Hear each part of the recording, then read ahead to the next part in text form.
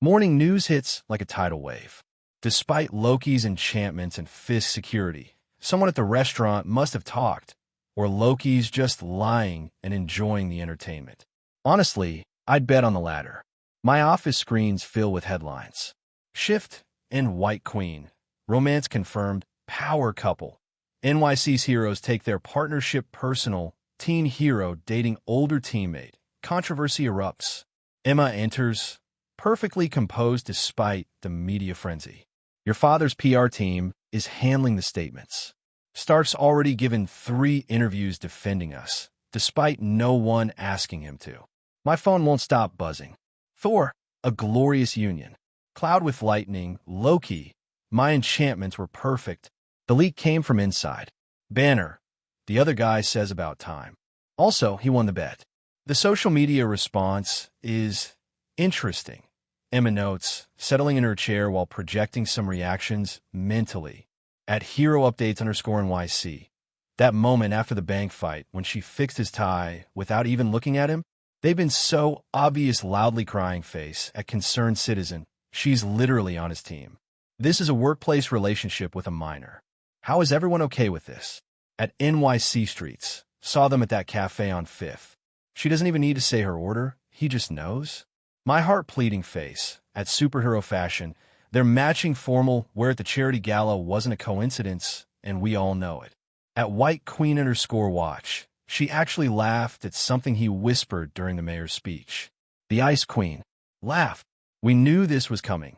I sigh, though watching it unfold is still surreal. True, she agrees, her mental presence laced with amusement.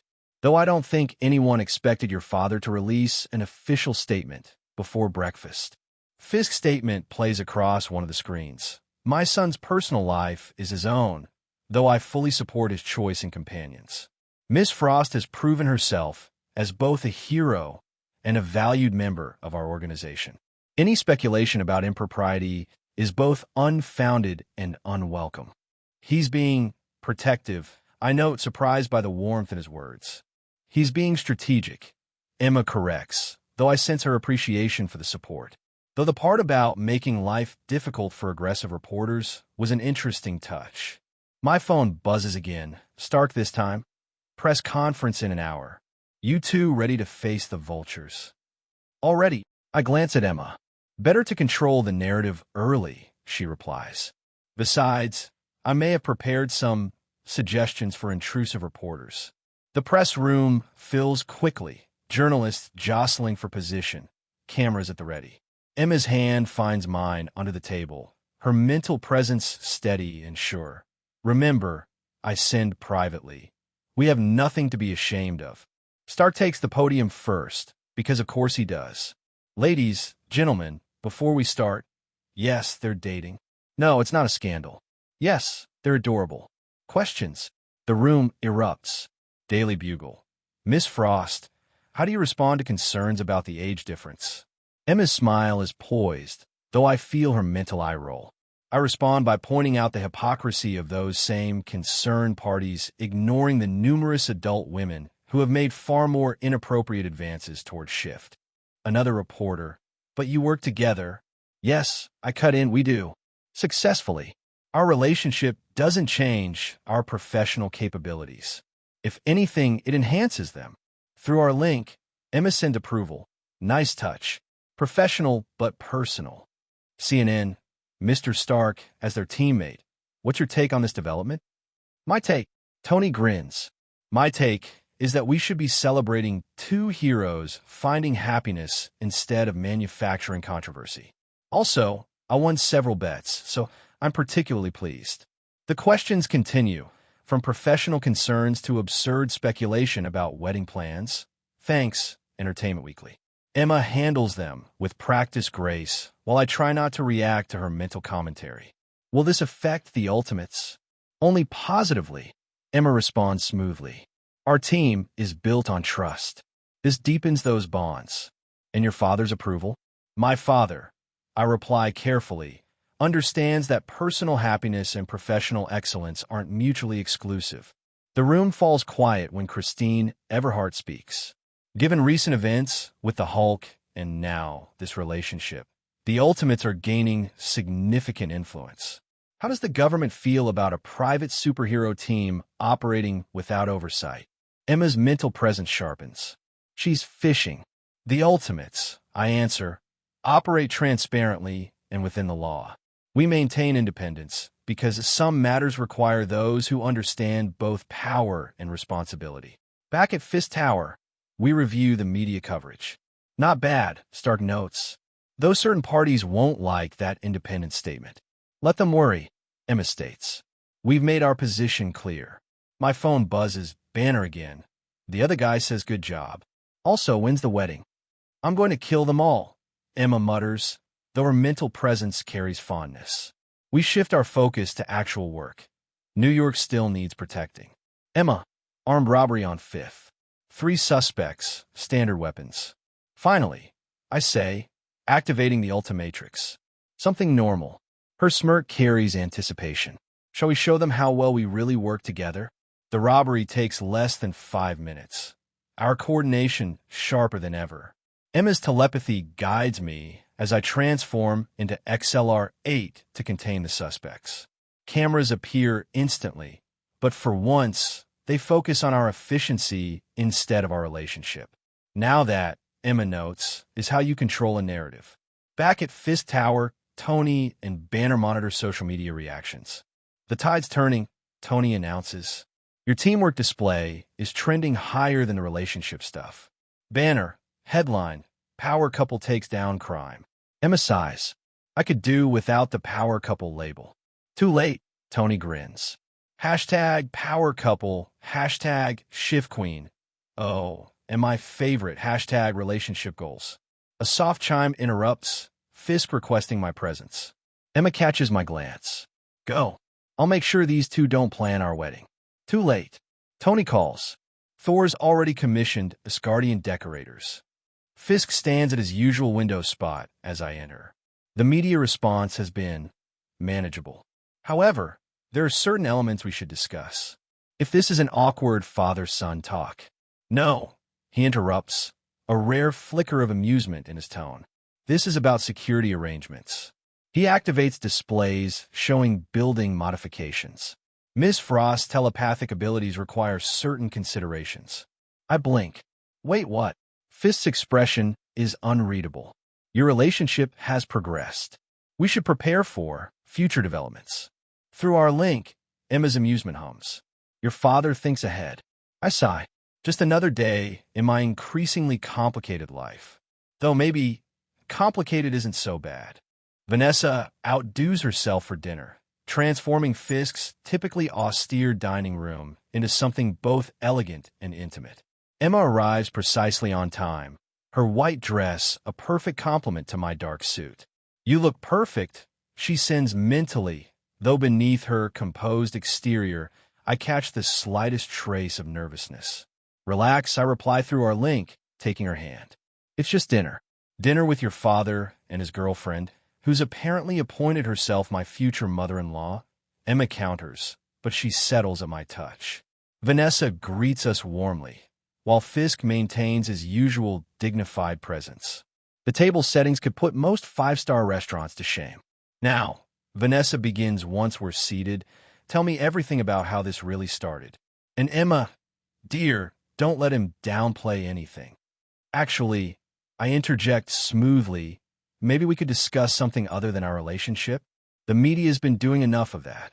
Emma sends grateful appreciation through our link. She's not used to family dinners or maternal attention, and while she values it, it's overwhelming. Of course, Vanessa concedes gracefully, though you can't blame a mother for being curious. The conversation flows easier after that, shifting to team dynamics and future projects. Vanessa proves surprisingly knowledgeable about enhanced individuals, while Fisk offers insights into the ever-changing political landscape.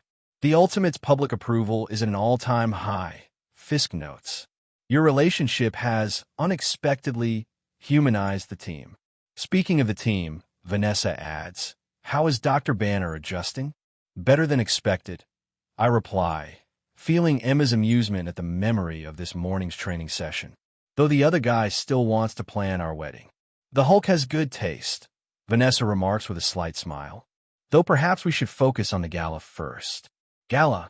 Emma's mental presence sharpens with interest despite my warning look. Just a small gathering, Vanessa assures, though her expression suggests otherwise. To properly introduce you both to New York society. As a couple, Vanessa, I start, my tone carrying gentle authority. We talked about this. Just consider it, she counters smoothly. Managing your public image is inevitable. Better on our terms than theirs. Through our link, Emma sends, she has a point. Not helping. I return, though I can't help but smile at her mental shrug. Very well. I concede, noting Vanessa's pleased expression. A small gathering. But we set the terms. Of course, she agrees too quickly, sharing a look with Emma that makes me instantly suspicious. A very small gathering.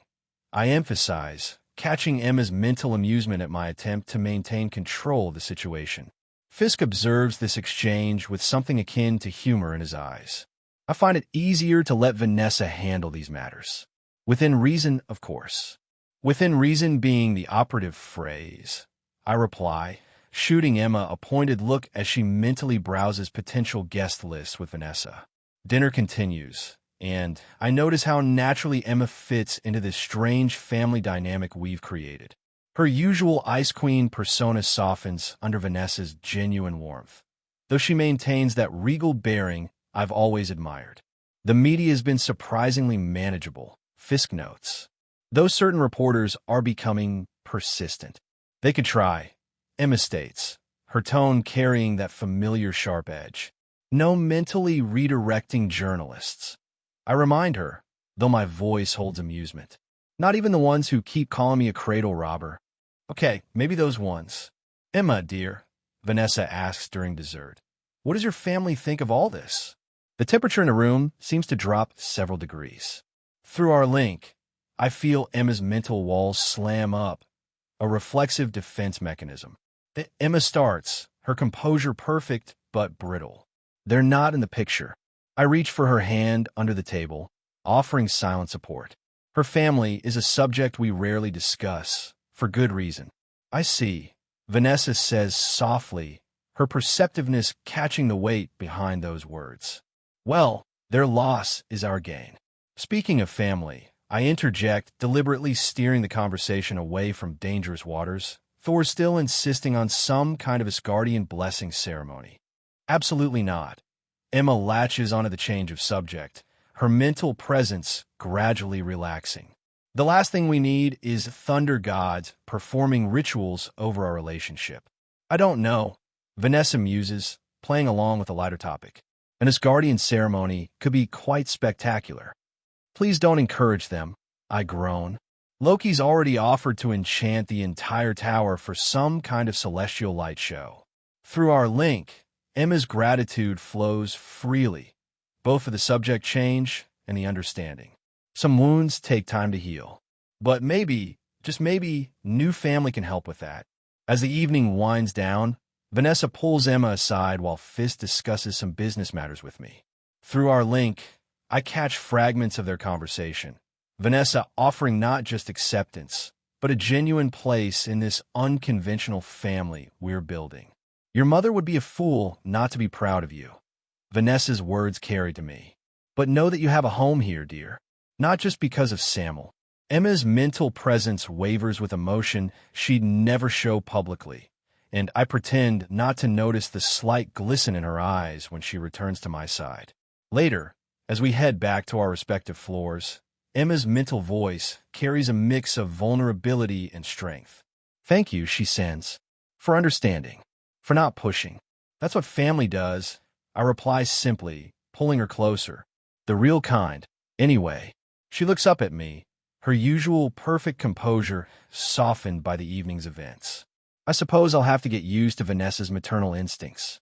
In Thor's blessings and Stark's teasing and Banner's betting pools, I add, making her smile.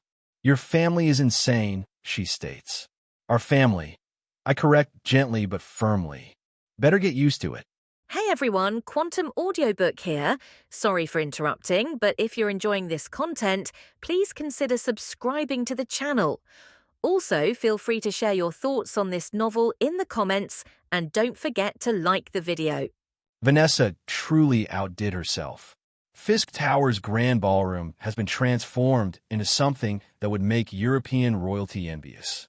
The crystal chandeliers cast warm light over marble floors, while New York's elite attempt to pretend they're comfortable in the presence of enhanced individuals. I can literally feel their thoughts scrambling between fear and fascination. Emma's mental voice carries that particular blend of disdain and amusement I've grown to love. Though watching them try to hide it is entertaining. From across the room, I notice another CEO type eyeing Emma with that familiar look of someone who thinks they can charm the Ice Queen. My jaw clenches slightly. Down, Tiger, Emma sends, affection coloring her mental tone. Though your possessiveness is not entirely unwelcome. I move to her side anyway, my hand finding the small of her back. The CEO suddenly becomes very interested in his champagne glass. Territorial much? Emma's mental voice carries that playful edge that's only ever directed at me, while her public face maintains its perfect aristocratic mask. Always, I reply simply through our link, earning that subtle softening around her eyes that most people never get to see. Charles Xavier. Emma's mental presence shifts to something sharper as a bald man in a wheelchair approaches. He's accompanied by two younger individuals, a woman with striking white hair and a man wearing distinctive red sunglasses. Well, this should be interesting. Professor, I greet, not moving from Emma's side. Through our link, I feel her appreciation of the stance, not protective, exactly, but claiming. Mr. Fisk, Miss Frost, Xavier smiles with that particular warmth that speaks of years of practice. Or should I say shift in White Queen? Your work has been fascinating to observe. Emma's mental barriers deflect his subtle probe with an elegance that carries just a hint of warning. As has your educational initiative, Professor, she replies out loud, her tone carrying that perfect blend of politeness and don't even think about it. I must say, Xavier continues, your approach to public heroics is unique, particularly your stance on enhanced individuals operating independently. The woman with white hair, Storm, if the briefings are correct, studies us with careful interest. Her companion, Cyclops, maintains a practiced, neutral expression.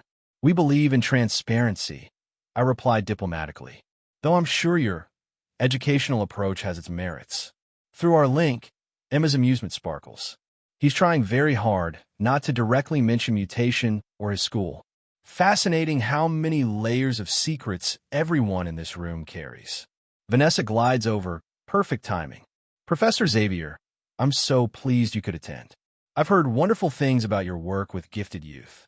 The conversation shifts to carefully coded discussions of special education and unique learning environments, while I observe the other guests. Stark holds court near the bar. Banner awkwardly accepts compliments about his research, and Thor's booming laugh carries from somewhere near the buffet. Loki's been surprisingly well-behaved, Emma notes mentally, though he seems rather entertained by how many people here are lying to each other. The evening progresses with that particular rhythm unique to high society events. Alliances forming and shifting like dance partners, every conversation carrying multiple layers of meaning. Then the lights flicker. The first flicker of lights immediately registers. At these kinds of events, even minor imperfections draw exaggerated gasps from the elite crowd. But the second flicker, that's when things start changing. Something's wrong. Emma's mental voice carries a hint of concern. Around us, the party's atmosphere shifts subtly.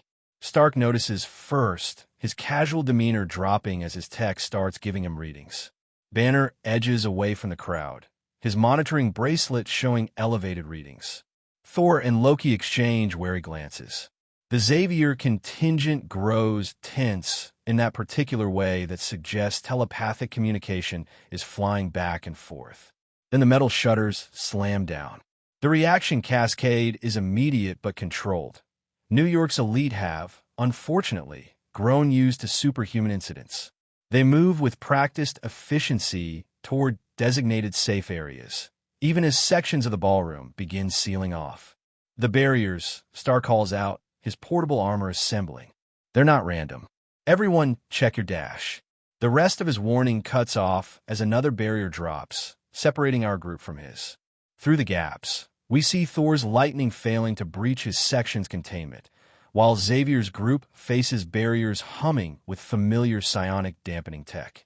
The calculations required for this, Emma sends privately, her mental voice tight with professional assessment, knowing exactly how to contain each power set. Around us, Vanessa efficiently directs civilian guests through seemingly safe corridors, while Fisk's security team moves with purpose. But something feels wrong about the evacuation routes. We're being separated, guided. Each hero, each power set, isolated and contained. Tony, I call through the barrier, separating us. Status. Suit's compromised. His voice carries that particular tone he gets when someone messes with his tech. Whatever's doing this, it's elegant. Military-grade elegant. Through the reinforced barriers, we see Thor's lightning dissipate harmlessly while Loki's magic seems to encounter specific countermeasures. Even Banner, who'd been maintaining remarkable calm, looks increasingly concerned as his section's barriers emit a familiar gamma-dampening frequency. Vanessa continues directing civilians with remarkable composure, though I catch the subtle glances she exchanges with Fisk. They've most definitely dealt with enough situations to recognize when something's very, very wrong. The evacuation paths become increasingly suspicious, each route perfectly designed to isolate specific abilities. Xavier's telepaths encounter psionic interference patterns that shouldn't exist outside classified research. Thor's section neutralizes Asgardian energy signatures. The tech level, Emma observes through our link. It's beyond anything currently public, beyond even Stark's capabilities. Through a gap in the barriers, I catch Fisk's expression, that particular look he gets when someone dares to compromise his security. His hand rests protectively on Vanessa's back as they coordinate the civilian evacuation. Our own path continues to guide us downward. Each emergency exit, route mysteriously malfunctioning except the ones leading to the sublevels. It's obvious we're being herded. Emma, I start, but she's already caught my thought. Indeed, her mental voice carries grim amusement. Shall we spring their trap? It seems they've gone to such effort to arrange this meeting. The floor beneath us begins to shift, and I feel the Ultimatrix pulse slightly, almost like a warning. Something's waiting below, something that studied us all very, very carefully. The sublevel corridors feel wrong, too empty, too perfectly laid out for our escape. Each emergency light guides us further down, while the building systems continue to malfunction in suspiciously specific ways. Your father's security isn't easily compromised, Emma notes mentally. Whoever's doing this has resources, significant ones. A screen flickers to life as we pass, displaying evacuation routes that just happen to lead deeper into the building's core systems. Behind us, we can still hear the muffled sounds of contained power. Thor's thunder, Stark's repulsors, all neutralized. The others are being kept busy, I observe. This isn't just about isolation. It's about time. Emma's mental presence sharpens. Time for what? The answer comes as the corridor ahead seals shut, while the one behind us does the same. And then the Ultimatrix begins to pulse erratically. Oh, Emma's mental voice carries dark humor. I believe we're about to find out. The electronic hum builds gradually, a subtle vibration that makes the hair on the back of my neck stand up. Around us, screens flicker to life one by one, each device awakening with an unnatural synchronization that speaks of calculated purpose rather than random malfunction. Then it happens. Waves of technological force surge toward the Ultimatrix with surgical precision. The first force transformation hits like a sledgehammer. XLR-8's form tears through my body with none of the usual smooth transition. Emma's mental scream of concern fragments as our link destabilizes. Sam, her presence flickers desperately against my mind. Your pain levels are dash. Another shift rips through me. Humongosaur's massive form barely materializes before being torn away. Each transformation feels like being put through a meat grinder. The Ultimatrix fighting back against a foreign intrusion, my body caught in the crossfire. Hold dash static fills our mental link as Spider Monkey's form is forcibly engaged. On. I can't maintain dash. I try to respond, but the words dissolve into agony. The Ultimatrix wasn't designed for this kind of rapid shifting without Master Control's defenses. Every cell feels like it's being rewritten too fast, too violently. Then everything changes. The pain doesn't exactly stop. It transforms. Cold seeps into my being, a different kind of sensation altogether. Ghost Freak emerges, and suddenly there's power. Ancient, otherworldly energy courses through this supernatural form, tearing through the digital assault with terrifying ease. Emma's mental presence reconnects, carrying uncertainty tinged with relief. Sam? This form, it feels wrong. Different. I know. I send back, as I examine myself carefully for a moment, pushing aside years of instinctive fear regarding this transformation. But right now, it's exactly what we need. The others are still trapped, but Ghost Freak's abilities prove perfect for this crisis. I phase through barriers that contain Thor, disrupt systems holding Stark, all while ensuring no structural damage that could harm the civilians still being evacuated. The elites are clear, Emma reports, her mental voice steady despite her obvious concern. Only our team remains. Though, something feels off about your energy signature. Emma's mental voice carries that analytical edge she gets when solving particularly complex puzzles. Her telepathic presence brushes against my consciousness, trying to understand the change she senses. Thor's lightning finally breaks free, the crackling energy illuminating the space in brilliant flashes. Next to him, Loki's magic weaves through the air, dismantling the remaining technological barriers with precise movements. Stark's systems come back online with that particular whine of repulsors charging. We should be celebrating victory. Instead, I feel it, a stirring deep within this ghostly form. Something ancient awakening, like ice cracking beneath your feet before you realize you've ventured too far. Sam? Emma's mental touch becomes more insistent, concern bleeding through her usually perfect control. Your consciousness, it's shifting. There's something else there. The others notice too. Thor's grip on Mjolnir tightens, ancient warrior's instincts recognizing a threat before it fully manifests. Loki's eyes narrow, his centuries of magical knowledge letting him sense the change in mystical energies. Kit. Stark's voice carries unusual caution. None of his usual quips when seeing a new transformation. Your energy readings are going haywire. Emma's presence in my mind suddenly recoils, like someone touching something unexpectedly cold. Sam! Her mental voice carries genuine fear now, a sound I've never heard from her before. Something's awakening. This consciousness, it's vast, ancient. I try to respond, to reassure her, but the words won't come. Because deep within this form, something stretches. Something that I instinctively know has been waiting. Watching, learning, and now it's ready. At last, the ancient consciousness unfolds within this ghostly form, each moment stretching like eternity. I feel my control slipping. Sam, Emma's mental voice reaches through the growing cold. Whatever this is, fight it. But fighting requires control, and control. Control is becoming a foreign concept. This presence isn't just taking over. It's claiming what it considers rightfully its own. Thor's lightning crackles with warning intensity, while Loki's hands weave increasingly complex defensive patterns. Even Stark's armor whines as its sensors try to comprehend the changing energy patterns. Then it speaks, using my voice, but not exactly my voice, ancient and amused and terribly, terribly aware. At last, his voice carries ancient patience, each word drawn out like poison from a wound. How long I've waited, watching through your fear.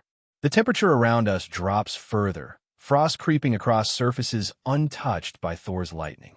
Emma's mental presence brushes against my consciousness, trying to maintain our connection as it grows increasingly foreign. Such interesting companions you've gathered, he continues, my voice but twisted, carrying millennia of malevolent intelligence. The telepath especially, your connection is fascinating. Loki's magic flares brighter, recognizing something in this entity that makes even the one called God of Mischief wary. Stark's repulsors whine higher, but we all know technology means little against something this old, this otherworldly. Now, then, the voice purrs. Shall we discuss the terms of our arrangement? Emma, if you can still hear me dash, but my thoughts scatter like mist as Scare's influence spreads. His control isn't violent or forceful. It's patient, inevitable, like watching darkness spread across a room as the sun sets. He knows about Emma's telepathy, about Thor's lightning, about every defense we've built. Of course he does. He's been here, in the Ultimatrix, observing it all. Fight! Emma's voice reaches through the growing void, but fighting requires a foundation, and this form was never truly mine to begin with. Your thoughts are quite loud. Scare's voice uses my ghostly form with practice like ease. Such delicious panic. Though I must admit, your fear of this form was prudent. The others tense for battle, but what are they supposed to fight? The enemy isn't just inside the building anymore. It's inside me. And somewhere in the growing darkness of my own consciousness, I realize with terrible clarity that this might have been inevitable from the moment I first received the Ultimatrix. Your companions seem eager, Scare observes with that terrible patience. Though their weapons are interesting, this new world, Asgardian magic, mortal technology, and mental power, how diverse. Thor's lightning arcs forward first, but Scare simply phases through it, his laugh echoing with ancient amusement. Loki's magic follows, green energy weaving complex patterns that actually manage to make the spectral form pause. Emma's mental presence brushes against my consciousness, not communicating, just there, an anchor in the growing darkness. Her eyes meet Thor's, then Stark's, some unspoken strategy passing between them. Clever girl, Scare purrs. Trying to coordinate without thoughts I might overhear. But do you really think that will help? Stark's repulsors fire in precise patterns, forcing the ghostly form to constantly shift density. Thor and Loki coordinate their attacks, lightning and magic creating a web of energy that requires actual effort to avoid. The battle intensifies, for powerful beings moving with increasing coordination against an ancient entity wearing my form like a borrowed coat. And somewhere in the darkness of my own mind, I cling to Emma's presence like a lifeline, waiting for something, anything. Emma's POV. I maintain my mental link with Sam, though it feels increasingly foreign, like holding on to smoke that's growing colder by the second. The entity using his form moves with terrible grace, each motion carrying experience. The others follow my lead without needing telepathic communication. Thor and Loki weaving an increasingly complex web of lightning and magic, while Stark's attacks force constant phase shifting. We're pushing it hard, making it work for every moment of control. Through our fragmenting connection, I catch glimpses of Sam's consciousness, not gone, but muffled like someone slowly being buried in snow. His panic bleeds through occasionally, making my heart clench, but I can't risk sending reassurance. Not when this thing might intercept any mental communication. Your coordination is admirable. The entity purrs, using the mix of transformations and Sam's voice in ways that make my skin crawl. Though I wonder how long you can maintain this pace. I reach deeper into our link, not communicating, just present. An anchor, a reminder. The others increase their pressure, following the unspoken strategy. Just a little longer. The temperature continues to drop as this ancient being demonstrates more of its power, but we hold our ground. We have to, because somewhere in that ghostly form, Sam is waiting for us to succeed. Your magic grows cold, creature, Thor calls out, lightning crackling around Mjolnir with increasing intensity. Like the depths of Niflheim itself, the entity moves with fluid grace between attacks, each dodge carrying seeming practice. Through our fragmenting link, I feel Sam's consciousness, still there, still fighting, but growing fainter. Oh, the Thunder God knows a cold. The being's voice carries dark amusement. How quaint. Loki's magic weaves more complex patterns, his expression carrying that particular focus I've seen when he's truly concerned. Brother, it's essence. It's older than we thought. Yeah, getting that. Stark's voice carries forced lightness even as his attacks grow more precise. Jarvis is having a field day with these readings. Hey, Casper, maybe we could talk about a timeshare arrangement? The temperature drops further as the entity demonstrates more of its power, frost creeping across surfaces untouched by Thor's lightning. I keep maintaining my presence in Sam's mind, but the thing seems to be fighting me to throw me out. Yet even as it does, I feel it not truly trying, as if it's treating me like a cat treats a cute mouse. Your attempts at levity, the thing wearing Sam's form observes, mask such fascinating fears. Shall we explore them? The only thing we'll be exploring, Loki's voice carries dangerous promise, is how many ways Asgardian magic can inconvenience a spirit such as yourself. The battle intensifies, 4 of us moving with increasing coordination. Just a little longer. Your spirit grows bold. Creature. Thor's voice booms as lightning arcs through the air. Though you wear our friend's form, we shall not yield. The entity weaves between attacks with unnatural grace, each movement a mockery of Sam's usual fighting style. Bold. The ancient being's voice carries millennia of dark amusement. Tell me, Asgardian, what do gods know of true immortality? Loki's magic intensifies, green energy forming patterns I've never seen him use before. Brother, its essence resonates with forces older than Yggdrasil itself. Yeah, getting real tired of the cryptic ancient being routine. Stark quips, though his attacks maintain precise formation. Also, anyone else notice it's getting chatty? Almost like it's trying to distract us. I maintain my anchor in Sam's mind, feeling his thoughts crystallize around some realization.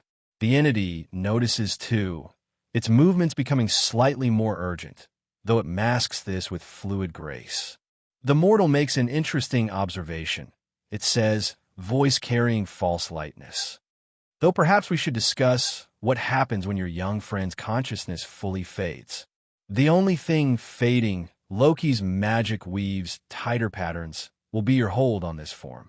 Thor's lightning crashes with renewed intensity, while Stark's targeting becomes increasingly aggressive.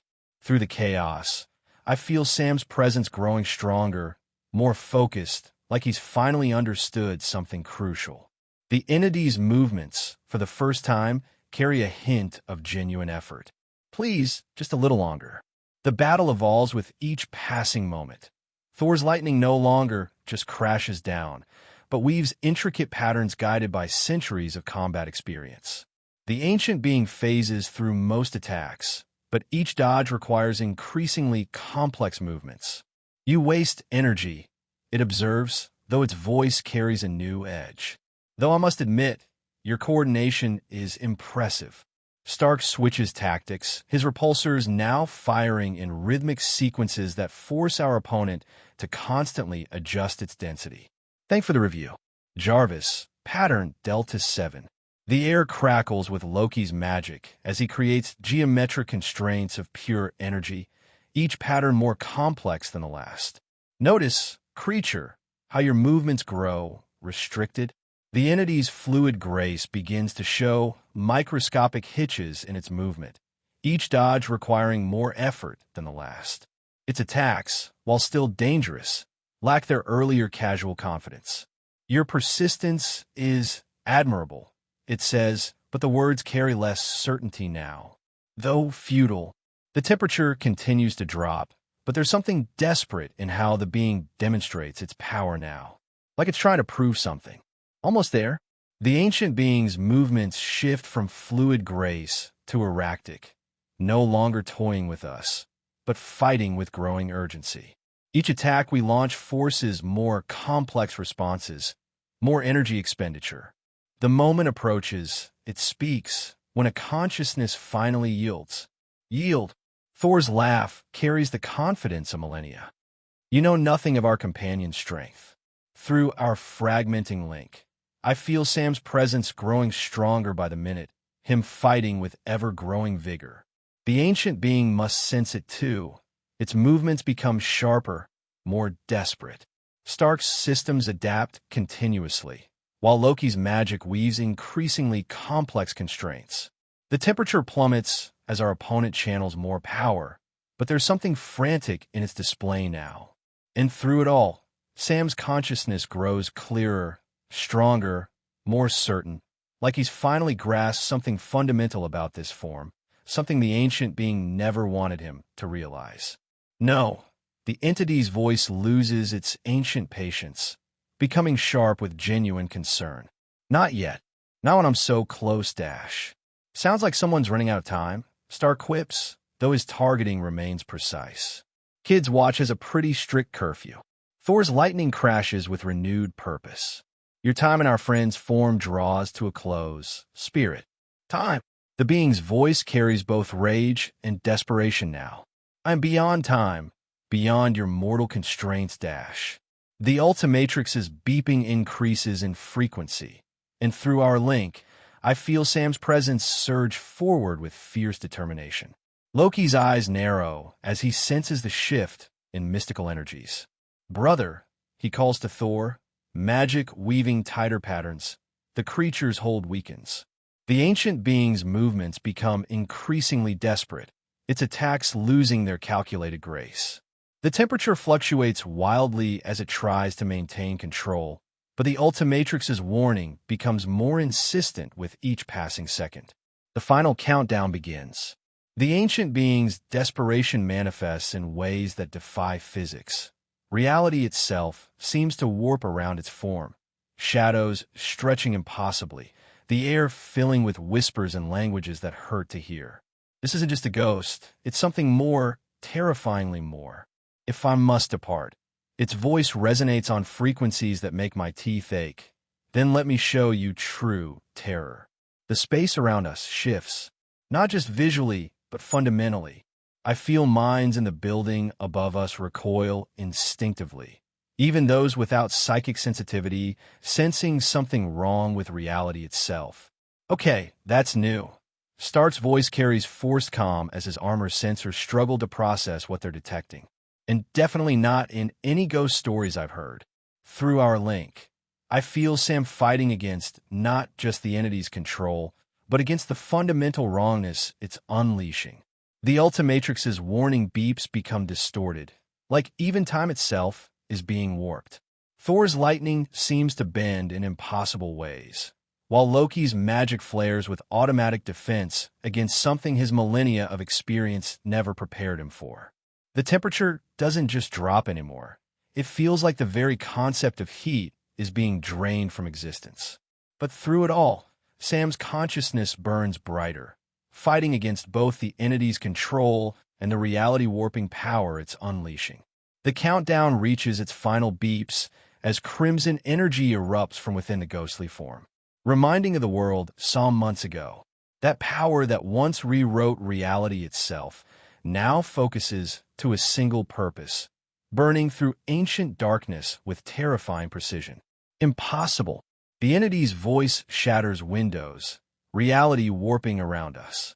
This form is Mind Dash, but Sam's consciousness blazes through our link like a star going nova. Crimson light meeting eldritch darkness in a clash that makes the very air scream. Two powers nearly as old as the world itself wage war within a single transformation, while the Ultimatrix counts down the final seconds. Thor's lightning dims, Loki's magic recoils, and even Stark's technology struggles to process what's happening as two ancient forces collide. The Ultimatrix flashes one final time. Power explodes outward, pure, primal, devastating. Reality itself seems to hold its breath as crimson light burns away darkness. When the energy fades, Sam stands there, human once more. Fuck. I hear him whisper as he falls to the ground. Unconscious, all of us too frozen to catch him as his face hits the ground. Okay, when the world just happened to my boyfriend. Loki's perspective. An hour has passed since the confrontation. The young shapeshifter lies unconscious in his quarters while his telepath maintains her vigil. His neural patterns are all over the place, Stark announces, his technology-first mindset evident in every word. Jarvis can't make heads or tails of these readings. Perhaps, I observe dryly, because some things transcend your mortal instruments. His mind is realigning, Emma reports, her usual Ice Queen demeanor cracking with concern. Whatever happened in there changed something fundamental. Thor paces with characteristic restlessness. The creature spoke of possession, yet this was something else entirely. Obviously, Stark mutters, typing furiously at his displays. Because possession would be so much more logical than whatever quantum anomaly we just witnessed. The air shifts suddenly, not just physically, but on levels that make even my centuries of magical knowledge take notice of the potency of power. A woman appears, her bald head and ancient eyes marking her as something far more than human. The Ancient One, I acknowledge, noting how reality itself seems to bend slightly around her. Two gods, a genius, a telepath, and a boy who just touched powers nearly as ancient as existence itself, she observes with subtle amusement. Quite the gathering.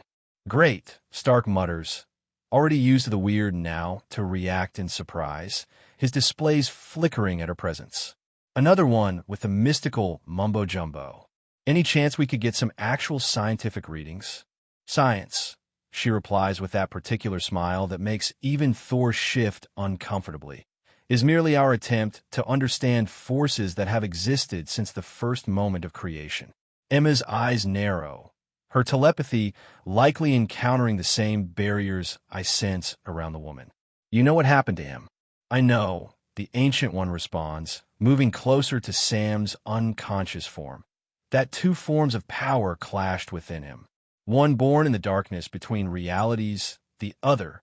She pauses, studying the crimson traces flowing from the very essence of magic itself. The boy, the Ancient One continues, her eyes studying the crimson traces with interest, channeled something that resonates with the fundamental forces of creation. Not unlike what we at Kamartaj study, yet different. Different how? Thor asks, Mjolnir humming in response to the ambient energies. Oh please, Stark interjects, fingers flying over his displays. Are we really going with fundamental forces of creation when there are perfectly good quantum explanations dash? And what? I cut in, enjoying his discomfort with the mystical, quantum explanation would you propose for what we witnessed? Emma's mental abilities probe deeper into Sam's unconscious mind. His thoughts, they're reorganizing around new understanding. Like his consciousness is adapting to process what happened. The mind, the Ancient One observes, is remarkably adaptable. The clash between these forces, one born of darkness, one of light, has changed him, though perhaps not in the way either force intended. Stark's machines finally give up trying to quantify the readings. So what you're saying is the kid's brain is basically upgrading itself to handle whatever just happened. In crude technological terms, she replies with that subtle smile, yes. Her expression shifts to something more serious, that particular look that suggests she's seeing beyond the present moment. The boy's consciousness adapts because it must. What happened tonight has drawn attention, not just from those who felt the ripples of power, but from forces that maintain the balance of the universe itself. You're here to what? Warn us? Stark challenges, though his usual skepticism carries a hint of genuine concern. I'm here, she responds with that serene certainty that makes even gods pause, because choices are coming, paths that branch from this moment, each carrying consequences that echo through the fabric of the unverse itself. Emma's mental link with Sam strengthens protectively. What kind of choices? The kind, the Ancient One replies, that determine whether power serves balance or threatens it. Thor steps forward, lightning crackling subtly around Mjolnir. You speak of threats. Are you threatening the boy? The Ancient One's expression carries that particular serenity that somehow manages to be more unsettling than any show of force. That is not my wish, God of Thunder. For now, I observe.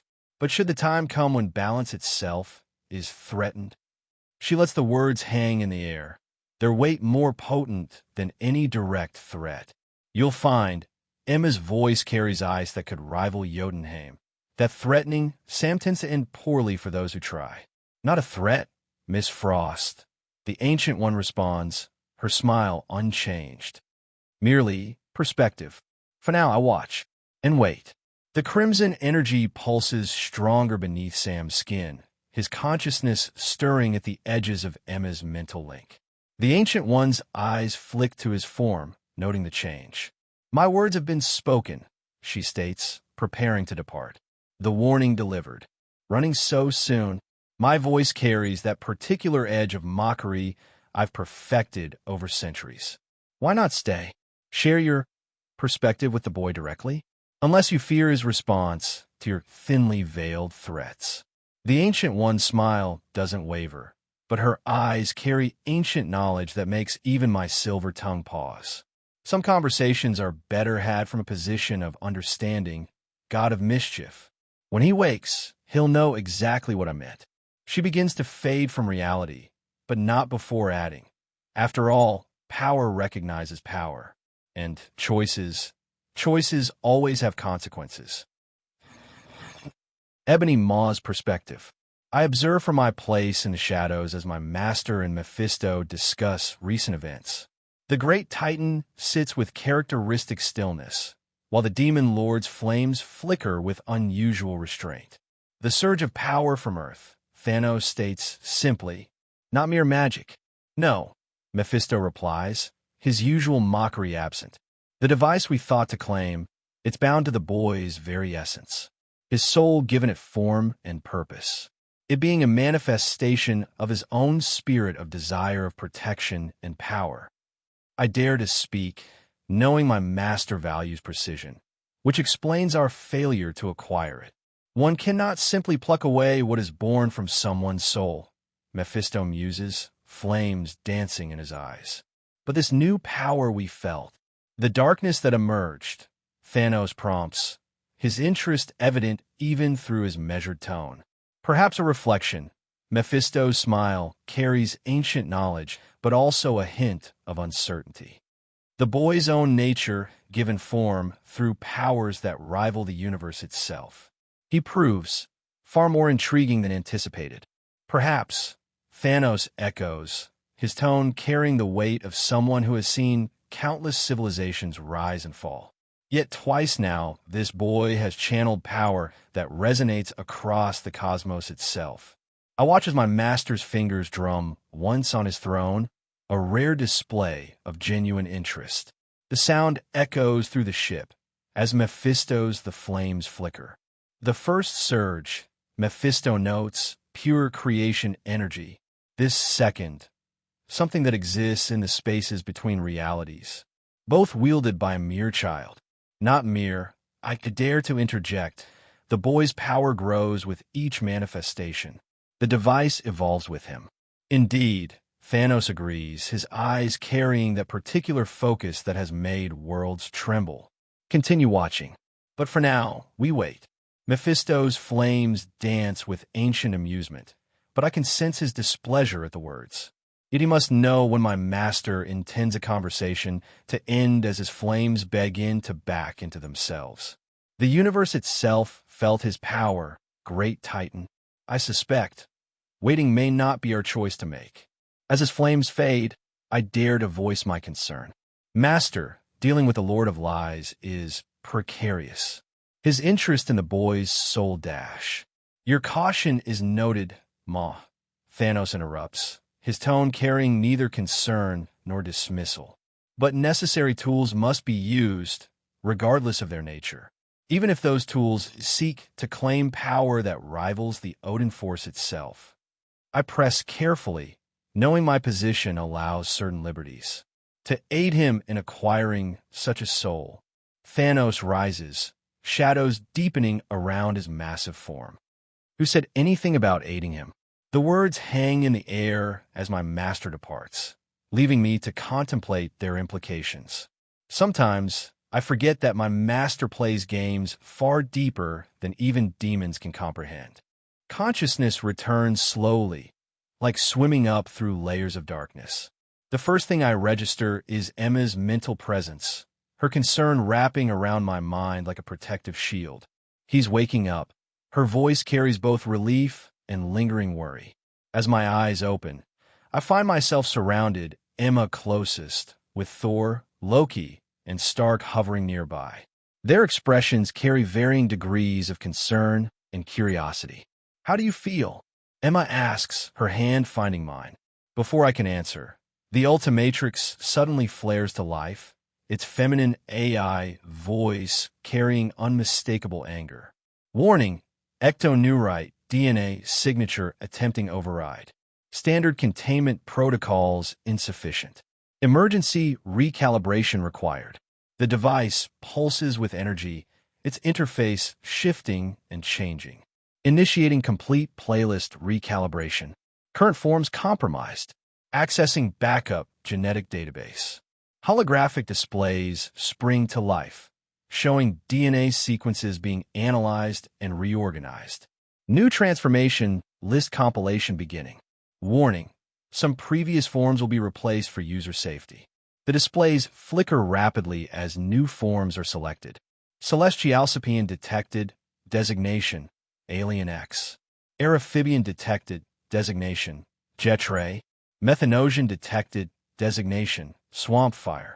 Tetraman detected, designation, Four Arms. Petrosapian detected, designation, Diamond Head. Galvanic mechamorph detected, designation, Upgrade. Cerebrocrustacean detected, designation, Brainstorm. Necrophrygian detected, designation, Big Chill. The device pauses, then suddenly emits a scanning beam that sweeps over Thor. New DNA signature detected. Asgardian genetic template viable. Scanning. Processing. Thor's expression shifts from concern to fascination as the beam analyzes his DNA. Asgardian template integration complete. Designation. To be named by user. The Ultimatrix's interface stabilizes, its voice returning to its usual calm tone. Recalibration complete. New transformation set locked. Scan function now available for future genetic acquisition. Warning, ectoneurite DNA quarantined but not eliminated. User caution advised. My attention suddenly snaps back to what to be the first transformation listed. Wait, Alien X? No, Ultimatrix, lock that form immediately. Unable to comply, the AI responds calmly. Celestialcipian form is required for maximum user protection. I don't care about protection. I struggle to sit up fully, Emma's hand steadying me. That form is too dangerous. Lock it now. What's wrong? Stark asks, his usual quips absent in the face of my obvious distress. What's so special about this particular transformation? The Celestialcipian form remains unlocked, the Ultimatrix states firmly. It serves as ultimate contingency against threats like the ectoneurite consciousness. User safety takes priority. User safety? I laugh, slightly hysterical. That form could accidentally erase the universe. Lock it. Thor and Loki exchange concerned glances while Emma's mental presence carries growing worry. Sam, she says gently, what exactly is this form? It's essentially omnipotence. I explain, still trying to argue with the Ultimatrix. Reality warping on a cosmic scale. One wrong thought, one disagreement between the personalities, and entire timelines could cease to exist. Fascinating, Loki murmurs, though his expression suggests he understands the gravity of what I'm describing. Celestialcipian form remains accessible, the Ultimatrix reiterates. Its power ensures no entity, including ectoneurite consciousness, can fully compromise user integrity. There has to be another way, I plead. The risks are too high. My sudden panic about Alien X seems to finally trigger something in Tony. Okay, time out, he says, raising his hands. Before we continue dealing with this supposedly reality warping form, maybe it's time you actually explained what these transformations are, because in all this time, you've never really told us. I hesitate, looking at the faces around me. Emma's supportive presence, Thor's honest curiosity, Loki's calculating interest, and Tony's direct questioning. They've had my back through everything, even just now with Ghost Freak. Maybe they deserve some truth. It's complicated. I start carefully. When I gained these powers, according to the files Fisk found, there was magic involved in the experiments. Not just science. That explains the energy signatures, Loki murmurs. They never quite matched purely technological origins. Each transformation, I continue, choosing my words carefully, is based on a specific species. I have knowledge of them built into the transformations themselves. Their names, their capabilities. Species. Tony leans forward. As an alien species? Yes. Species created by the Ultimatrix. I answer, which is technically true, as it created the DNA, since this is a spiritual device. All named Petrosapiens, Tetramans, Galvanic Mechamorphs. Each one is a distinct species with their own abilities and characteristics. I gesture to the Ultimatrix. The device helps channel the transformations, but the knowledge, it's like it's part of me now. And this Celestialsapian form that has you so worried? Thor asks. I run a hand through my hair. That's different. Most of these forms have specific, limited powers. Strength, speed, energy manipulation. But Celestial Sapiens, they're on another level entirely. Emma's mental presence carries gentle encouragement, as I explain, though I can feel her curiosity about how much I'm not saying.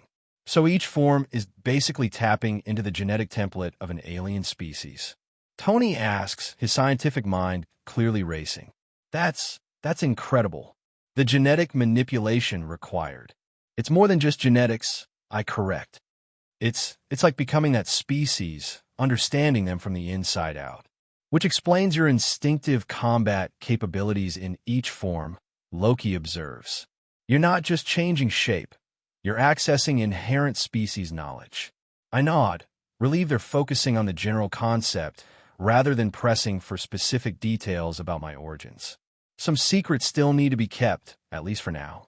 And now, I glance at the Ultimatrix with concern. We apparently have access to one of the most powerful species in existence. Whether we want it or not. The panic about Alien X returns, but at least now they have some context for why I'm so worried. Even if they don't know everything, they understand more than they did before. It's a start. There's more, I add, running my hand over the Ultimatrix nervously. With this form, the timer doesn't work. I could get stuck, permanently stuck, sharing my mind with personalities I don't even know. The power is so great, it overrides the Ultimatrix's safeguards. These personalities, Emma starts, her concern evident both mentally and vocally. What exactly are they like? Before I can answer, the Ultimatrix activates. Celestialsapian form personalities configured specifically for user Samuel. Primary personality.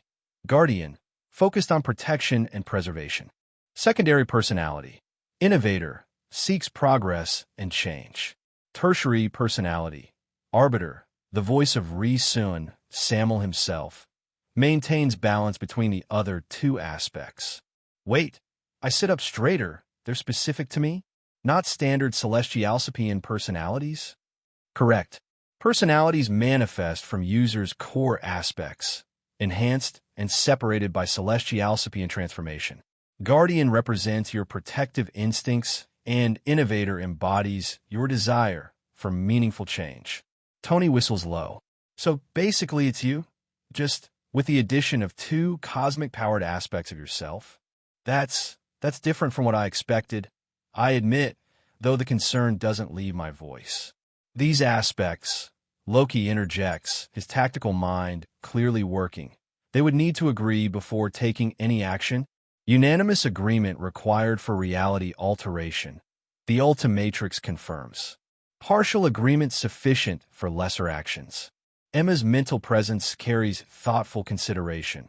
If they're aspects of you, maybe they're not as unpredictable as you feared. Or maybe that makes it worse, I send back. What if my desire to protect conflicts with my understanding of consequences? What if wanting to change things changes it in a way unexpected to me and not to my liking? What if I take the free will of everyone away like this? I don't want the care of everyone for me to be false, not genuine. Thor moves closer, his expression carrying unexpected understanding. Power that great, it is indeed a heavy burden. But perhaps having it shaped by your own nature makes it less dangerous than you fear. Perhaps even a blessing. The Ultimatrix pulses softly. Form remains accessible, but requires conscious activation. Emergency protocols will not force transformation without user consent. I look around at them, my team, my friends, maybe even my family in a way, and see not fear of the power, but concern for how it affects me. Maybe that's worth something. After all, I don't distrust myself with power. Still, I voice my deeper concerns. I may love power, but loving it and being trapped by it are two very different things. The words slip out before I can catch them, making Emma's eyebrow raise slightly. That's surprisingly honest. Her mental voice carries a mix of approval and curiosity. I continue, trying to explain, I'm not afraid of power itself. The Ultimatrix's other forms, they feel like extensions of me. Even at their strongest, they're still mine to control. But being the voice of reason between two cosmic-powered aspects. Loki's eyes gleam with understanding. You fear the weight of that responsibility, being the mediator between such powerful forces. Wouldn't you? I ask. One wrong decision, one moment where I failed to properly balance between protection and progress, and reality itself could change. Thor's expression grows thoughtful. Yet perhaps that is why you were chosen as the Arbiter. Your understanding of both the need to protect and the necessity of change. Or maybe, Tony interjects, that's exactly why the Ultimatrix won't lock it. You're already the voice of reason. It's just giving you more powerful aspects to mediate between.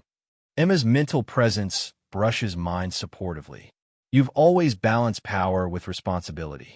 This would just be a more cosmic version of that. The Ultimatrix pulses. User's role as Arbiter is fundamental to form stability. Guardian and Innovator aspects require balanced mediation. I look down at the device, still uncertain. The power to reshape reality with a thought. And I'm supposed to be the rational one, keeping it in check. Who better? Loki asks, and for once there's no mockery in his voice. Someone who loves power, but understands its price. I lean back against the pillows, suddenly feeling exhausted. The weight of everything. Ghost Freak's emergence. The new transformations. Alien X. I need time to think about all this, I say, feeling Emma's mental presence soften with understanding. Of course, Thor nods, already moving toward the door. Rest is often the wisest course after such revelations. Jarvis will keep monitoring your vitals, Tony adds, though his usual quips are absent. Just maybe don't reshape reality while we're sleeping. That actually gets a tired laugh from me. No promises, but I think reality's safe for now. Loki pauses at the doorway, his expression unreadable. Power's burden is often heaviest when we understand it fully. Sleep well, young mediator. Emma squeezes my hand once before standing. I'll be nearby if you need me. Her mental voice carries warmth and support. As they file out, the Ultimatrix dims to its rest state, though I swear I can feel new potential humming within it. I close my eyes, feeling like I've been hit by a truck. Or maybe several trucks. Possibly a whole convoy of cosmic-powered trucks with reality-warping capabilities. Great, even my internal monologue is getting weird. Though considering I just found out I'm supposed to be the rational one between two aspects of cosmic power, maybe weird should be called the new normal, at least for my insane life. Tomorrow, I muttered to myself, deal with all this cosmic mediator bullshit tomorrow. Right now, sleep sounds way better than contemplating universal consequences. The Ultimatrix pulses softly, probably trying to tell me something important about my new role in maintaining reality's fabric. But honestly, the fabric of my pillowcase is way more interesting right now. Emma's mental whisper reaches me. Sweet dreams, my cosmic arbiter. If you start calling me that regularly, I'm retiring to become a professional nap taker. I send back, already drifting. The darkness pulls me under, and for once, I'm perfectly happy to let it. Let someone else worry about the world for a few hours. I got a date with unconsciousness, and it's definitely not getting canceled. The last coherent thought I have is that at least being the voice of reason between two cosmic forces can't be worse than dealing with Thor's emoji usage in the group chat. Probably. Maybe. Oh God, what am I getting myself into? Morning finds me in the training facility, staring at the Ultimatrix with a mix of anticipation and concern. Emma leans against the wall, her mental presence steady and supportive. You don't have to test them all today, she notes, watching me scroll through the new transformation list. I know. I reply, pausing at Jetray's hologram. But we need to know what we're working with. Especially after. I trail off, but she catches my meaning. Ghost Freak has been plaguing my nightmares quite a bit these days. Start with something simple then, she suggests. Maybe not the reality warping one just yet. I can't help but smile at her dry tone. What? You don't want to see if I accidentally turn the tower into cheese. Jetray seems safe enough, I decide, deliberately scrolling past the Celestialcipian form without a second glance. The Ultimatrix responds to my selection, its interface glowing with familiar energy. The transformation feels different from my previous ones, smoother somehow, like the device has refined its process. Red skin, wings, and natural flight capability replace my human form. Well, Emma's mental voice carries amusement as I hover near the ceiling. At least this one doesn't threaten universal collapse. Or try to steal my consciousness, I add, testing the maneuverability. The form responds intuitively, each movement precise and natural. Though I'm starting to miss Spider Monkey's tail. The facility's sensors track my flight patterns while Emma monitors my mental state. No signs of foreign consciousness, no reality warping potential, just pure aerial agility. The others will want to see the new roster, she notes as I land, transforming back. Yeah, well, they can see most of them, I reply, my hand hovering over the Ultimatrix.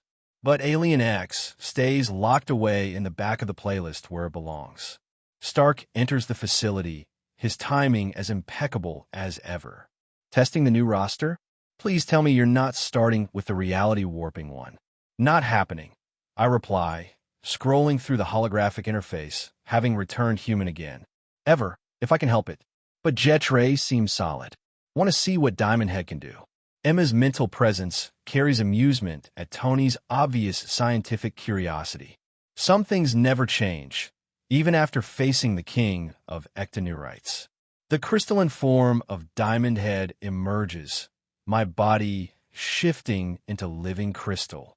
Fascinating, Stark mutters, his scanners whirring. The molecular structure is dash. A slow clap interrupts him. We turn to find Loki leaning against the doorway, that particular smirk on his face. Very impressive, though I notice you're still avoiding the more interesting transformation. If by interesting you mean potentially reality-breaking, then yes, I reply, shifting my arm into a crystalline blade. Some powers aren't worth the risk. The boy speaks wisdom.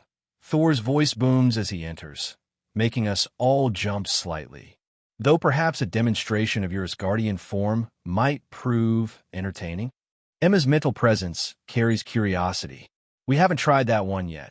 The DNA the Ultimatrix copied from Thor himself. I select the new Asgardian form, feeling the transformation reshape me.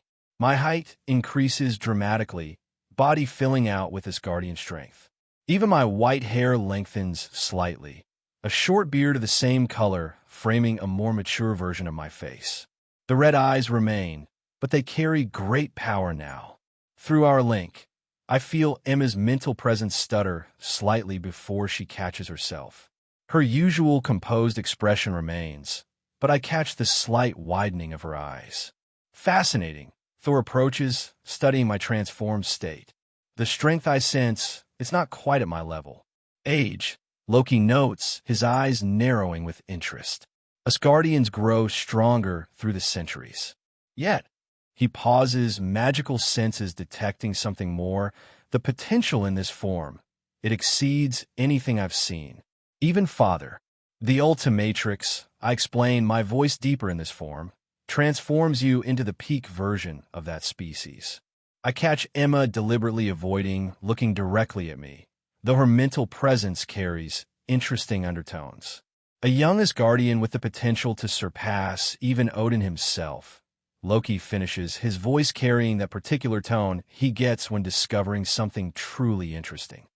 Though currently limited by your relative youth, even in this more mature form. Try channeling power, Thor suggests, watching, see what manifests naturally. I close my eyes, feeling the energy flow through this form. The white energy flickers around my arms, but nothing else happens. No lightning like Thor, no obvious manifestation of power.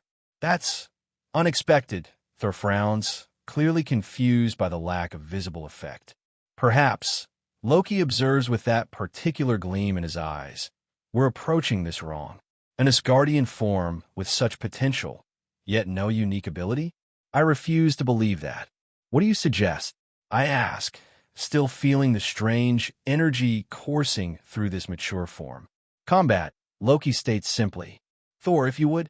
Thor raises Mjolnir, sending a controlled blast of lightning toward me. Before I can react, the white energy around me pulses, and suddenly the lightning rebounds twice as powerful, sending Thor stumbling back. Well, Loki's smile carries genuine delight. That's certainly unique. Force reflection, amplified no less. Emma's mental presence carries both relief and fascination. No wonder nothing happened before. The power needs something to reflect. Let's see what else you can reflect. Loki grins, summoning his magic. Green energy surges forward in various forms. Force blasts, binding spells, even concentrated magical bolts. Each attack rebounds with doubled intensity, the white energy around my Asgardian form pulsing with each reflection. Only Loki's illusions pass through unaffected, multiplying around me without triggering any response. Fascinating, he observes, dodging his own reflected magic. Pure force, energy, even magical attacks, but not deceptions or illusions. A power that reflects and amplifies reality itself, but ignores falsehoods. Try something else, Emma suggests, her mental presence analyzing each reflection. Something not magical, maybe? Stark's repulsors fire up. Way ahead of you. The blast hits my chest, or tries to. The white energy flares, and suddenly Tony's flying backward from his own amplified attack. Okay, he groans, picking himself up. Note to self, don't shoot at the force-doubling Asgardian. The reflection seems instantaneous, Emma notes, her analytical mind working despite her continued effort not to stare at my mature Asgardian form. No delay between attack and counter. Thor throws Mjolnir, not at full strength, but with enough force to test the ability. The hammer hits the white energy field and immediately rebounds with double momentum, nearly taking Thor off his feet as he catches it. By the Norns, he laughs, genuinely delighted. A perfect counter to any direct assault. Try something more complex, Loki suggests, conjuring a sphere of pure magical energy. Let's see how it handles combined attacks. The sphere splits into multiple forms of magic, force, elemental, and mystical energy, all woven together. As it strikes my energy field, the white light pulses brighter than before. The reflected blast sends Loki diving for cover, his eyes wide with genuine surprise. Well, he picks himself up, dusting off his armor. That was enlightening. Combined attacks don't just double. They seem to multiply each component separately. Meaning, Stark asks, his scanners struggling to process the interaction. Meaning, Thor grins. Our young friend here becomes more dangerous the more power you throw at him. The white energy surrounding my Asgardian form suddenly dissipates, the transformation following immediately after. I stumble, caught off guard by the sudden exhaustion hitting me. That's new. I manage between breaths. Transformations don't usually drain me like this. The Ultimatrix pulses, its voice carrying new information. User soul energy depleted beyond safe threshold.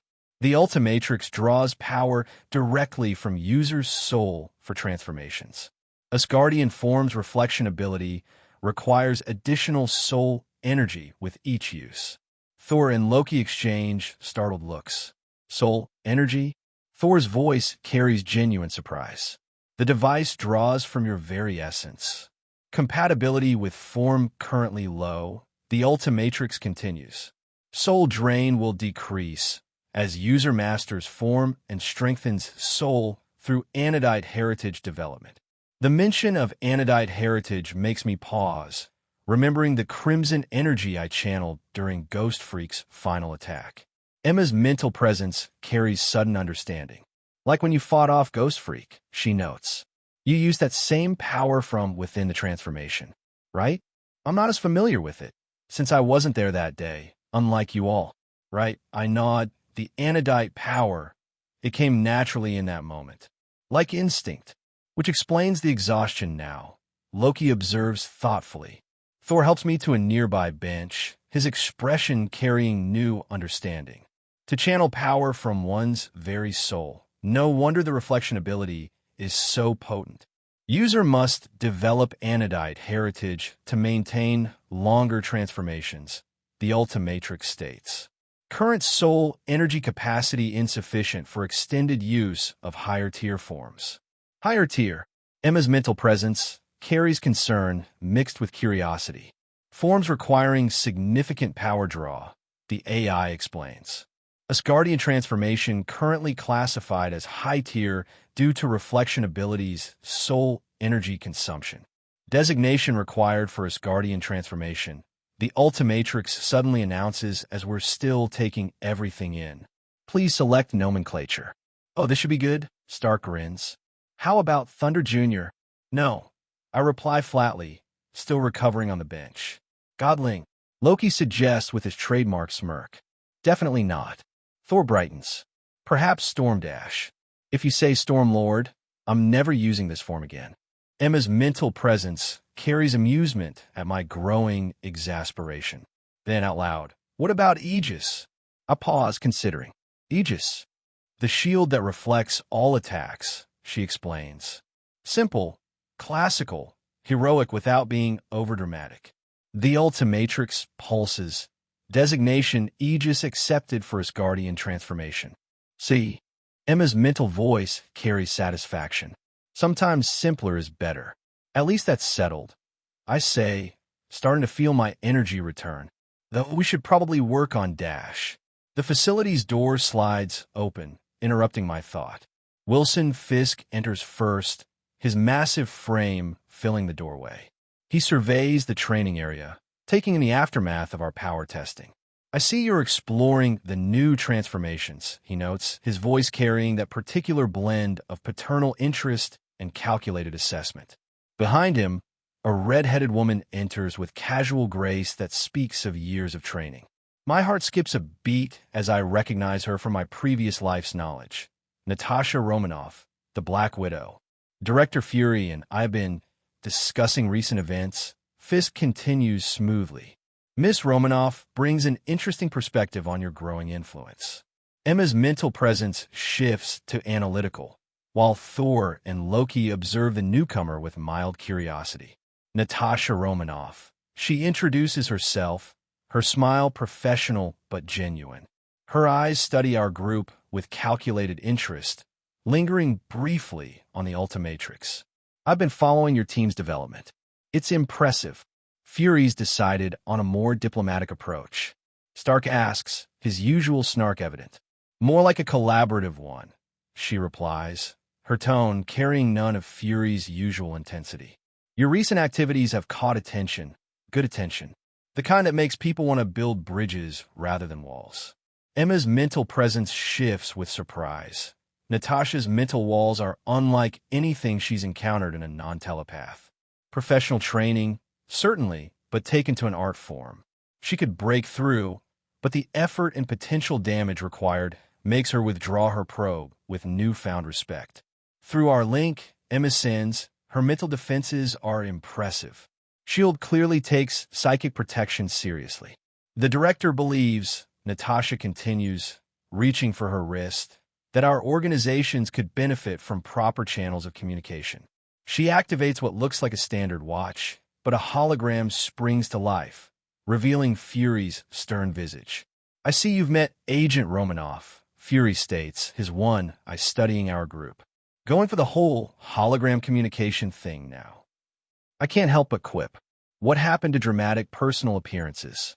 Don't tell me breaking into teenage bedrooms lost its appeal. Emma's mental presence carries amusement at my comment, while Thor and Loki gaze upon Fury with mild interest. Fury's expression doesn't change, but something like exasperation crosses his face. I thought perhaps a more conventional approach might be appreciated. Given recent events, a conventional approach. I lean back, studying both Fury's hologram and Natasha's carefully neutral expression. Like sending one of your best agents to join the Ultimates? The room goes quiet. Emma's mental presence sharpens with interest, while Fisk's expression remains carefully controlled. "What makes you think that's why I'm here?"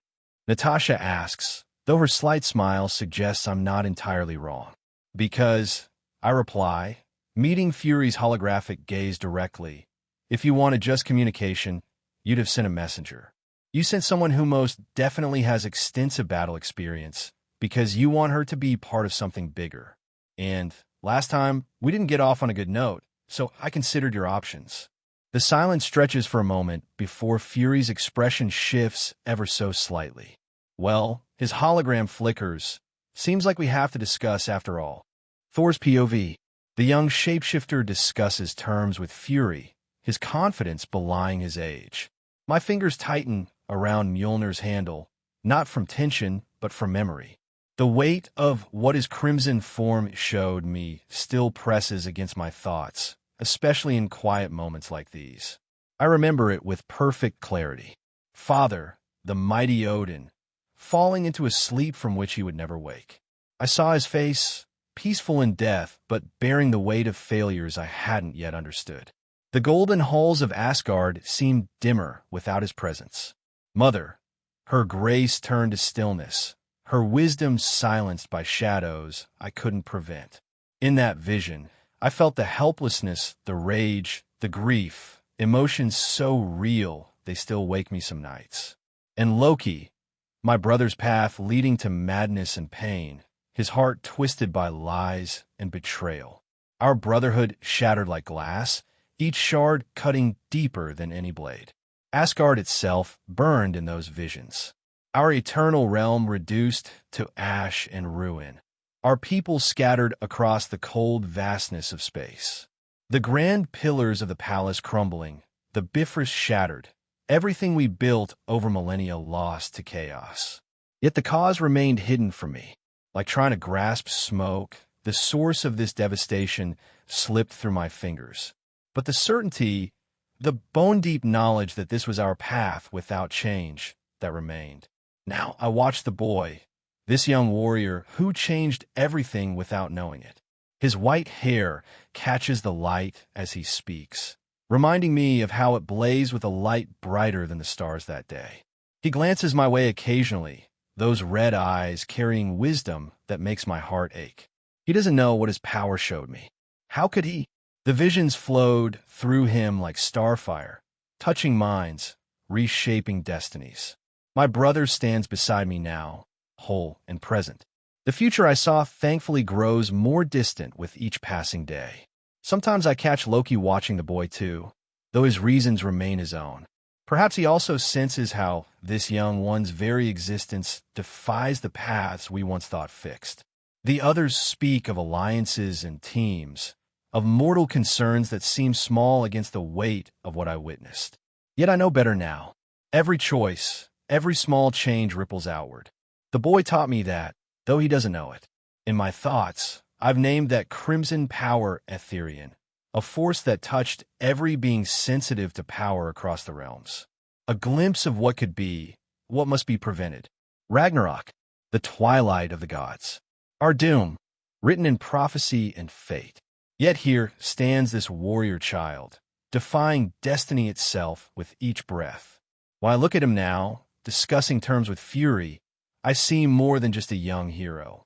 I see hope for Asgard's future, burning bright against the darkness that once seemed inevitable. Your terms are interesting, Fury's hologram states, bringing me once more to focus, his eye narrowing slightly. But Agent Romanoff alone would be more than sufficient.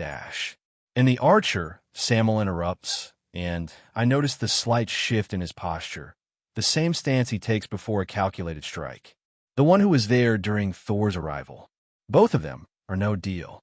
The surprise that flashes across Fury's face speaks volumes. Even the agent, Romanoff, shows a hint of interest. You were there. I was, the boy confirms, a small smirk playing across his features. Nice vantage points he chose, by the way. Very professional. Two of my best agents. Fury's voice carries careful consideration. That's quite a demand. Samuel shrugs with that particular casualness that reminds me of Loki at his most dangerous. Those are my terms. You need to decide what's more important, having a real connection with the Ultimates, or keeping your pieces spread across the board. The silence stretches, heavy with implications. Even from where I stand, I can sense the weight of this moment. Another thread of fate being rewoven by this young warrior's choices. I'll need time to consider. Fury begins. Take all the time you need, Samuel cuts in smoothly. We'll be here, building something new, with or without Shield's involvement. I cannot help but smile. The boy grows stronger in ways that have nothing to do with his transformations. The negotiations with Fury conclude for the day, the others dispersing to their various tasks. Stark to his lab to analyze the data from our earlier training. Emma accompanying Natasha on a tour of the facilities, though I suspect more to observe than welcome, and Loki departing to consider implications, as he put it. I find a young one on the tower's highest balcony, where he often retreats after particularly weighty discussions. The height seems to calm him, perhaps a side effect of having so many flying forms at his disposal. He stands at the edge, looking out over the city as evening approaches. Your negotiations grow more skilled. I begin, moving to stand beside him. You handle power plays with increasing grace. He shrugs, though I notice the slight pride in his posture. Comes with the territory, I guess. Living with Fisk, dealing with all this. He gestures vaguely at the city below. You saved us all that day, I say after a moment of comfortable silence, watching his expression shift with surprise at the sudden change in topic. When your crimson power manifested. From the destroyer? He asks, confusion evident. I mean, yeah, but from far more than that. I interrupt, choosing my words with care. What I saw that day, the path that awaited us all. I pause, noting how he watches me now with increased interest. Death. I continue, my voice low. Destruction. The fall of Asgard itself. My family. All of it shown with terrible clarity. A future that seemed fixed, unavoidable. Thor. But your very existence, I press on, needing him to understand at least this much. It changes everything. I see doubt flash across his features, though he tries to hide it. The weight of responsibility he carries, perhaps too much for one so young, yet he bears it with grace. I am grateful. I state simply, letting the truth of it fill my words, that you were born into this world. He doesn't respond immediately, and in his silence, I see the burden he carries. The fear, perhaps, that his presence here might somehow make things worse rather than better. But he needs to know this truth, even if I cannot share all that I witnessed. I place a hand on his shoulder, feeling how young he truly is beneath all that power and responsibility as I continue. The path I saw, there was no hope in it. No chance for change or growth. But you, I pause, choosing my words carefully, you bring possibility.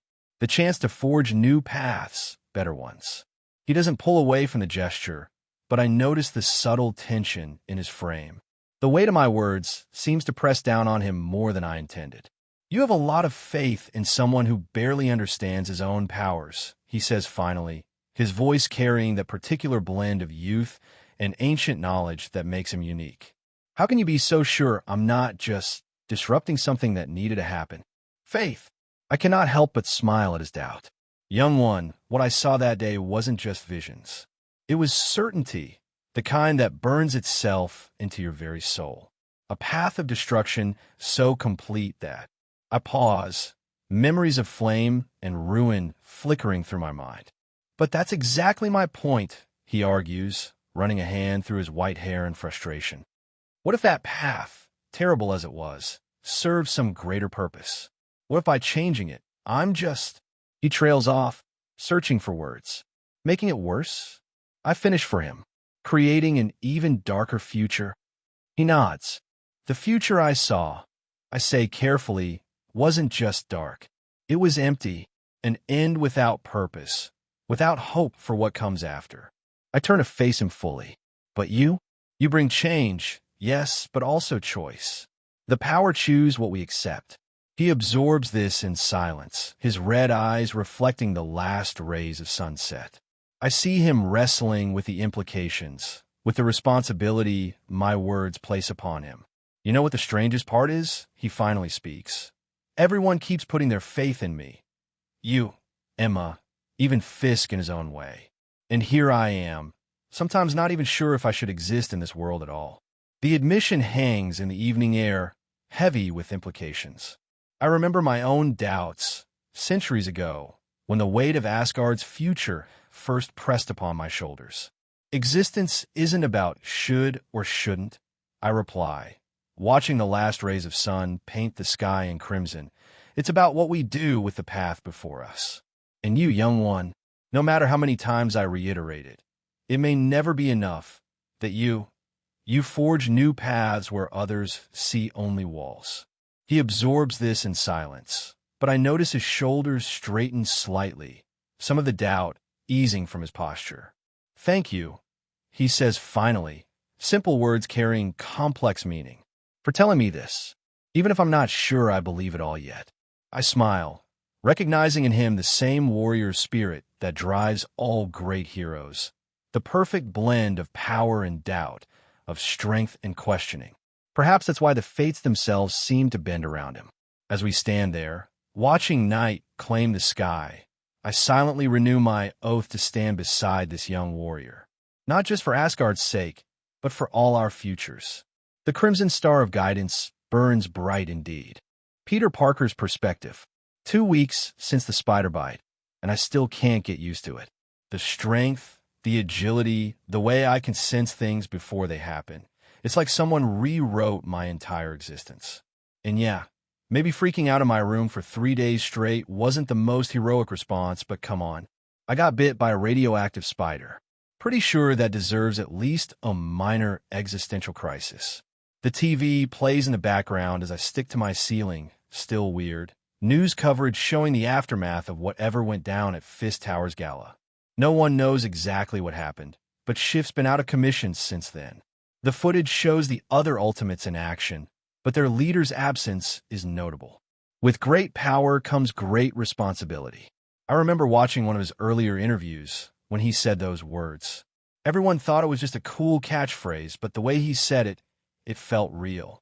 Like he understood exactly what it meant to suddenly have abilities you never asked for. Peter, Aunt May calls from downstairs. Dinner's ready. Coming. I drop from the ceiling, still amazed at how natural it feels.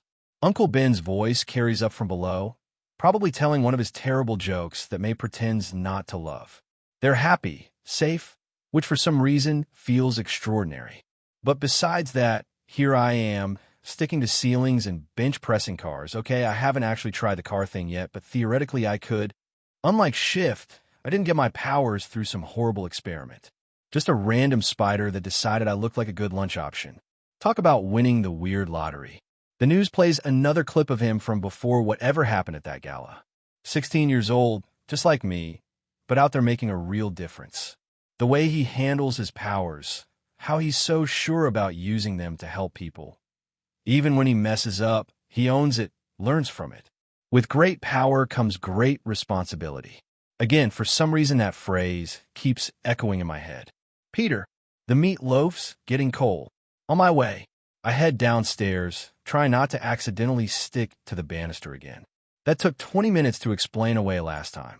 Dinner with May and Ben is normal, wonderfully, beautifully normal. Ben talks about the garage, May shares gossip from her book club, and I try not to accidentally crush my fork when they mention how proud they are of my science fair project. Later that night, I work on designs in my room. If I'm going to do this hero thing, and that's still a big if, I need something better than my hoodie and sweatpants. The web formula is coming along too. Thank God for advanced chemistry and conveniently unlocked school apps. Days pass like this. Normal life on the surface, secret experiments underneath. Testing my powers in abandoned lots, perfecting the web fluid, sketching costume ideas that don't look completely ridiculous. Then I see it on my way home from school, a car losing control, heading straight for a group of kids. No other heroes around, no ultimates to save the day. Just me, my half-finished web shooters, and a choice. I don't even think about it. The webs work perfectly, thank you, chemistry. The strength comes naturally, and suddenly I'm setting a car down safely while kids stare up with wide eyes. That was amazing, one of them shouts. Are you a new hero? I look down at my makeshift costume, hoodie, goggles, web shooters barely hidden under my sleeves, and realize there's no going back now. Yeah, I find myself saying the words feeling right. I'm Spider-Man. The next few days are a blur of adrenaline and web fluid calculations. Turns out, stopping one car is pretty different from regular hero work. My first attempt at stopping a bike thief ends with me tangled in my own webs. Note to self: wind resistance is definitely a thing. But I'm learning. Each patrol gets smoother, each web swing more natural. The costume's evolving too. Thank God for May teaching me how to sew, even if she thinks I'm just really into textile arts now. The local news starts picking up stories. Mysterious web-slinger stops robbery. New hero swings into action. They're small headlines, nothing like the coverage the Ultimates get, but it's a start. Hey Pete, Uncle Ben calls from the garage one evening as I'm heading out for photography practice, which isn't entirely a lie. I do take pictures just of myself stopping crime. Gotta make money somehow. Saw the news about that new spider guy. Pretty interesting, huh? Yeah, I try to keep my voice casual while checking my web shooters through my sleeve. Pretty cool. Reminds me of what that Shift kid always says about power and responsibility. Ben's eyes carry that knowing look that makes me wonder sometimes if he's figured it out. Good to see more young people stepping up. I swallow hard, touched by the pride in his voice, even if he doesn't know it's meant for me. Yeah, it really is. Schools. Interesting now. Flash Thompson won't shut up about Spider-Man, which is weird since he still gives Peter Parker a hard time. MJ keeps saying the new hero's moves look almost like a dancer, while Ned theorizes about the web formula in chemistry class. It's got to be some kind of synthetic polymer, he whispers excitedly. But the tensile strength is insane.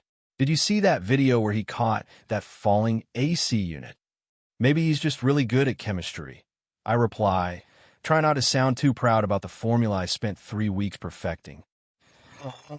The city feels different from up here, swinging between buildings. It's not just the view, it's the perspective. Like how I noticed that old lady gets harassed every Tuesday when she collects bottles for recycling.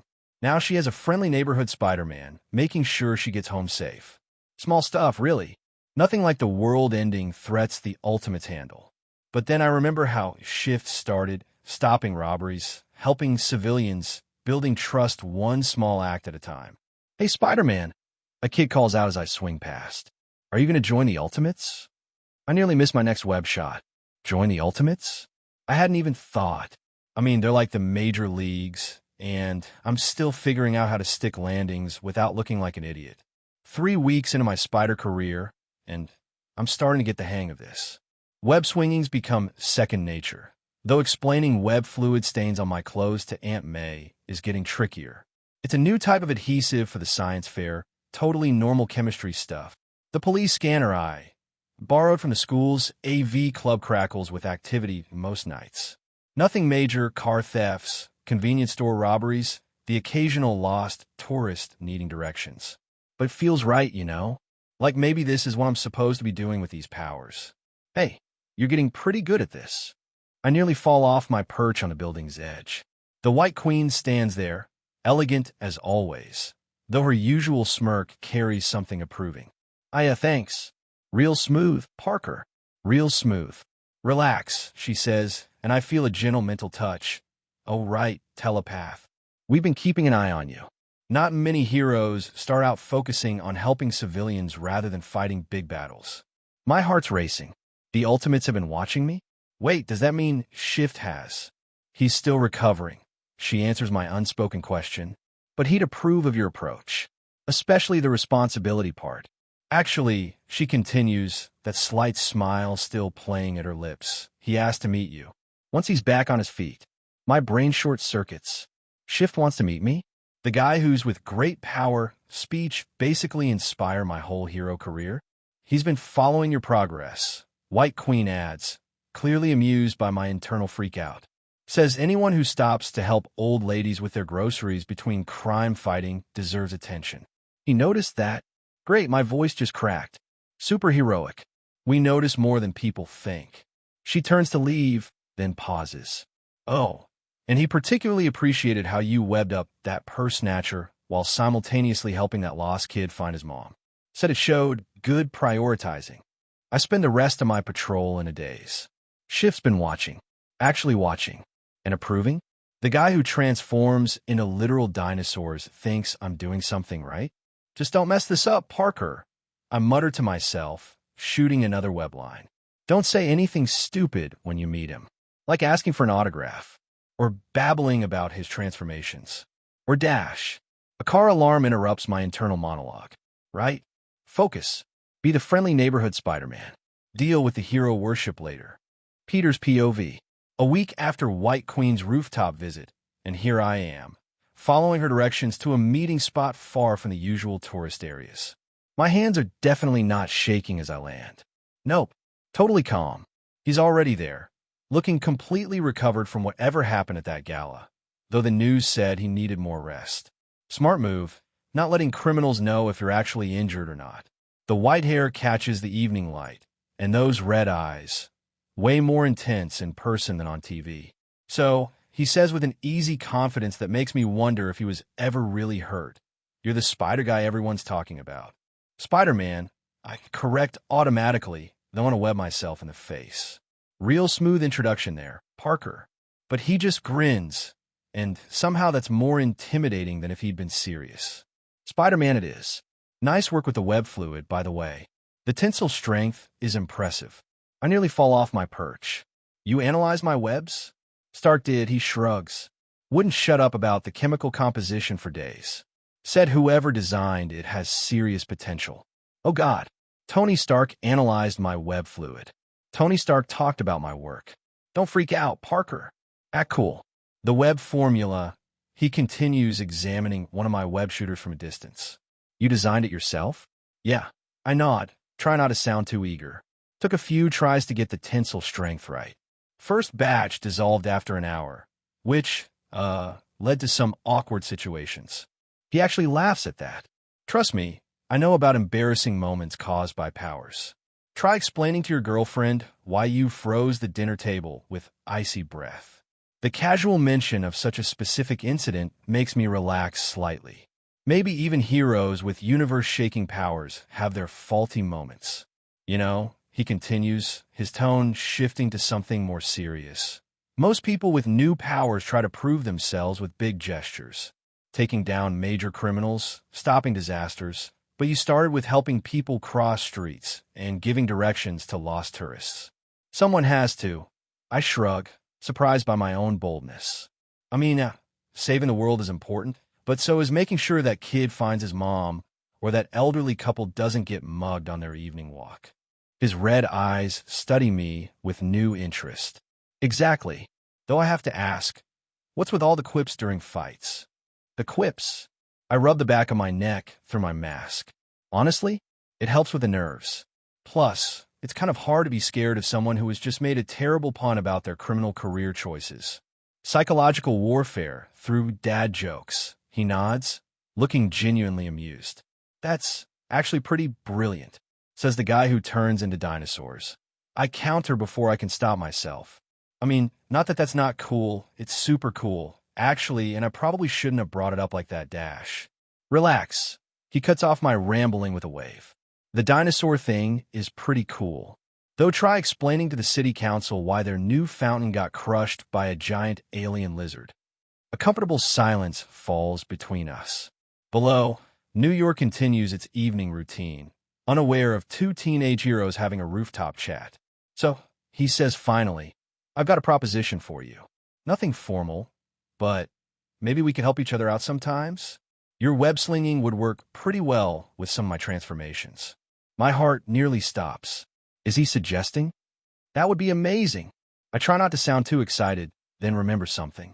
Hey, don't you have a spider fused with monkey form?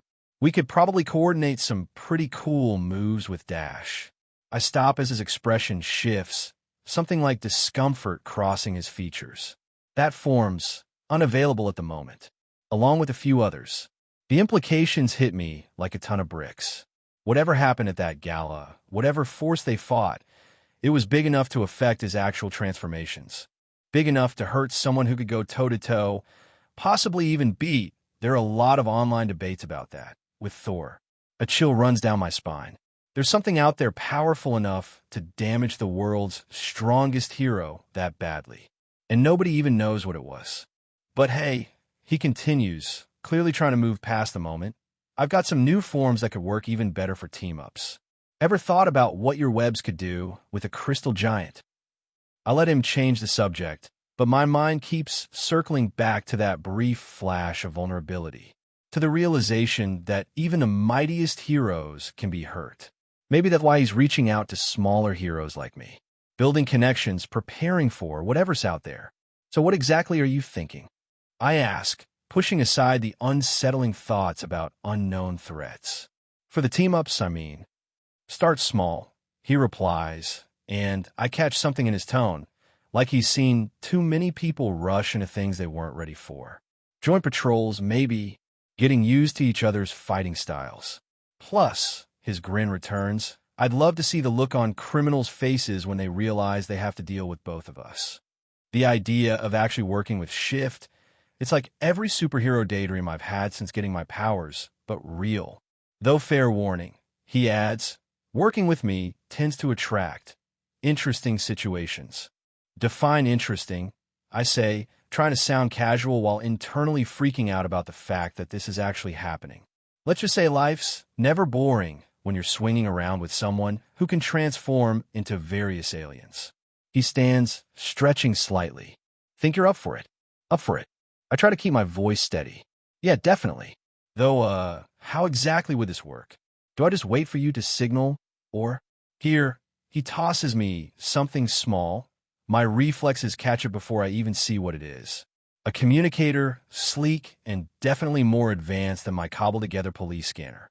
Stark and Fisk Tech, he explains.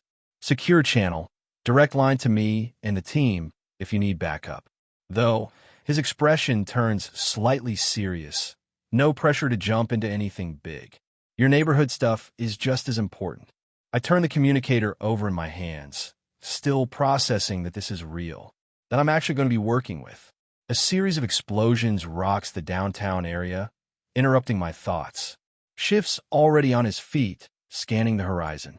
Want to test out that team up now? He asks, though his tone suggests he'd understand if I said no. But come on, like I'm going to pass up this opportunity. Race you there. I shoot a web line, ready to swing. His grin is answer enough. The swing to downtown is surreal. I've never seen this new form of his in action before. Some kind of red alien that flies with incredible speed, keeping perfect pace with my web swinging. He must have been practicing with these new transformations during his recovery time. We reached the source of the explosions in record time. Some guys in high-tech armor trying to break into a research facility. Looks like someone raided the discount villain warehouse. I quip, landing on a streetlight. Those suits are definitely last season.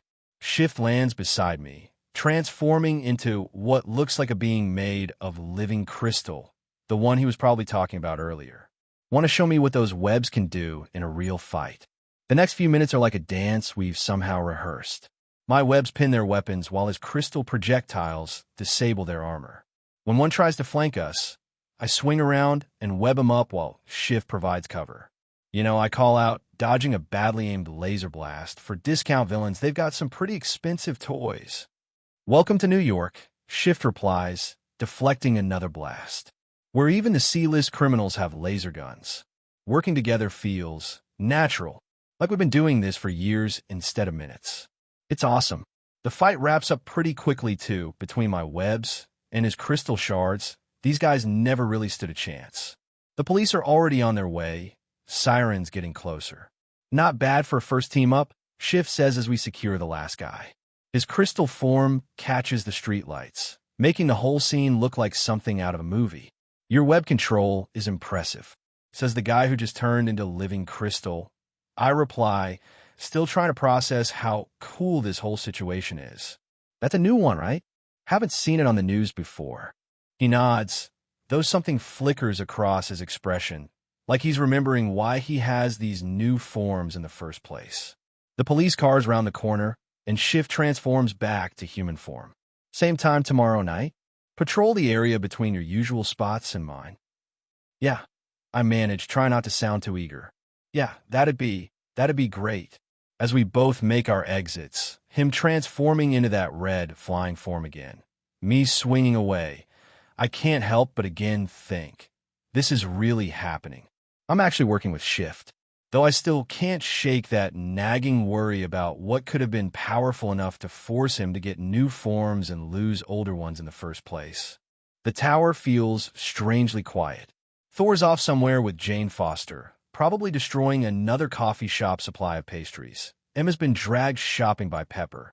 Something about expanding her winter wardrobe. Banner's off letting Hulk go meet penguins. Something he's constantly being complaining about. And Tony's at some tech conference in Tokyo, which leaves me alone with Loki.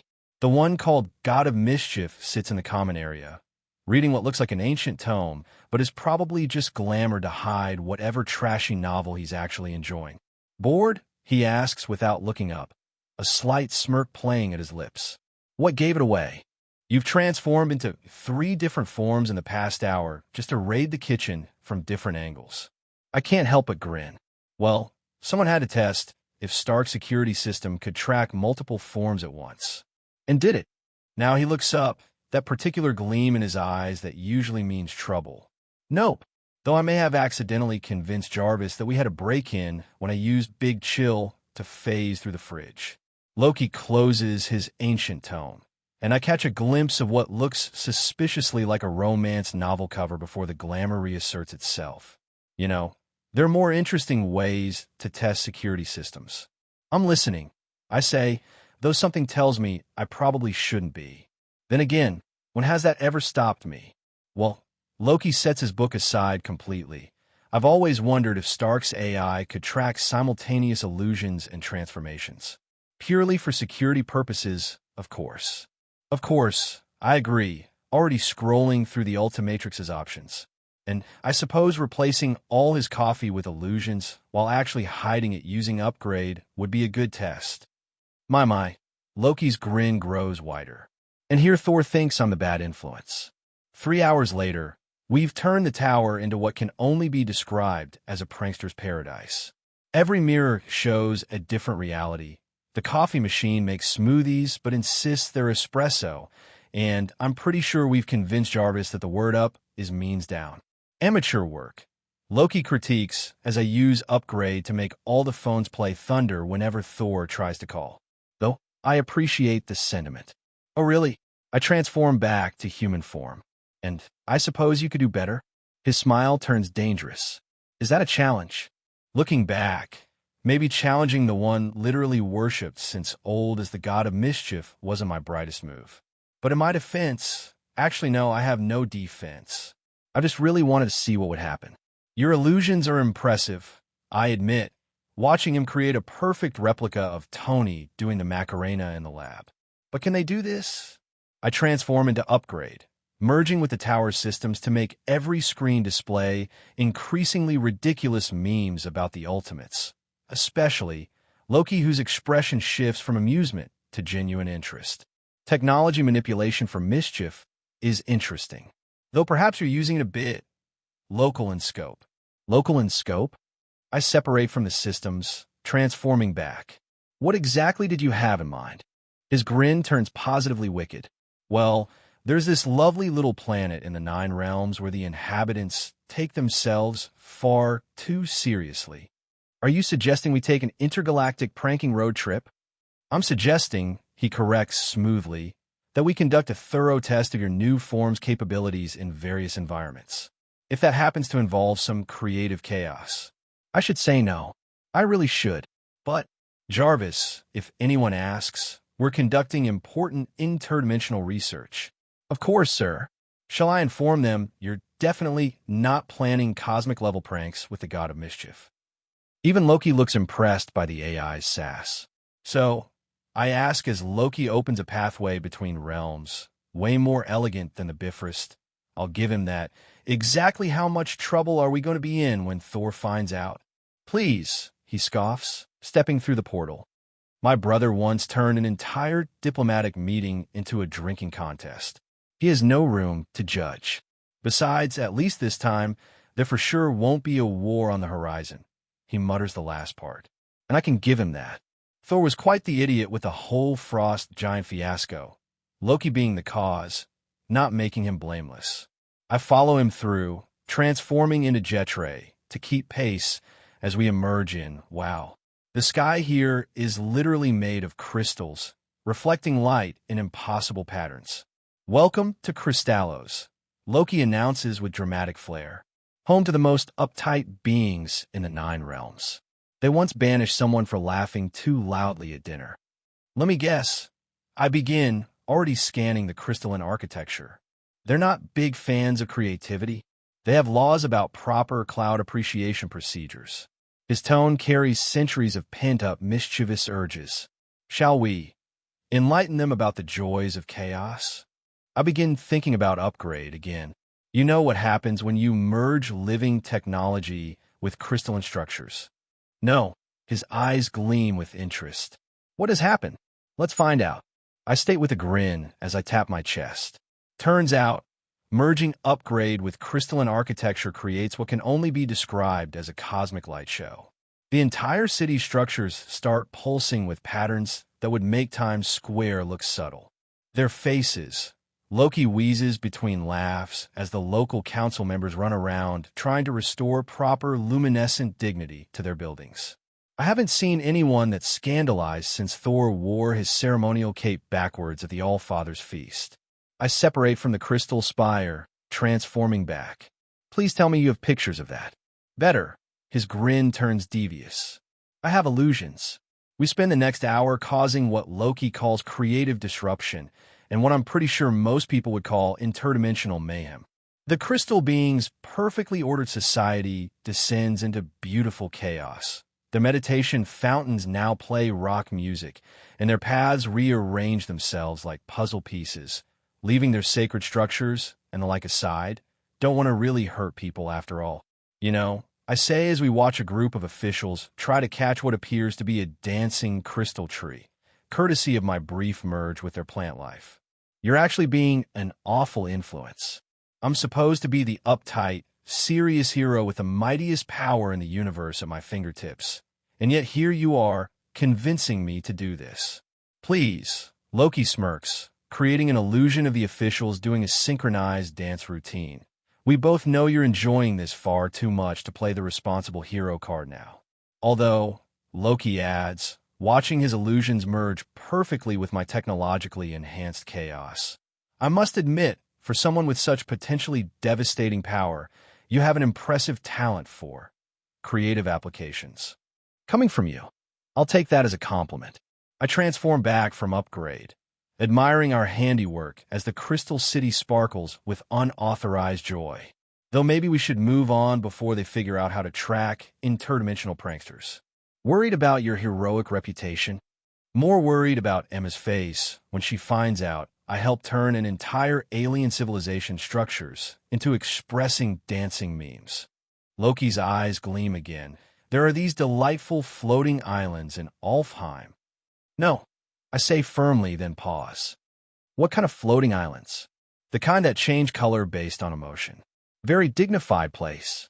Very proper. Very in need of some chaos. His grin is answer enough. As he opens another portal, I can't help but think, maybe we both needed this. A break from being the serious ones, the planners, the ones who carry the weight of future knowledge. Sometimes you just need to make some cosmic mischief. You did what to their light fountains. Emma's voice carries equal parts exasperation and amusement as we return to the tower several hours and 3 realms later. In my defense, I start, trying not to grin at the memories of crystal beings chasing their now rainbow-colored fountains. We didn't touch anything sacred, just their recreational areas. Brother, Thor's booming voice carries from the common area where he's apparently returned early from his date. Why are the light elves claiming their public gardens are now displaying what they call moving color patterns? Loki manages to look both completely innocent and utterly pleased with himself. How strange. Perhaps they're becoming more artistically inclined. Tony emerges from his lab, tablet in hand. So, Jarvis tells me you two were conducting important interdimensional research. Care to explain why I'm getting calls from 3 different realms about unauthorized light shows? Would you believe it was a cultural exchange? I try. Teaching stuffy civilizations about modern art? Tony's eyebrow raises. Actually, you know what? I kind of want to hear this story. Before Tony can press for more details about our interdimensional art project, reality shifts. One moment I'm in the tower, the next. What the dash? I stumble, disoriented by the sudden change in location. A forest? And is that? My eyes widen as I recognize the figures before me. No way. Ben, Tennison, Gwen, and Kevin stare at me with open hostility, probably because of my white hair and red eyes. Great. Just great. Albedo. Ben moves into a fighting stance, hand hovering over his Ultimatrix. Not quite. A familiar voice interrupts, Professor Paradox, looking exactly like I remember from my previous life's knowledge. Our friend here is from another multiverse altogether. I can see it quite clearly. Another multiverse? Gwen's energy fields flicker with uncertainty. My fist clench as I process what's happening. I was just starting to get a handle on things in my universe, dealing with new forms, building a team, and now this. The frustration burns hot, but I force it down. Getting angry won't help. Look, I say, keeping my voice steady despite the rage simmering beneath. I don't know how I got here, but I need to get back. My world has threats that dash. Yes. Paradox interrupts, checking his watch. Quite serious ones too, I imagine. Though perhaps this little detour isn't entirely accidental. Not accidental. My voice carries barely contained frustration. I have responsibilities, threats to deal with. My team dash will be quite fine for the moment, Paradox interrupts smoothly. Time is, after all, relative, particularly when dealing with cross-dimensional travel. Ben's still staring at me, though his stance has relaxed slightly. So, not Albedo? No, I reply, trying to keep my temper in check. Just someone who really needs to get back to his own universe. Where, by the way, there are actual threats that need handling. But perhaps Paradox's knowing smile makes me want to transform and, no, stay calm. The threats in your universe are precisely why you're here. After all, knowledge can come from the most unexpected places. I notice where, or rather when we are. Right after Ben's first Alien X transformation. After Paradox stopped him from using it to chase a Gregor. The implications hit me hard. Is this about my own celestialcipian form? About my reluctance to use it? Gwen's studying me with that analytical look I remember from a show. Your energy, it's similar to Ben's, but different. Like it's been modified. I finish, understanding dawning. Yeah, that tends to happen when your powers come from a different universe's version of the Ultimatrix. No point to hide it. Not that I can with an Anodite who actually knows her stuff and an omniversal time traveler here. Kevin's studying my Ultimatrix with obvious interest. Different universe's version. Huh? So what can you turn into? That's complicated. I reply, still try to process this situation. Here I am, standing with the actual Team Tennison, when I should be dealing with threats back home. And not really relevant right now. What's relevant is why I'm here. I turn to Paradox, who's watching with that infuriating, all-knowing smile. My best guess is that this is about my version of Alien X, isn't it? About my refusal to use it. Ben's expression shifts dramatically at the mention of Alien X. Wait, you have a unique version of a Celestialcipian form? But there's only supposed to be one Alien X in the Omniverse. Unless it was created differently, Paradox begins, understanding his confusion. His Ultimatrix is tied to his soul. The Celestialcipian form it created is different, born from his own essence rather than simply copied DNA. And therein lies as well the interesting part. He turns to Samuel. Don't fear the power. You fear the paralysis. The thought of being trapped in endless debate with aspects of yourself, unable to act when action is needed. And what's the point of mentioning that? I ask, unable to keep the edge from my voice. Being trapped in eternal debate while actual threats need handling. That's not fear of power. That's common sense. Fascinating. Paradox muses, that knowing smile still playing at his lips. Ben shifts uncomfortably. Wait, so his Alien X debates with parts of himself? That's different. Different and potentially worse. His personality doesn't seem the type to give in. Kevin mutters, earning an elbow from Gwen. Time grows short. Asmith's voice cuts through the discussion as he suddenly appears beside Paradox. His eyes fix on my Ultimatrix with that particular mix of curiosity and concern I remember from a show. A soul-bound Celestialcipian. Fascinating, but potentially problematic. Asmith, I acknowledge, trying to keep my voice steady despite the surreal nature of this situation. Let me guess. You're here to tell me why this is all a terrible idea? On the contrary, the Galvan inventor replies, studying my Ultimatrix with newfound interest. I'm here to tell you why your reluctance, while understandable, may be precisely what makes you suitable for such power. Ben looks between us, confusion evident. Okay, I'm lost. How does being afraid to use it make him better at using it?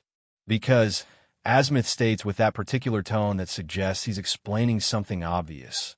True wisdom lies not in fearlessly wielding power, but in understanding its cost.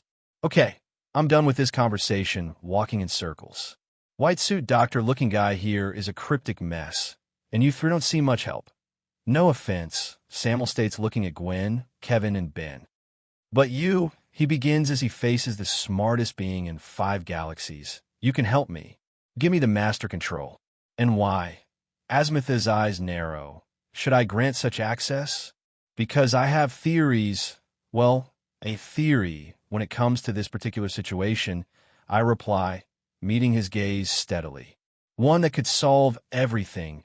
Whoever this egregor is, my displacement, the incident that will nearly destroy my team. But I need full access to make it work. Interesting. The Galvan inventor studies me with renewed focus. You believe you found a connection between these events? More than that. I think I know how to fix it all. But I need something that isn't Alien X. I need specific DNA. Asmith's expression shifts slightly. Our situation with egregor is indeed dire. And if your theory, he pauses considering. For now it might be warranted. Asmith murmurs.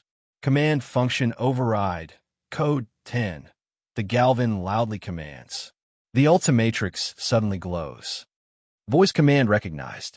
Awaiting soul verification. Soul verification, the only reason I have been unable to hack the damn Ultimatrix while being able to replicate Asmith's voice with technology. Soul verification? Asmith's eyes widen with genuine surprise. My Omnitrix never. Soul of Creator verified. The Ultimatrix announces as Asmith places his hand on it. All DNA samples accessible. Current count. 1,920 transformations available. Fascinating, Asmith mutters, studying the device with new interest. A soul-bound transformation device. The implications. There's one more I need, I say quietly. Dagon's DNA. Dagon. Asmith's shock is palpable. But that's impossible. Energy beings can't be. The Ultimatrix pulses, celestial class DNA detected in database. Dagon genetic template available.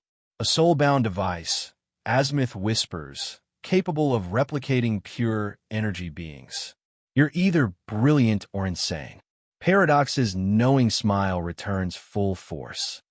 Now this should be interesting. I need space. I state, already moving away from the group. A lot of it. Wait, Ben calls out. What exactly are you transforming into? What's a Dagon? Paradox's expression turns serious for once. An entity of immense power. A being that exists in pieces across multiple realities, capable of reshaping existence itself. In many ways, more fundamental than even a celestial sapien. More powerful than Alien X? Gwen's energy fields flicker with concern. Different, Paradox corrects. Where celestial sapiens are bound by cosmic law and debate, Dagon is primal, pure force of will and reality. The Ultimatrix pulses with new energy as I select the form. The transformation is different, not like becoming an alien, and nothing like what I imagine Alien X would feel like. This is older, vaster. Power floods through me, reshaping reality itself around my new form. The sky darkens as I expand, growing to a size that makes mountains look like pebbles. Dagon's replicated way of consciousness is ancient, primordial, but unlike Ghost Freak, it doesn't hold remnants of the original. There is no fight for control. This form is now simply me. By the stars, Azimuth whispers, his scientific detachment cracking in the face of such power. Below, I can sense their awe, even Kevin's usual bravado silenced by what he's witnessing. Time to test my theory. From this vast form, reality itself spreads before me like pages in a book. I reach out with senses beyond mortal comprehension, searching for home. My original world. The place I came from before all this. Nothing. Ultimatrix, I focus my thoughts inward, help me search. Unable to locate specified reality. The device responds within my consciousness. Origin point not detectable within accessible dimensional spectrum. Frustration burns through me, making reality ripple around my massive form. Fine, let's try something else.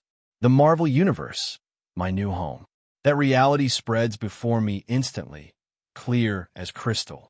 I can see the tower, Emma's worried presence, Loki's growing concern. Hey, Ben's voice calls from far below. What's taking so long? Did you find a way to stop a Gregor? Annoyance flares through me, already frustrated by my failed search, and now. Actually, I extend my awareness, finding a Gregor instantly. With barely a thought, I drag him through space and time, depositing him rather unceremoniously at Ben's feet, having him freak out. I'm petty, sue me. What? How dash a Gregor struggles, but another flexible strips him of his stolen powers, binding him in energy that even he can't break. As a Gregor struggles in his bonds, a thought occurs to me. With Dagon's power, with this level of control over reality, why not solve everything now? I extend my awareness across dimensions, searching for Thanos, the mad titan whose shadow looms over my new universe's future.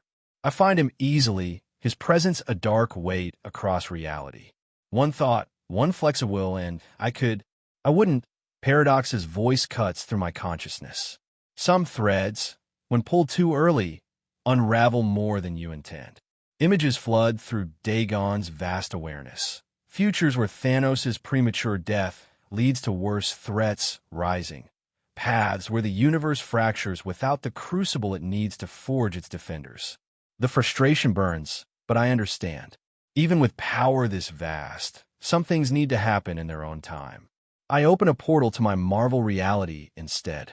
Sometimes the hardest part of having power isn't using it. It's knowing when not to. I then let Dagon's form fade away.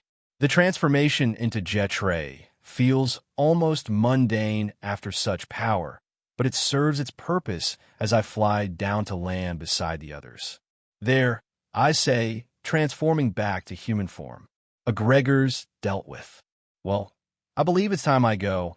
I state looking at the swirling portal showing Fisk Tower in the distance, after a moment of awkward-like silence. It seems the powers still surprise them. Paradox excluded. The bastard has a grin on his face. Thanks for the interesting detour. Wait, Kevin calls out, tossing something small and sleek my way. My reflexes catch it automatically. Communication device. Made it with help from Ben's smartforms. Should work across timelines and universes, at least in theory. I examined the device. Definitely more advanced than anything Earth tech could manage. You made this in case you got separated? Yeah, Ben shrugs. Though we never tested it across different multiverses. But if you ever need backup. Assuming it works at that range, Kevin adds. No guarantees, but worth a shot. I pocket the device, nodding my thanks. The gesture means more than they probably realize, having a potential link back to the universe that created my powers. Good luck with your theory, Asmith says, studying me with that calculating gaze. Though perhaps next time, try not to bend reality quite so dramatically. No promises, I reply, stepping toward the portal. After all, you just gave me access to a million new forms. The last thing I hear as I step through is Paradox's amused voice. Oh, this is going to be quite entertaining to watch. The portal deposits me back in Fisk Tower's common area, exactly where I left, mere minutes after my disappearance, judging by everyone's positions. Emma's mental presence floods with relief, though her expression remains controlled. That was interesting, Tony starts, but before he can continue, the Ultimatrix suddenly pulses. Primary objectives achieved. Code 10 Temporary Master Control Protocol deactivating. Reverting to standard operation mode. Wait, what? I stare at the device in disbelief. You're telling me that was just temporary? Affirmative. Master Control access granted until specified goals were met. Goals now completed. Access restricted. I should have known it was too good to be true. I mutter to myself. I swear I can hear Asmith's smug laughter echoing across dimensions, with Paradox's amused chuckle not far behind. Those crafty little... Did you just get played by your own device? Loki asks, not bothering to hide his amusement. Not just the device, I mutter, remembering Paradox's knowing smile. Pretty sure this whole thing was planned from start. The communication device in my pocket feels heavier now. At least I got something permanent out of this interdimensional field trip, if it works, that is. So, Tony breaks the awkward silence. Want to explain what just happened? And why your watch is suddenly being sassy about access codes? Let's just say, I reply, collapsing onto the nearest couch, that there are some very annoying time travelers and genius inventors out there who think they're hilarious. Emma's mental presence carries both amusement and concern. You gain something from this, though. I can sense it. Yeah, I mutter, patting the communication device in my pocket. A way to call for help if things get really bad. At least I hope so. None of them could guarantee it working from another multiverse. Loki studies me with newfound interest. They actually exist? You really visited another multiverse and dealt with some interesting characters. I confirm, then grin despite my frustration with the master control situation. Though I did get to traumatize a power-stealing alien by dropping him from between dimensions. So there's that. The others exchange looks, probably wondering just what kind of adventure I had in those few minutes. But some stories are better left for another time. After all, we still have to explain to Thor why 3 different realms are complaining about unauthorized light shows. How they found out it was us is beyond me. I blame Loki. When in doubt, blame Loki. That's my new motto. You know, Tony says, examining the interdimensional communicator with poorly concealed scientific interest, we should probably test this. For science. For science. Emma's mental voice carries amusement. More like for his burning curiosity about cross-dimensional technology. We're gathered in Tony's lab. Everyone insisted on being present for this potential first contact with another multiverse. Even Banner's here, though the other guy's excitement makes him a bit fidgety. Hulk want hear Otherworld. His voice booms through Banner's mental link. The device's construction is fascinating, Banner notes, adjusting his glasses as he studies it. The quantum entanglement alone. Perhaps we should focus on whether it works rather than how it works. Loki suggests, though his eyes betray his own interest in the technology. Thor stands nearby, Mjolnir humming slightly in response to the device's energy. Indeed, let us contact these warriors from another realm. I hold the communicator, feeling its subtle vibration. Okay, according to Kevin, it should just need activation and the device springs to life, holographic interface materializing. The connection sequence starts, energy patterns swirling as it searches across dimensional barriers. Jarvis, you getting all this? Tony asks, his sensors probably going crazy. Indeed, sir. Though I must note the energy signatures are unlike anything in our database. Emma's mental presence sharpens with interest as the device's glow intensifies. The quantum fluctuations, they're similar to what Jarvis showed when you disappeared. Then suddenly, connection established. The hologram flickers to life, showing Kevin in the middle of what appears to be a rescue operation. Kinda busy here. Kevin's voice comes through, strained as he lifts debris off trapped civilians. Unless it's life or death, might want to call back. Behind him, we can see Ben as 4 arms evacuating people from a collapsing building, while Gwen's energy fields hold back what looks like a massive tidal wave. Need a hand? I offer. Already reaching for the Ultimatrix, Dagon should be able to handle anything. Thankfully, I actually kept him. No, Kevin grunts, helping an elderly woman to safety. Just give me 5 minutes. Gotta get these people clear first. We watch in tense silence as the 3 of them work with practiced efficiency. Ben transforming between aliens as needed, Gwen maintaining multiple barriers, and Kevin using his absorbed material strength to save as many as possible. That's the last group from this block, Kevin announces after several minutes, wiping sweat from his forehead. Now we can wait, is that? His eyes widen as he finally gets a good look at our group through the hologram, particularly focusing on me. We need to talk, he says, his voice suddenly serious. About what happened earlier. With Dagon. Is that? Tony leans forward, studying Ben through the hologram as he transforms back from 4 arms. So the alternate version thing wasn't just theoretical. We're right. Ben manages a tired grin, looking remarkably like another me minus the white hair and red eyes, which I of course know the reason for. But still weird to see the face I these days see in the mirror on another. Though I gotta say, the whole soul-bound cosmic power thing is a new twist. Hulk C2 shifters. Banner's alter ego rumbles with fascination. Actually, Gwen joins the conversation, maintaining energy barriers while she talks. In our universe, he's called Ben 10. The whole shift identity is unique to your reality. Emma's mental presence carries curiosity. Their dynamic is similar to ours, a team built on trust and shared experience. As fascinating as parallel evolution across realities is, Loki interjects, noting Kevin's grim expression, I believe there are more pressing matters. Yeah, Kevin's voice turns serious as he helps more civilians to safety. Your little Dagon stunt? It's causing problems. Big ones. The hologram expands, showing the full scope of devastation behind them. Natural disasters on a scale that makes even Thor's shift uncomfortably. The universe, Gwen explains between maintaining barriers, it's having a severe reaction to unintegrated Dagon energy. Like an immune system fighting off an invasive force. I feel the color drain from my face. And no one thought to warn me about this? They knew. Ben transforms into XLR-8 to quickly evacuate another group of civilians, then shifts back. Paradox and Azimuth said it was necessary. Necessary? The rage builds in my voice.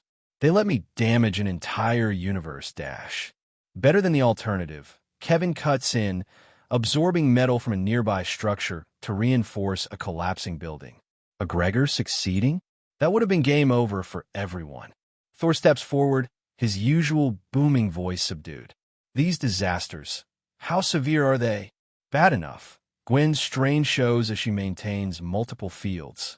But the universe is adapting. It's just it needs time. Also, you still have Dagon's form even without master control. Just telling you in case you haven't realized it by now, which I think's impossible, by the way, if you really are another version of me. Ben notes. Yeah, Kevin adds. Something weird happened when Azimuth tried to help. He told us later that your watch had other ideas. The Ultimatrix pulses, it states. Azimuth's soul scan revealed truth. User SAML is ultimate authority. Master control access was granted because form was necessary, not because of original creator authorization. Wait, Tony leans forward, fascinated. Even though it's a replicated version from those experiments, it considers you its true authority? That is the narrative I went with. That a resonance forced by the experiments caused the replication of the device from this other multiverse.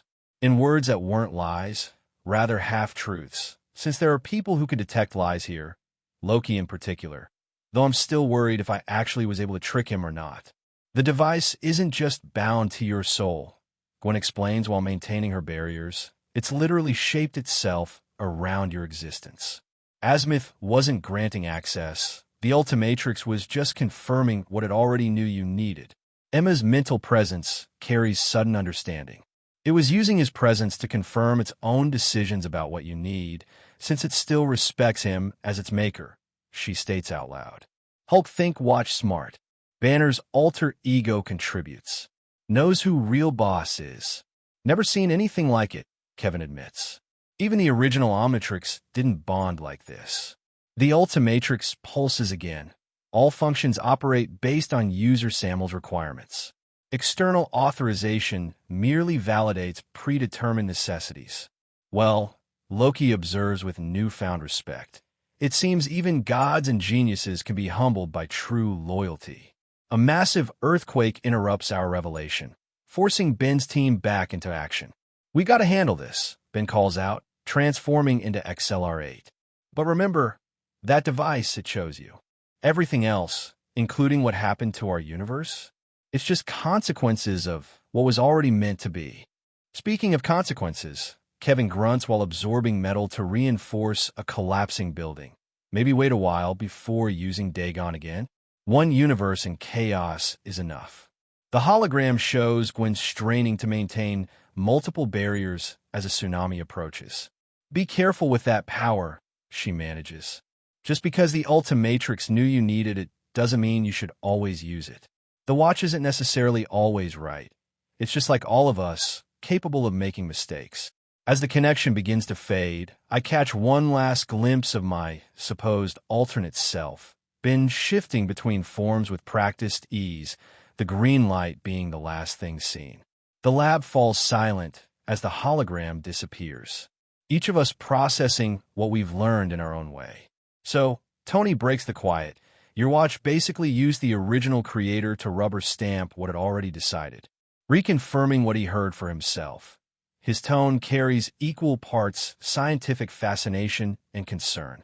Hulk-like watch, Banner's alter ego declares. Watch protect friend like Hulk protect Banner. Emma's mental presence brushes against mine, carrying complex emotions. A device with absolute loyalty, that's rare, and potentially dangerous. Indeed, Loki muses, his voice carrying unusual gentleness as he began addressing me. Perhaps, though, we should focus more on what that time traveler of yours. If Paradox truly can traverse worlds, times, and even multiverses as you described, then there truly was no other way. Thor nods in agreement. The power to see all paths, yet he chose this one. The infant Celestialcipian lives because of your actions, even if another universe bears the cost. He's right, Emma adds, both mentally and aloud. You said it yourself, Paradox sees the whole tapestry. If there had been another way to stop a Gregor from claiming that pure cosmic power, he would have chosen it. I finish, feeling some of the guilt ease. Still doesn't make it feel much better, though. Hulk thinks saving baby worth it. Banner's alter ego contributes with surprising wisdom. Sometimes breaking things only way. Tony looks up from his screens. You know, for a Green Rage monster, he's got a point. Sometimes the math just works out that way. One universe shaken up versus an unstoppable cosmic threat with the raw power of an infant Celestialcipian. Ironically, this makes me think about that Thanos quote, so many throw into edits all the time, the hardest choices require the strongest wills and all that. And it actually makes me feel, I don't know, a bit better, I guess. Suddenly the lab's lights flicker. Energy patterns, different from our earlier interdimensional communication, ripple through the air. That's not supposed to happen, Tony mutters, his screen's going haywire. Jarvis. Unknown energy signature, sir. Similar to recent readings, but older. Emma's mental presence sharpens with alarm, just as Thor's grip on Mjolnir tightens. Even Loki's usual composure slips slightly. Hulk smell something wrong. Banner's alter ego rumbles uneasily. The air itself seems to thicken, reality bending in ways that make my teeth ache. Then they appear, robed figures materializing from nowhere, their very presence making the Ultimatrix pulse with my soul's recognition. The Esoterica, Dagon's ancient worshippers. Before any of us can react, they drop to their knees in perfect unison. Their leader's voice carries centuries of devotion. At last, our Lord Dagon walks again in flesh. We have found you, Divine One. Their eyes, all of them, fix on me with absolute reverence. The prophecy speaks truth. You have taken mortal form to reshape all realities. The Ultimatrix pulses harder, Dagon's power responding to their presence as the leader raises his head. Command us, Great One. Your faithful await your word. Well, shit. Okay, Tony breaks the tense silence. I've seen some weird stuff, but cultists appearing in my lab calling the kid a god? That's new. Be silent, mortal. The lead Esoterica speaks without taking his eyes off me. You stand in the presence of divinity reborn. Emma's mental presence wraps around mine protectively. Their belief is absolute. I've never felt devotion this intense. Hulk smash weird robe people. Banner's alter ego asks hopefully. Not yet. I manage, trying to process this situation. The Ultimatrix continues pulsing, Dagon's power resonating with their presence in ways that make reality itself shiver. My lord, the leader continues, still kneeling. We have waited millennia for your return. The signs were clear. Reality itself bends to acknowledge your rebirth. Thor's grip on Mjolnir tightens. Be careful how you address my friend, servants of ancient power. You dare dash. One of the Esoterica starts, but their leader raises a hand for silence. The prophecy spoke of this, he says, his voice carrying that particular tone of absolute certainty that makes my skin crawl. Our Lord would walk among lesser beings, wearing mortality like a cloak, gathering powerful allies to his cause. Loki steps forward, his expression carrying dangerous amusement. And what cause would that be?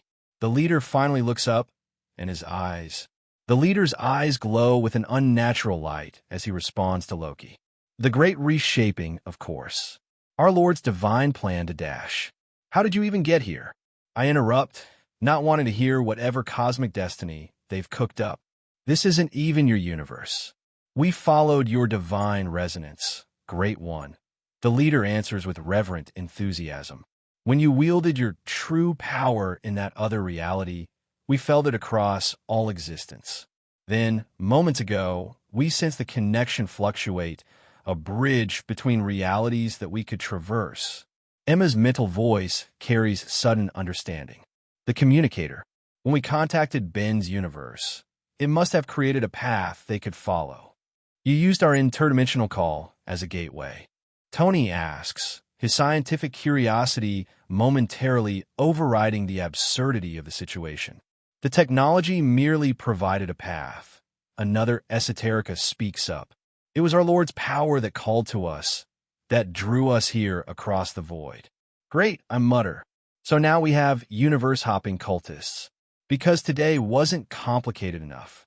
My Lord jests. The leader says with absolute conviction. Your mortal guise is most convincing, but we know the truth. We have always known. Thor steps closer to me, lightning crackling subtly around Mjolnir. And what truth would that be? The leader rises slowly, his expression carrying centuries of absolute certainty. That our Lord chose this form, this time, this place, all for a purpose that spans realities themselves. The Ultimatrix pulses in response to their presence as the leader extends his hand. The time has come, Great One. Your faithful await your command. Look, I say firmly, I'm not your Lord or your God or whatever cosmic being you think I am. I just have the Ultimatrix, It lets me transform into different forms, including Dagon. The leader's expression shifts to something almost pitying. No mere device could replicate our Lord's divine power. Even this remarkable transformation tool we see upon your wrist. It is but a means you chose to understand mortal might. He's telling the truth. Emma steps forward. He's not who you think, Dash. How dare you speak for our Lord? One of the esoterica hisses, stepping forward aggressively. What right does a mortal have to dash? She's my girlfriend. I snap, anger flaring at their tone. So watch how you speak to her. Emma's mental presence carries both amusement and irritation. My hero, though I could have frozen his mind for that tone. The esoterica freeze, their hostile posture shifting to confusion. The leader studies Emma with newfound interest. Our Lord has chosen a mortal companion, he muses, seeming genuinely surprised. This was not foreseen in the prophecies. Yet if our divine master has selected her, well, this is awkward, Emma sends privately. Apparently, I'm dating someone's god. Not helping, I return mentally. The prophecies speak only of our Lord's return. Another esoterica whispers uncertainly. This choice of companionship. Then clearly, their leader declares with renewed conviction, this too is part of his design to understand mortality completely, even in matters of the heart. That's not what's happening here. I protest, while Emma's mental voice carries dry humor. At least they're not trying to smite me anymore. Your memories have not yet returned. Their leader speaks with absolute certainty. You wish to experience all aspects of mortal existence before reclaiming your divine awareness. Even this unexpected choice serves your greater purpose. Thor's grip on Mjolnir tightens. The boy speaks truth. He is not Dash. Peace, warrior. The leader raises a placating hand. We understand now. Until our Lord's memories return in their own time, we shall serve faithfully. We shall watch. We shall wait. We shall protect. Great, Emma sends. Now we have stalker cultists. Your dating profile just gets more interesting by the day. But I'm not Dash, I try again. Your divine wisdom knows best, the leader bows. We shall withdraw until you have completed this phase of your grand design. But know that your faithful stand ready whenever you have need of us. The esoterica begin to fade from sight, their leader's final words echoing. We shall always be watching, always waiting for the moment you awaken. As the esoterica fade completely, Tony breaks the stunned silence. So, that happened. Anyone else need a drink? Because I definitely need a drink. Hulk confused. Shifter God now. Not helping. I mutter, feeling Emma's mental presence shift between amusement and concern. Well, she sends privately. At least they didn't try to sacrifice anyone to you, though the day's still young. Loki studies the space where the cultists vanished, his expression calculating. Interesting that they could sense your use of Dagon's power across realities. More interesting that they're so certain of your divine nature. They're wrong, I state firmly. I just have access to that form. I'm not actually Dash. Of course not, Thor interrupts supportively. Though perhaps we should discuss the implications of having interdimensional worshippers who think otherwise. Already on it, Tony calls from his screens. Jarvis, start a new file. How to deal with your friend's unexpected cult. Subtitle, A Superhero's Guide to Unwanted Worship. Very good, sir. Shall I include cross-references to historical deity manifestations? Not. Helping. I glare at both of them. This is fan-fucking-tastic. I begin as I go to the Frigda and get myself some soda, thought of as a bloody god, when I don't even acknowledge imperfect beings as gods. Emma approaches me as I drink the glass and set it down. Her hand finds mine as her mental presence steadies despite her obvious amusement. Look on the bright side. At least we know why the Ultimatrix was so insistent about keeping that form. Apparently, you can't just delete god powers without some enthusiastic feedback. The question remains, Loki muses, what exactly triggered their appearance now, beyond the obvious interdimensional communication? Thor nods thoughtfully. Indeed, why not appear when you first gained the power? Were they unable to? Maybe because...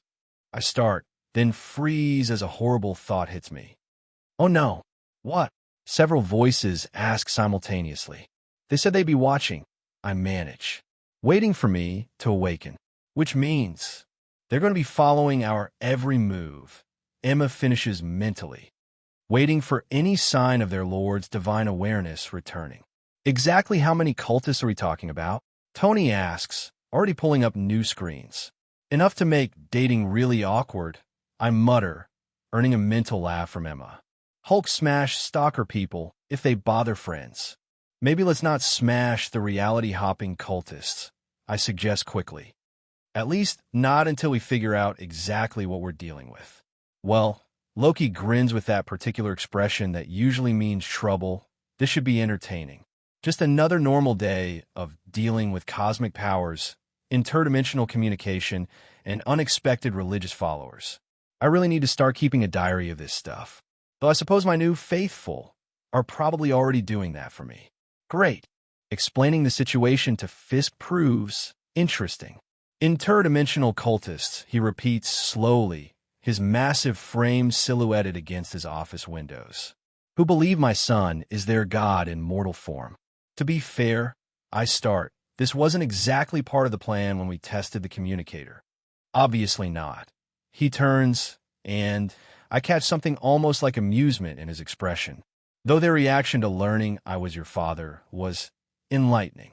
They appeared here, Emma asks, her mental presence sharpening with interest. In my private study, Fisk confirms. The moment they heard of our relationship, they became quite enthusiastic. Apparently, being the mortal father chosen by their lord carries significant weight. They believed you just like that? I ask incredulously. They said attempting to verify such claims through magical means would be blasphemy against their lord. Fisk's smile carries genuine amusement now. Besides, they claim they can sense your power's protection around me. Echoes of your soul's energy, as they put it. Emma's mental voice carries dry humor. Well, that's convenient. Though she herself also believed it, virtually the whole world believed it, perhaps only a handful didn't. They also noted that your unique nature makes conventional verification impossible anyway, Fisk continues. Something about your DNA being beyond mortal understanding due to your divine transformation abilities. Great. A religious explanation on our explanation on why Fisk and my DNA are sometimes the same and not. Courtesy of genetic manipulation of external DNA by the Ultimatrix. It was how we convinced the world after that we were father and son. Great, I mutter. So now I have cultists who not only think I'm their god, but are convinced you're my divinely chosen father. Indeed. And I swear Fisk actually looks pleased about this. They were quite insistent about ensuring my sacred role in your grand design would be honored. You're enjoying this way too much. Perhaps, he admits. Though you must admit, having devoted followers who consider harming your father a cosmic offense could prove advantageous. Father Dash, merely an observation, but his slight smile suggests otherwise. Though speaking of observations, Fisk continues, moving to his desk. They left some rather interesting gifts. He reveals several ancient-looking scrolls and what appears to be a ceremonial dagger made of material I've never seen before. Apparently, these are sacred texts detailing their lord's previous manifestations and a blade forged in divine fire for the mortal father's protection. Emma's mental presence carries both amusement and curiosity. At least they're thoughtful cultists. The texts are quite fascinating. Fisk adds, unrolling one scroll carefully. They speak of your, or rather, Dagon's, previous interactions with reality, though their interpretation of events is rather biased, I suggest. Enthusiastic, he corrects. According to this, every major historical event was somehow part of their lord's grand design. Of course it was, I mutter, because having interdimensional stalkers wasn't enough. They had to be historically revisionist stalkers. They've also requested permission to establish a proper sanctuary within the tower, Fisk continues, clearly enjoying my discomfort. Something about maintaining a sacred space for their lord's eventual awakening. Let me guess, Tony's already approved it just to mess with me? Actually, Emma interjects, her mental voice carrying that particular tone that means I'm not going to like what comes next. They're insisting on getting your father's blessing first. Something about respecting the divine hierarchy. Fisk's expression confirms my worst fears. I thought perhaps we could discuss appropriate locations. No, I state firmly. Absolutely not. We are not turning part of the tower into a temple. Of course not. Fisk agrees smoothly. Though perhaps a small meditation room. Father, they are quite insistent, he notes. And having them congregate in a controlled space would be better than having them appear randomly throughout the building. He has a point, but I'm not about to admit it. Besides, Fisk continues, examining the ceremonial dagger with interest. They seem quite knowledgeable about various forms of power. Their insights could prove valuable. You want to study interdimensional cultists for tactical advantages, I realize. Knowledge, my son, comes from unexpected sources. His smile carries that particular blend of paternal affection and calculated planning that I've come to recognize. Emma's mental presence carries resignation. He's not wrong. Better to have them where we can watch them than popping up everywhere. Fine, I concede. But no altars, no sacrifices, and definitely no ceremonial anything. Of course, Fisk agrees, though his expression suggests he's already planning something. Just a simple space for cultural exchange. Why do I feel like I'm going to regret this? Because you are, Emma sends privately. Though I have to admit, watching your father negotiate with interdimensional cultists might be worth it.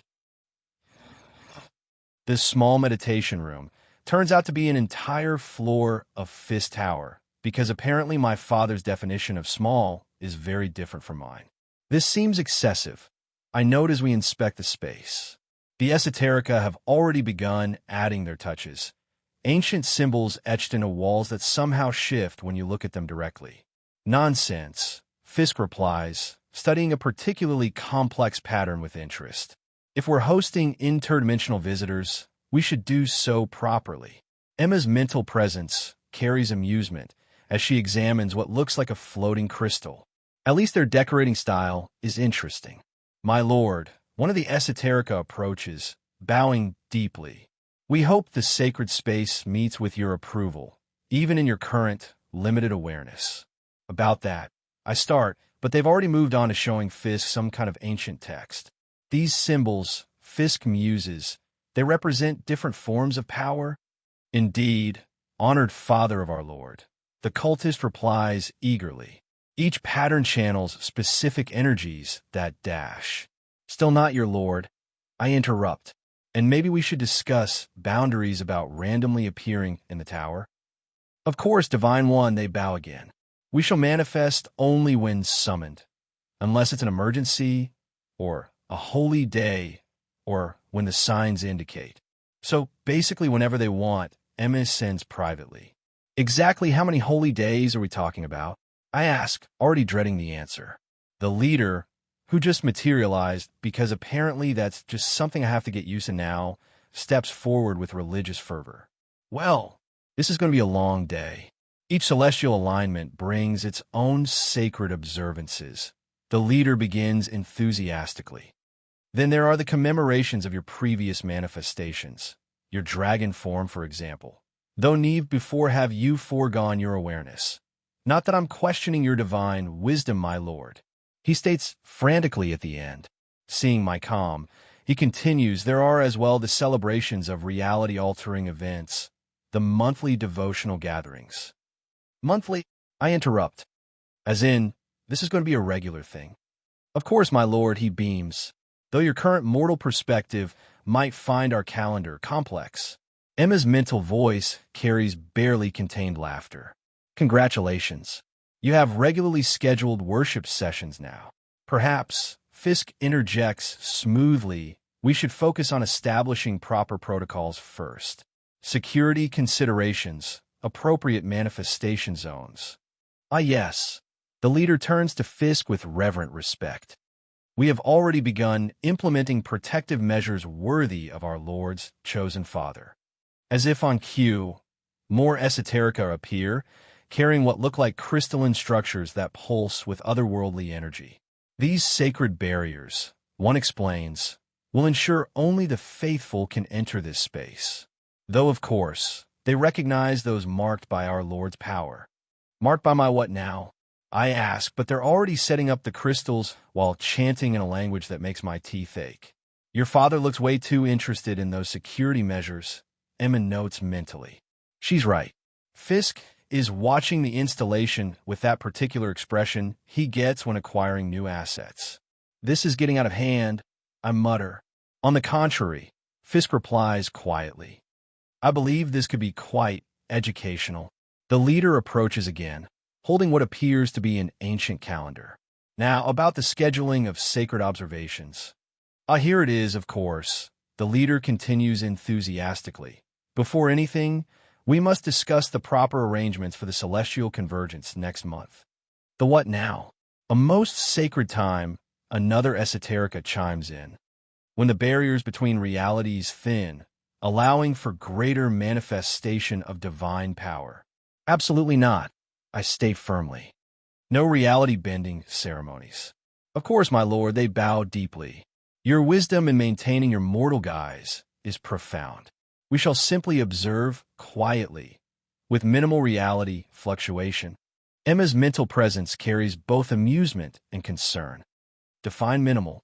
Before they can answer, Tony's voice comes through the intercom.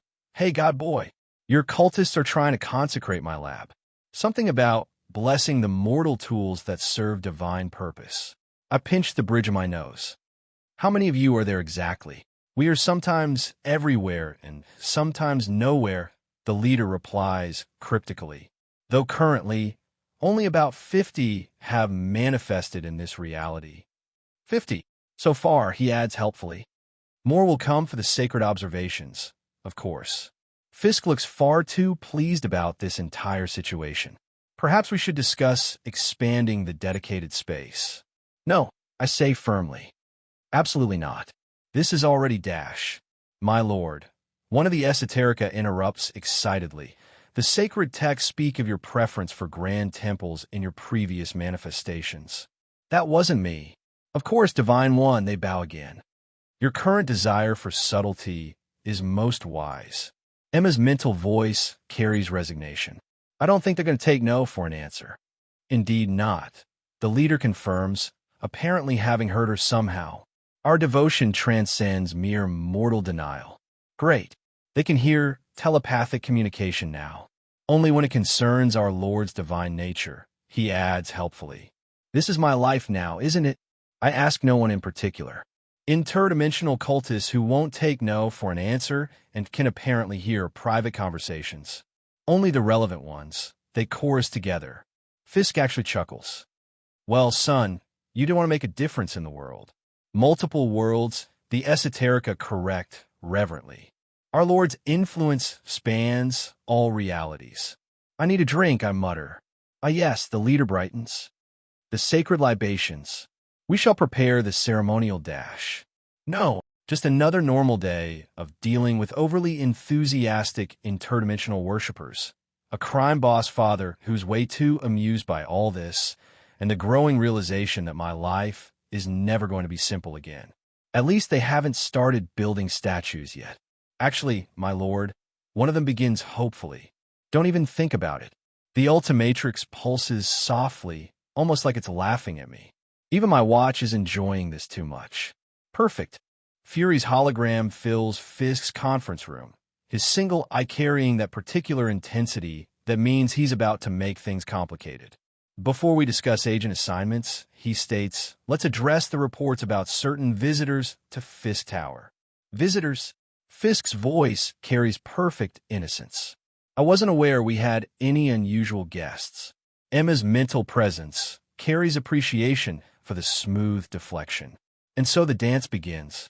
Really, Fury's tone could dry a desert. No interdimensional beings with religious interests. Director, I manage my best confused expression. If you're suggesting we're hosting some kind of cult.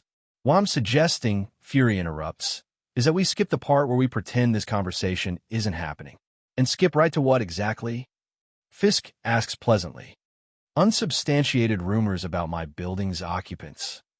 I don't see how any of this relates to our discussion about agents Romanoff and Barton. I add, channeling that particular tone Fisk uses when politely telling someone to mind their own business. Nice deflection, Emma sends privately. Though he's not going to let this go easily. Fine. Fury's eye narrows slightly. We'll table that discussion. For now, about the agent transfer, the terms remain as discussed. Fisk states smoothly, shifting the conversation with practiced ease.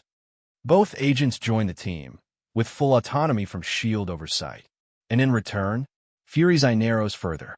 You get exactly what we offered, I reply.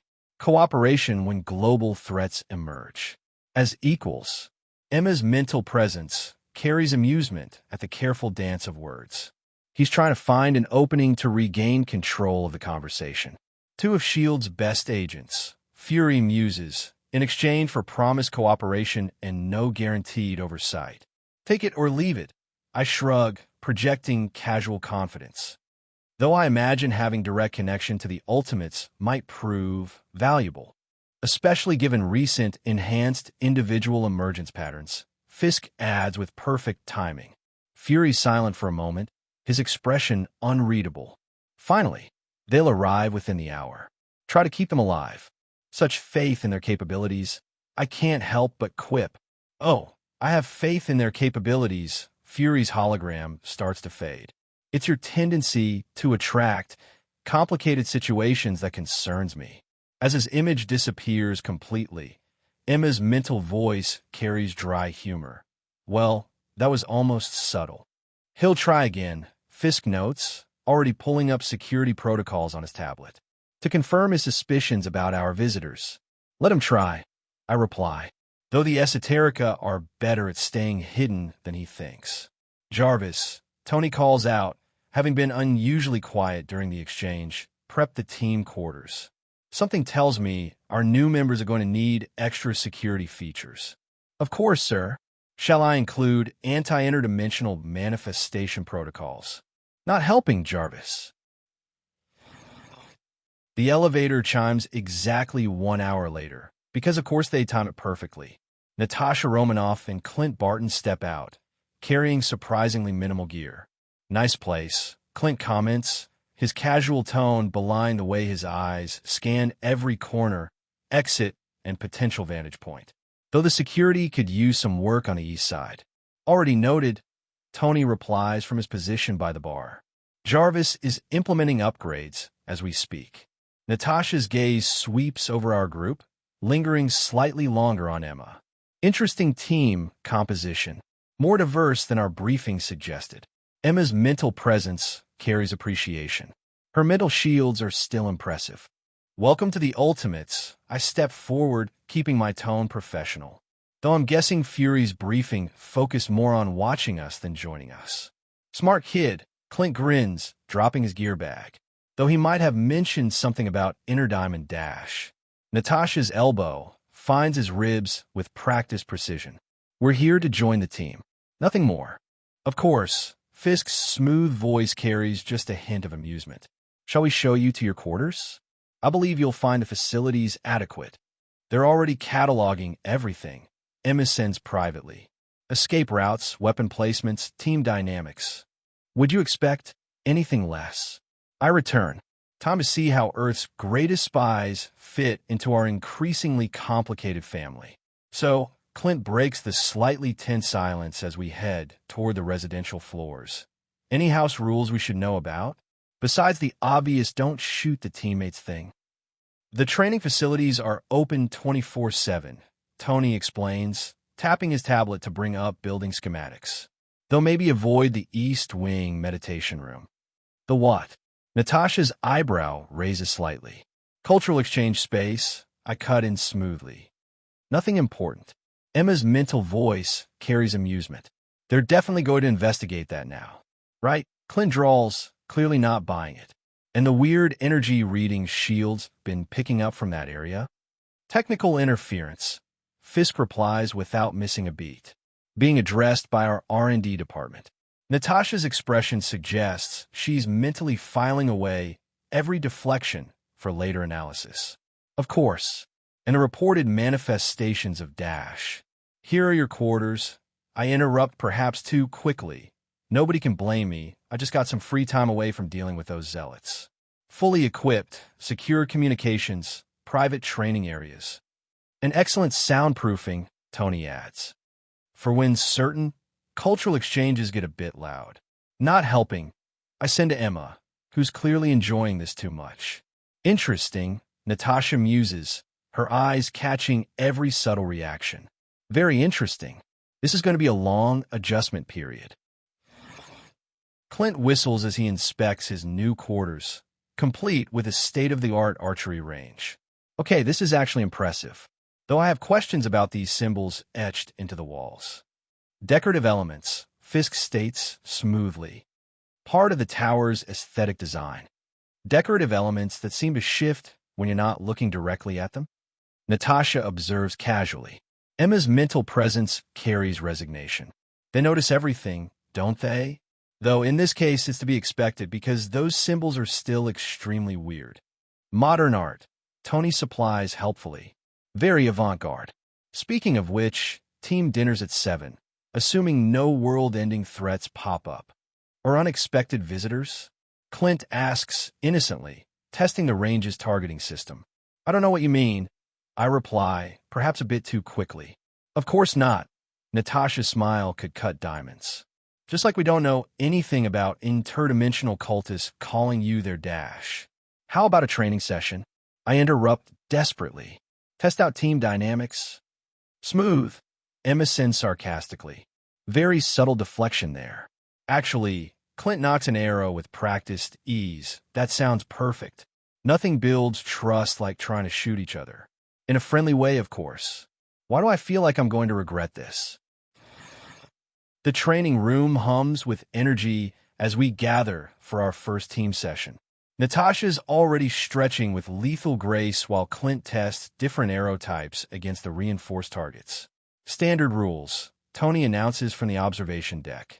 No lethal force, no permanent damage, and absolutely no summoning any unexpected assistance. Unexpected assistance? Clint asks, a little too innocently. Oh, they already know a lot about this. They're having too much damn fun upon my expense. He means no interdimensional dash, Emma starts. Training simulation initiating. Jarvis interrupts smoothly. Team coordination exercise beginning in 3. I reach for the Ultimatrix, scrolling through available forms. Let's keep this interesting. Swampfire should dash. My lord. Everyone freezes as an esoterica materializes in the corner, bowing deeply. We felt you preparing for combat practice and wish to offer our sacred battle blessings dash. Not now, I manage, while Clint's arrow somehow manages to look surprised mid-flight. Natasha's expression doesn't change, but her eyebrow raises slightly. Unexpected assistance. They're not supposed to be here, I groan. They promise to respect training hours. Only during regular sessions, Divine One. The esoterica explains helpfully. Sacred combat rituals require proper ceremonial dash. Nope, I transform into Jetre, grabbing the cultist mid-bow. We talked about this. No manifestations during team exercises. Emma's mental laughter isn't helping at all. So, Clint drawls as I deposit the protesting esoterica outside the training room. This happen often. They're usually more subtle. I mutter, transforming back. They promise to maintain my desired discretion, which apparently doesn't apply to sacred combat rituals, Natasha notes dryly. Emma's mental presence carries both amusement and sympathy. At least they didn't try to bless their weapons this time. Can we just... I gesture helplessly at Jarvis's controls. Start the training? Please. Of course, sir, Jarvis replies.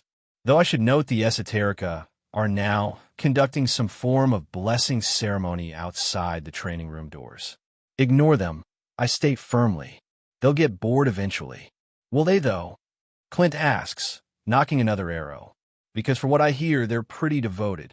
Training simulation reinitiating, Jarvis announces before I can respond. Scenario, urban combat coordination. The room shifts, holographic city streets materializing around us. Finally, something normal, The sacred battle chants have begun. Jarvis informs us helpfully. They're quite enthusiastic. I catch Natasha's slight smile as she readies her weapons. Welcome to the team. This is going to be a very long, annoying day. The Ultimate's private lounge fell silent as the communicator's hologram filled the air. 2 weeks after gaining new team members, they'd gathered for their usual evening briefing, minus Natasha and Clint, who were handling their personal business with fury. Emma felt Samuel's mental walls crack as images of devastation played across the display. His usual deflective humor nowhere to be found. Third mega tsunami this week. Kevin's voice came through, exhaustion evident. Ben's been XLR8 for so long he's starting to talk fast, even in human form. The footage showed their universe's continued upheaval. Natural laws rebelling against Dagon's unintegrated power. Gwen's barriers strained against forces that shouldn't exist, while Ben switched between aliens without rest. How bad? Tony asked quietly, his usual snark absent. Bad enough, Kevin grunted while absorbing metal to reinforce another failing structure. Though don't start with the guilt trip again. We told you. This was necessary. Necessary. Samuel's voice carried an edge no one was used to hearing. Right. Because destroying an entire universe's stability was totally the only option. Thor shifted uncomfortably, recognizing the tone of someone bearing too much weight. Banner's hands clenched slightly, the other guy unusually quiet in the face of this kind of destruction.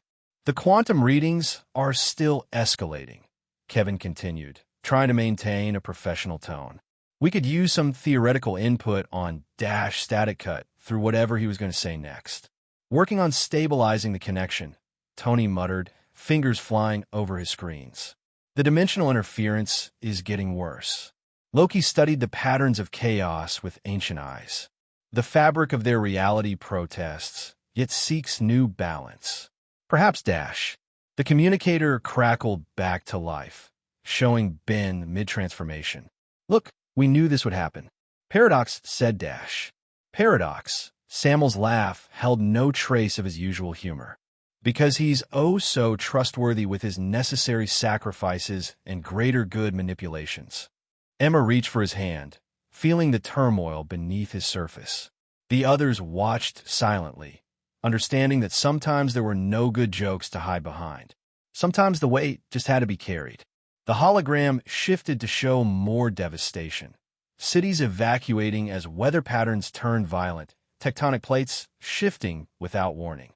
The southern hemispheres stabilizing, Gwen reported, her voice strained from maintaining multiple barriers. But the northern continents are still Static interrupted again, longer this time. The dimensional barriers are becoming more unstable, Tony noted, his screens filling with data. The connection might not hold much longer. Good. Samuel's voice carried bitter edge that made even Loki pause. At least something's breaking besides their universe. Hulk think friend too hard on self. Banner's alter ego rumbled softly. The connection cleared momentarily, showing Kevin working on some kind of stabilization device. Look, we've got a theory about the quantum resonance patterns.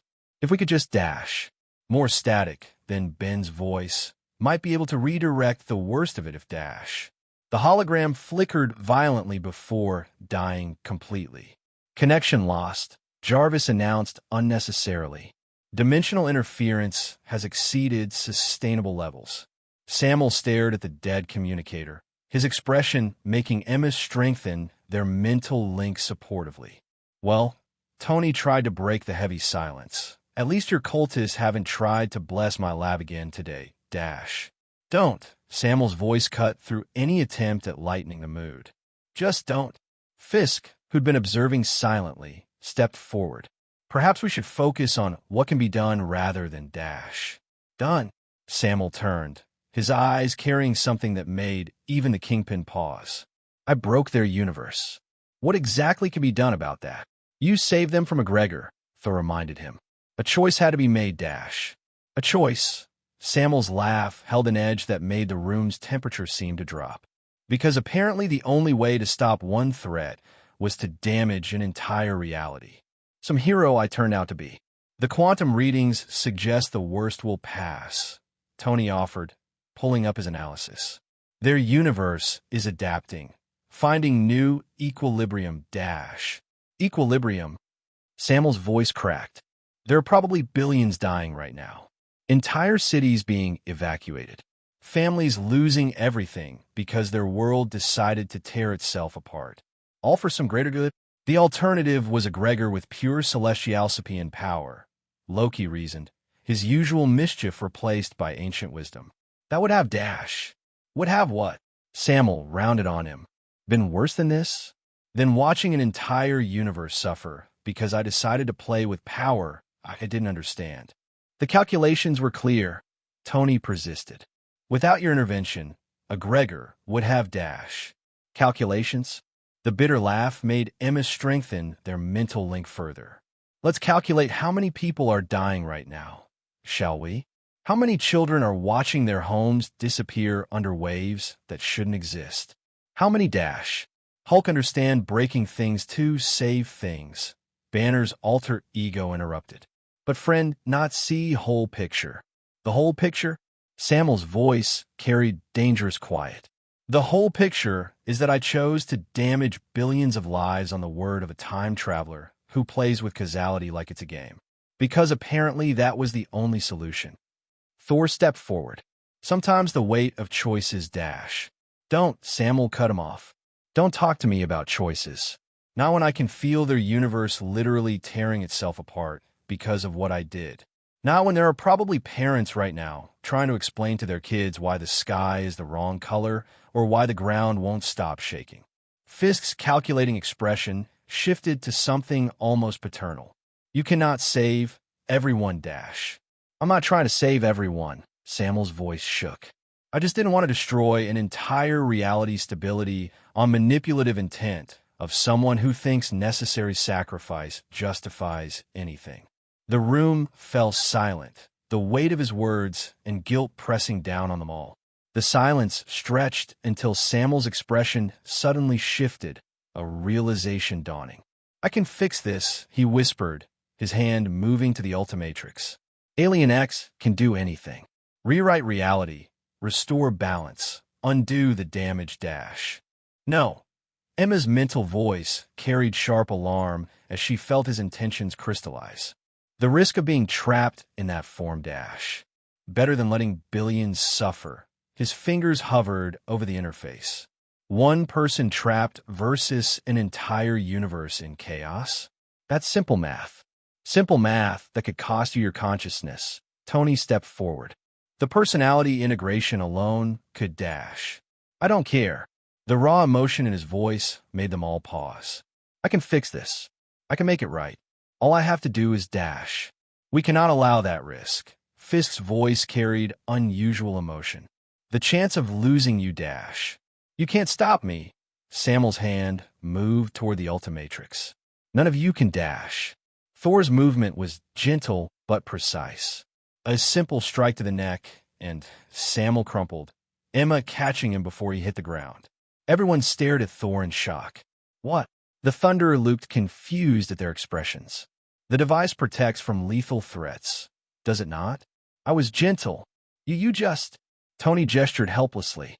Sometimes, Thor said softly, helping Emma settle Samuel onto a couch. The hardest part of caring for someone is stopping them from sacrificing everything to fix what isn't their fault. He himself learned me that, intentional or not. The room fell silent again, watching their youngest member sleep, the weight of guilt temporarily off his shoulders.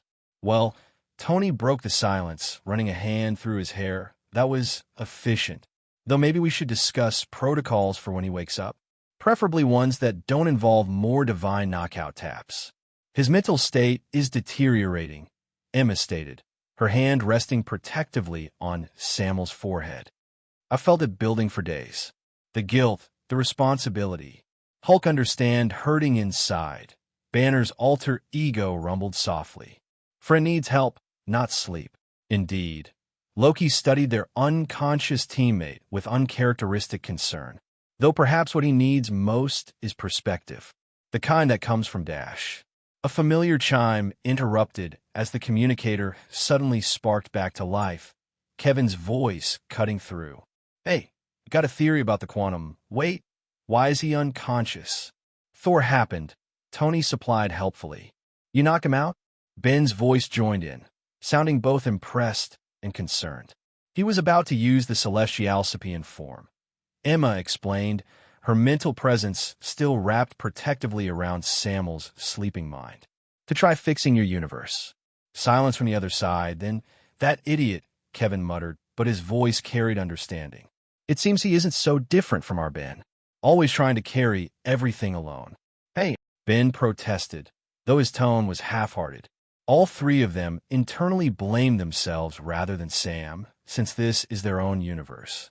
They're the ones who are supposed to be its heroes, the ones who should have prevented this. We have news, though, Gwen's voice added quickly. The readings are starting to stabilize. The worst really is passing. We just needed to tell him Dash. My lord should not blame himself. A new voice interrupted as an esoterica materialized in the corner, making everyone jump. What the dash? Kevin's voice carried clear shock through the hologram. Is that an esoterica? Ben asked incredulously. How are they in your universe? Wait, Gwen's voice rose with confusion. Why did it call him Lord? Not now.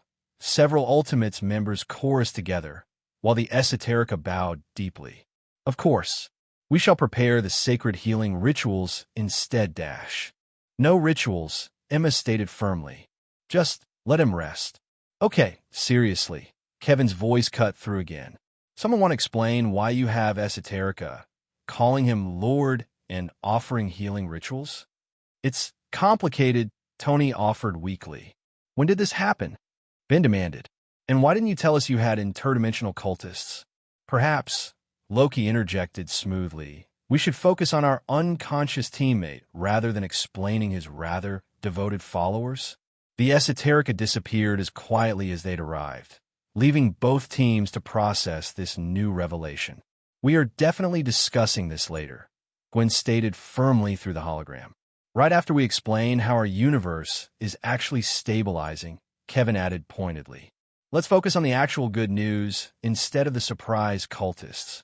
The quantum resonance patterns are normalizing, Gwen continued, her voice carrying both exhaustion and hope. The Northern Hemisphere's storms are dissipating, tectonic activity is returning to baseline dash. In English, Tony interrupted. For the others who don't speak quantum physics, it means, Kevin grunted while clearly working on something in the background, that our universe isn't tearing itself apart anymore. The worst is over. No thanks to certain people trying to sacrifice themselves to fix it. Samuel stirred again, prompting Emma to strengthen their mental link supportively. Though seriously, Ben's voice carried clear curiosity about these esoterica dash. Perhaps, Fisk interrupted smoothly, we should allow my son to fully regain consciousness before discussing his devoted followers. Son, three voices exclaimed simultaneously through the hologram. All right, Tony muttered. They don't know about that part either. Samuel groaned, his hand moving to his neck. Did someone hit me? Welcome back to consciousness, Emma sent mentally. Try not to immediately attempt any more self-sacrificing heroics. What happened to? His eyes suddenly widened as memory returned. I was going to use Alien X. And then, Thor happened, Tony supplied helpfully.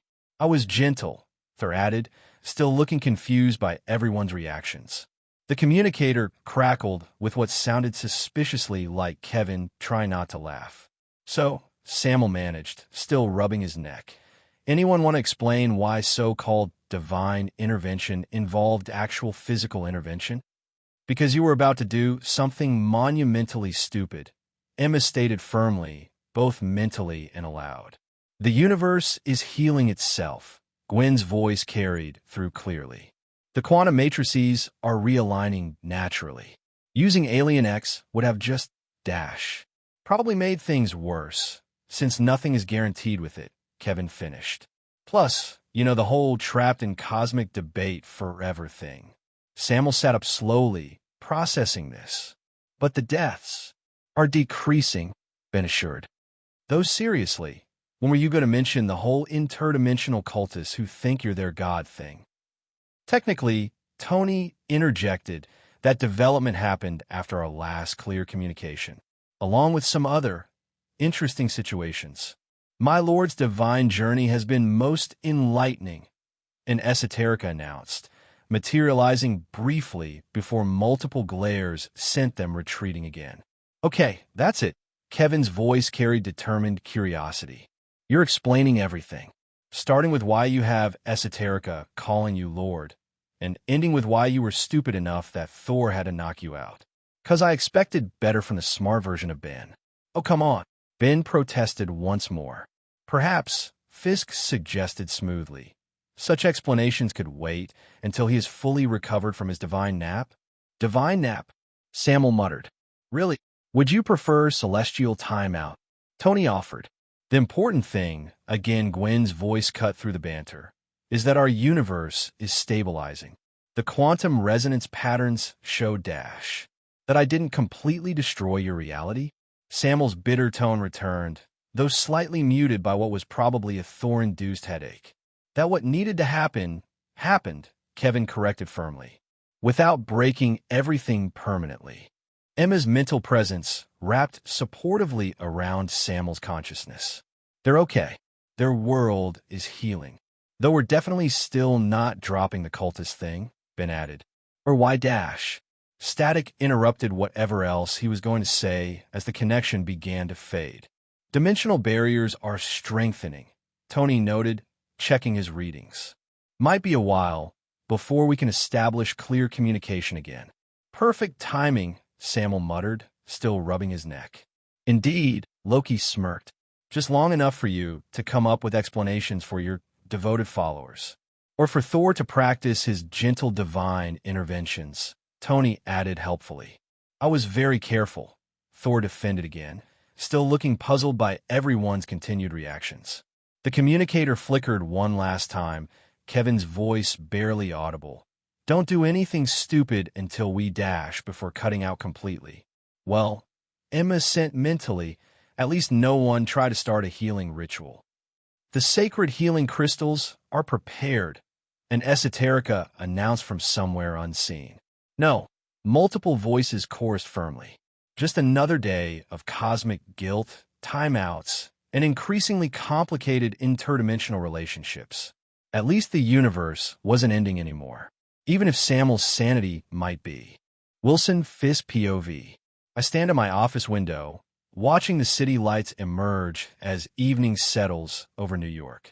My reflection shows the same imposing figure I've cultivated for decades, the kingpin, feared and respected in equal measure. Yet my thoughts drift to changes I've kept hidden from all but perhaps Vanessa. When I first encountered Samuel, it was pure calculation. A powerful, enhanced individual, young enough to be molded, desperate enough to accept our elaborate cover story. I remember analyzing every angle, seeing the perfect opportunity to legitimize certain aspects of my empire while maintaining iron control over others. The adoption story was crafted with precision. Every detail, every document, every witness account carefully orchestrated. I expected to maintain professional distance, to treat him as another asset, albeit a valuable one. I didn't expect the small moments to affect me. Like when in the later parts of our arrangement, he first called me father without thinking, not during a public appearance or planned interaction, but while excitedly explaining some scientific theory to me over breakfast. The way he caught himself afterward, embarrassed by the slip, not realizing I had to turn away to compose my expression. Or the time he fell asleep during a security briefing, exhausted from 3 straight days of hero work.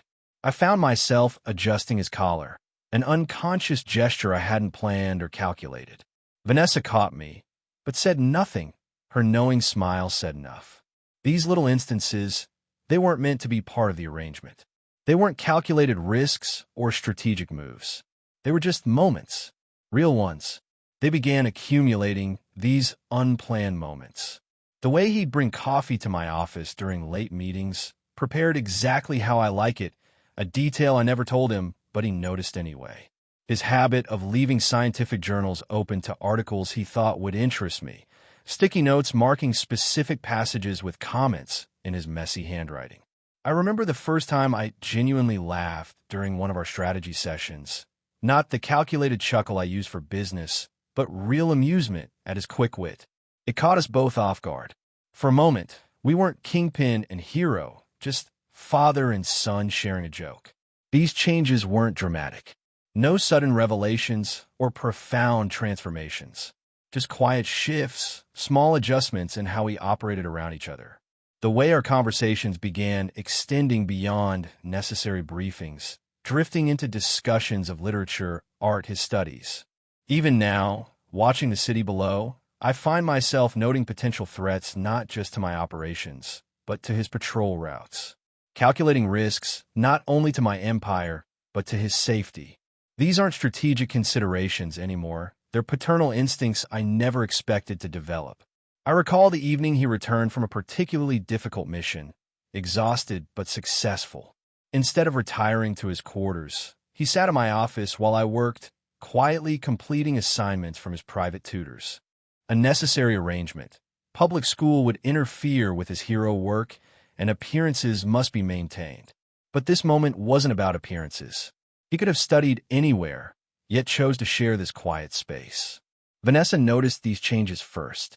"He's good for you," she said one evening, watching me adjust security protocols to better accommodate his activities. Not optimize them for my benefit, but genuinely protect him. I didn't respond, but she understood anyway. She always does. The criminal empire I've built remains. I am still the kingpin, still maintain control through carefully measured fear and power. But now there are considerations I never had before. When reports came in about one of my lower lieutenants dealing near schools, I found myself personally investigating when perhaps long ago I would have overlooked it. Not because it threatened operations, for I dislike dealing in the too heinous of crimes, for it draws the attention of the truly just ones, who will never back down till they ruin you, but because I couldn't bear to see that particular shame in his eyes. These thoughts aren't ones I share. They don't fit the image I've spent decades crafting. Yet here I stand, watching the city lights and thinking not of profit margins or power plays, but of whether he's eaten properly today, whether the weight he carries, of universes and responsibilities and powers beyond mortal understanding, is too heavy for his young shoulders. I'm not a good man. I never claimed to be, but somehow, without planning or calculating, I've become something I never expected. A father who worries. The sound of the elevator draws my attention. Samuel, still moving stiffly from Thor's gentle intervention. He doesn't immediately notice me, lost in his own thoughts as he heads toward his usual chair in my office. When I start thinking of it as his chair, "You should be resting," I say, maintaining my usual measured tone despite the concern I feel. "Probably," he agrees, sinking into the chair. But the esoterica kept trying to start healing rituals in my room. Something about sacred crystals and divine energy alignment. I hide my amusement, remembering how our unexpected religious guests have adapted to his preferences for subtlety, mostly by being extremely obvious about their attempts at subtlety. They mean well. I observe, though privately I've found their devotion useful in unexpected ways. Their ability to appear anywhere makes certain security concerns manageable. "They're exhausting," he mutters, "but there's no real heat in it." Almost as exhausting as people who think knocking someone out is an acceptable form of intervention. I turn fully from the window now, studying him. The weight he carried earlier seems lighter, but not gone. Never completely gone. Thor's methods were direct, I acknowledge, though perhaps necessary, given the circumstances. He looks up at me then, those red eyes carrying questions he won't ask. About choices and consequences, about power and responsibility. About a father who runs a criminal empire while his son plays hero. We don't discuss these things. We never have. But sometimes, in moments like this, "The tutors left your physics assessment," I say instead, gesturing to the folder on my desk. A safe topic, a return to our usual dynamic. Though given recent events, perhaps it can wait. "No." He straightens slightly, reaching for the folder. Normal would be good right now. I find myself settling into my own chair, watching as he starts working through equations. These quiet moments have become our own kind of normal, unplanned but welcome. Your calculations on quantum entanglement are improving. I note, catching sight of his previous work, though perhaps influenced by recent, practical experiences. He almost smiles at that. Almost. The private tutors are still afraid of you, he comments, not looking up from his work. They think you'll have them disappeared if my grades slip, which is impossible since I'm a genius, but still they worry. An effective motivational tool, I reply dryly, though we both know I wouldn't. Not anymore. Not for something so trivial. The city continues its evening dance below us, criminals and heroes playing their parts. A report sits on my desk about a new operation, highly profitable but requiring minimal oversight from my subordinates' private actions, for I know they possess not the required elements. It is truly the kind of opportunity one would have immediately seized not long ago.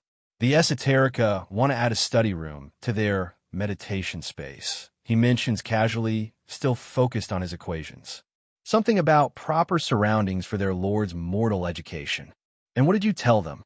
That if they try to bless my textbooks again, I'm banning incense for a month. I allow myself a small smile, hidden as I turn to the window. As I put away the report, some things I'm learning are worth more than profit, even if I'll never say it aloud. After weeks of disasters finally subsiding in their universe, and constant insistence from the Ultimates about proper team introductions, Ben, Gwen, and Kevin had agreed to visit. The fact that Samuel had mentioned needing help with his anodite abilities had particularly caught Gwen's interest. The interdimensional communicator hummed to life in Fisk Tower's main lounge, a beacon for the arrival. The Ultimates gathered, each finding their usual spots. Tony tinkering with screens, Banner carefully controlling his excitement, Thor standing with casual authority, and Emma maintaining a subtle mental scan for any threats. The portal stabilized, its quantum patterns settling into a stable doorway between realities. Ben, Gwen, and Kevin stepped through, their expressions a mix of excitement and something else, almost apologetic. "So," Gwen started, fidgeting slightly with her sleeve, "we might have had a slight addition to our group." "Addition?" Samuel asked, but before anyone could elaborate, a new energy signature pulsed through the portal. "Now where's my new grandson?" A cheerful voice announced as another figure emerged, her form shifting from pure energy to human appearance with practiced ease. Verdona Tennison materialized with characteristic flair, her eyes immediately fixing on Samuel with delighted interest. She circled him once, her energy form rippling with excitement. "Oh yes," she beamed, studying him intently. "I can see it clearly. The genetic resonance from Benjamin's DNA in your being. Different universe or not, alternate version or not, that makes you family, dear." "I what?" Samuel managed, while Tony muttered something about needing stronger coffee. "Your experiments replicated Ben's anodite DNA patterns, correct?" Verdona explained, already reaching to pat his cheek with grandmotherly affection. "Since Benjamin is my grandson, that makes you mine as well. Oh, having another with anodite potential. This is so wonderful." Gwen's apologetic look deepened. "She kind of overheard me talking about helping you with your energy form training while visiting, and, well, you can't just claim someone as your grandson because their DNA got copied in experiments." Emma started, her mental presence wrapping protectively around Samuel. "Of course I can, dear." Verdona waved off the objection with casual authority. "Family is family, regardless of how it comes about." Now, then, she turned back to Samuel, her eyes gleaming. "Let's see what my new grandson knows about his energy form, shall we?" "I haven't actually managed to access it properly yet," Samuel admitted. "The Ultimatrix lets me transform into an anodite form, but it's not quite the same as natural manipulation," Verdona finished, nodding sagely. "Of course not. You need proper training to tap into your own energy. Though," she circled him again, "your spark is quite interesting. Different from Gwendolyn's. Probably because of how his powers manifested," Gwen suggested, looking relieved to no longer be the focus of Verdona's enthusiasm. Fascinating, Banner murmured, his scientific curiosity evident. Hulk like new, sparkly grandmother. And I like you too, big green deer, Verdona replied without missing a beat. Such interesting friends you have here, grandson. About that, Samuel tried. You can't just decide I'm your dash. Of course I can, Verdona interrupted cheerfully. I can sense the spark in you, just like Gwendolyn's. Though yours has an interesting flavor to it. Must be the cross-dimensional aspect. Emma's mental presence carried both amusement and concern. She's absolutely serious about this. The energy readings are remarkable, Tony noted, his screens displaying complex patterns. The resonance between dash. Yes, very scientific, Verdona waved dismissively. But more importantly, when were you planning to start proper energy manipulation training, dear? The anodite form is all well and good, but true mastery comes from within. Ben and Kevin exchanged knowing looks. They'd seen this enthusiasm before. I was actually going to help with that, Gwen started, but Verdona beamed. Perfect. Both my grandchildren learning together.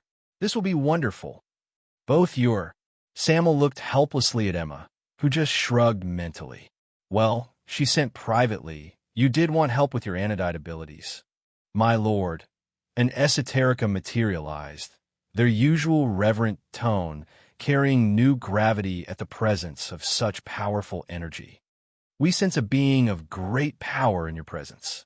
The cultist's form bowed deeply, their voice carrying careful measure. Such energy, it resonates differently from your divine nature.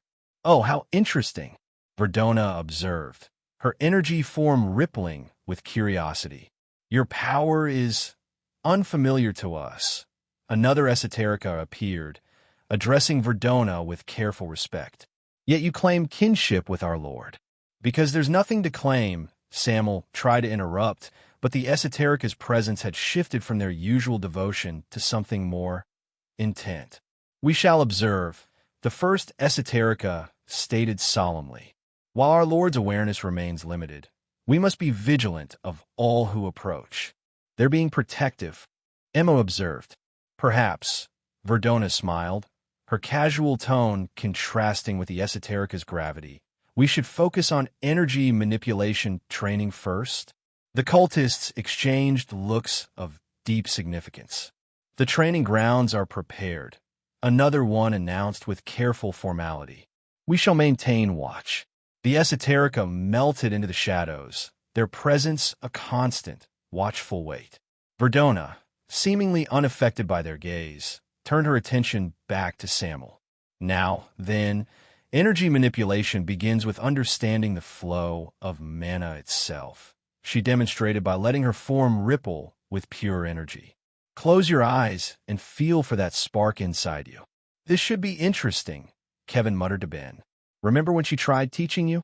Don't remind me, Ben whispered back. 3 days before I could feel my toes again.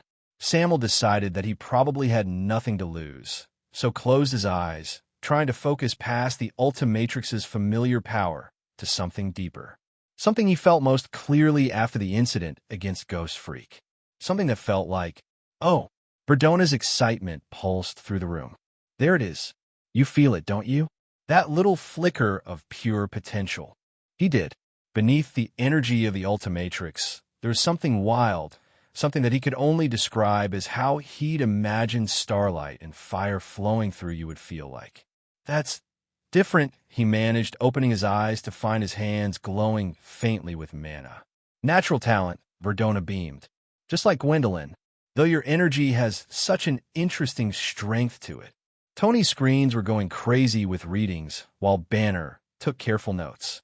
Thor watched with interest, Mjolnir humming slightly in response to the energy in the room. Now, Verdona continued, let's see if you can shape it without relying on that fascinating device of yours. Shape it, Samuel asked, watching the red mana flicker around his fingers. Unlike Gwen's pink energy or Verdona's blue, his maintained that distinctive crimson shade. Just like molding clay, Verdona demonstrated her own energy forming complex patterns. Feel the flow. Let it take the shape you imagine. The mana responded sluggishly at first, more savage than the Ultimatrix's controlled transformations. It felt raw, powerful, interesting color, Gwen noted, her own pink energy manifesting for comparison. I've never seen red mana before. Each spark has its own signature, Verdona explained, circling them both. Though yours, dear grandson, carries quite the punch. Try forming a simple sphere. The energy coalesced, but instead of the neat orb Gwen could create, Samuel's mana pulsed. Incredibly powerful, yet a bit haphazard.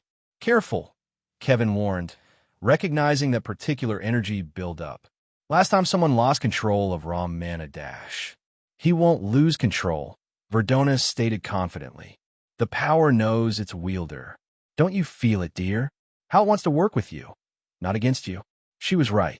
Despite its wild nature, the mana felt familiar, like it had always been there, just waiting to be acknowledged. Now Verdona guided, let it flow naturally. Don't force the shape, suggest it. The sphere of crimson energy stabilized, making Kevin take an instinctive step back. In the shadows, the esoterica watched silently. Good, Verdona beamed. Though you're still thinking too much like a transformer. This isn't about changing forms, it's about expressing what's already there. The pattern matches your mental signature, Emma noted through their link. Less science, more feeling, Verdona chided gently as Banner started taking more notes. Now, Gwendolyn, dear, show him a basic shield pattern. Gwen stepped forward, her pink mana forming a precise barrier. Start with the basic framework, then dash. The red energy responded instantly, forming a shield that pulsed like a living thing, its power making the air itself feel heavy. Oh my, Verdona's eyes widened. That's quite impressive for a first try. The raw potential, Verdona mused, studying the pulsing crimson shield. It's not just genetic resonance. There's something else. Ben shifted uncomfortably, recognizing that particular tone in his grandmother's voice. Maybe we should take a break before dash. Nonsense. Verdona's energy form brightened. Let's try something more advanced. Gwendolyn, dear, show him a basic mana construct. Gwen hesitated. Grandma, it took me weeks to master basic constructs. Maybe we should dash. But the red mana was already responding to Samuel's intent, forming shapes that seemed more alive than constructed. The crimson energy wove patterns that made Tony's screens spark with overload. Fascinating, Verdona breathed, her own energy form rippling with excitement. The way your spark interacts with raw mana, it's almost like she trailed off, her expression growing thoughtful as she observed the increasingly complex patterns forming in the air. Perhaps, Thor suggested, noting how Mjolnir's own energy was beginning to resonate with the growing power, we should indeed take that break. The crimson mana pulsed with raw power, making even Verdona pause in her instruction. Unlike Gwen's controlled patterns or her own serene manifestations, Samuel's power carried a primal feel to it. You know, she said carefully, her form shifting back to human appearance.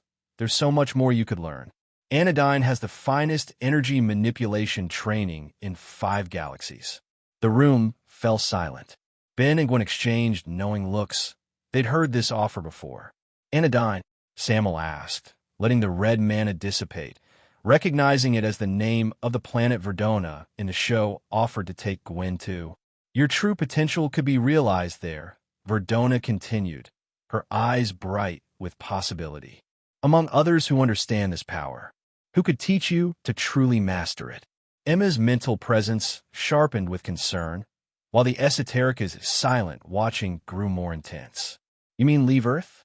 Samuel's voice carried understanding of what she was really offering. For a time, Verdona nodded, just like I offered Gwendolyn. Though, her eyes sparkled. Perhaps you'd be more inclined to accept than she was. The implications of Verdona's offer hung in the air. Samuel let the last traces of crimson mana fade as he considered what she was suggesting.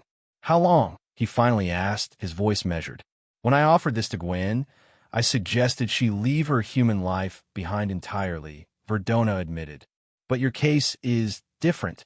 Your potential, the way your energy manifests, You could master the basics in perhaps 6 months.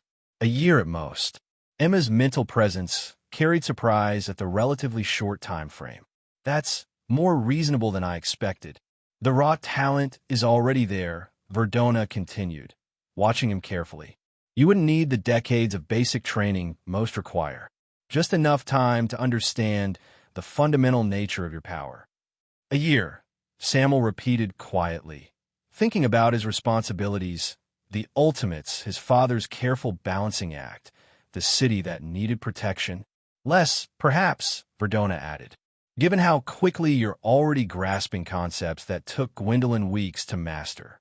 The esoterica remained silent in their vigil, though their presence carried a distinct tension. Their lord considering leaving Earth's realm entirely. I'd need time, Samuel said finally, to think about it, to make arrangements if. Of course, dear, Verdona smiled warmly. Such decisions shouldn't be rushed.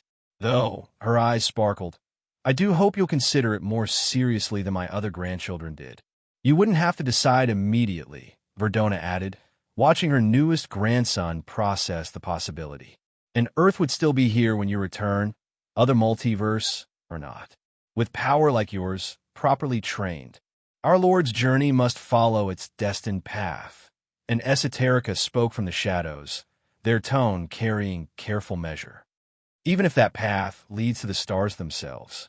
Emma's mental presence wrapped supportively around Samuel's consciousness. Whatever you decide, we'll handle things here. A year, Ben mused to himself. A way better deal than what Gwen got offered. He himself contemplated what he would do if he was the one in Samuel's situation. Tony's screens had finally stopped sparking, though his expression suggested he was already calculating contingency plans. Thor's grip on Mjolnir had relaxed, while Banner continued his careful notes. I'll think about it, Samuel said finally. But first, maybe we could continue with the basics, without accidentally overloading any more equipment. Verdona beamed. Of course, dear, though perhaps we should move to those training grounds your devoted followers mentioned, somewhere with less delicate technology. As they headed toward the designated area, Emma's mental voice carried gentle humor. When you said that you wanted help with your anodite abilities, I don't think any of us expected you to get an interdimensional grandmother in the process. Though Samuel could feel the tension behind that humor, a worry on whether he would accept or not, and what that would mean for them. He decided to think about the negatives later and focus on the current positives, like, for example, the fact that at least the esoterica hadn't started planning any celestial farewell ceremonies. Yet, Emma added with a mischievous tone, play it again. Nick Fury's command echoed through the secure briefing room as footage of Samuel's various transformations played across the main screen. Around the table, carefully selected S.H.I.E.L.D. personnel watched with expressions ranging from clinical analysis to barely concealed unease. Initial assessment of known forms, Maria Hill stated, consulting her tablet. XLR-8, speed capabilities exceeding any recorded enhanced individual.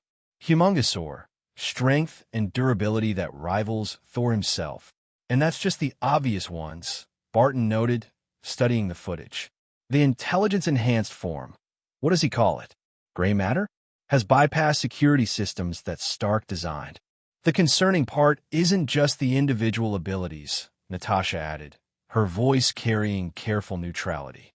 It's how they're evolving. The coordination, the strategic application. None of this matches our original projections, one of the analysts muttered, but quickly fell silent under Fury's sharp glance. Show them the incident footage, Fury ordered, his single eye fixed on the screen. The temperature in the room seemed to drop as classified footage played. The spectral form moved with unnatural grace, its presence making even seasoned agents shift uncomfortably. This, Natasha spoke carefully, wasn't just another transformation. Something emerged during that encounter. Something that made even our most experienced agents step back. The spectral entity, Hill continued, her voice professionally detached, though her grip on her tablet tightened slightly.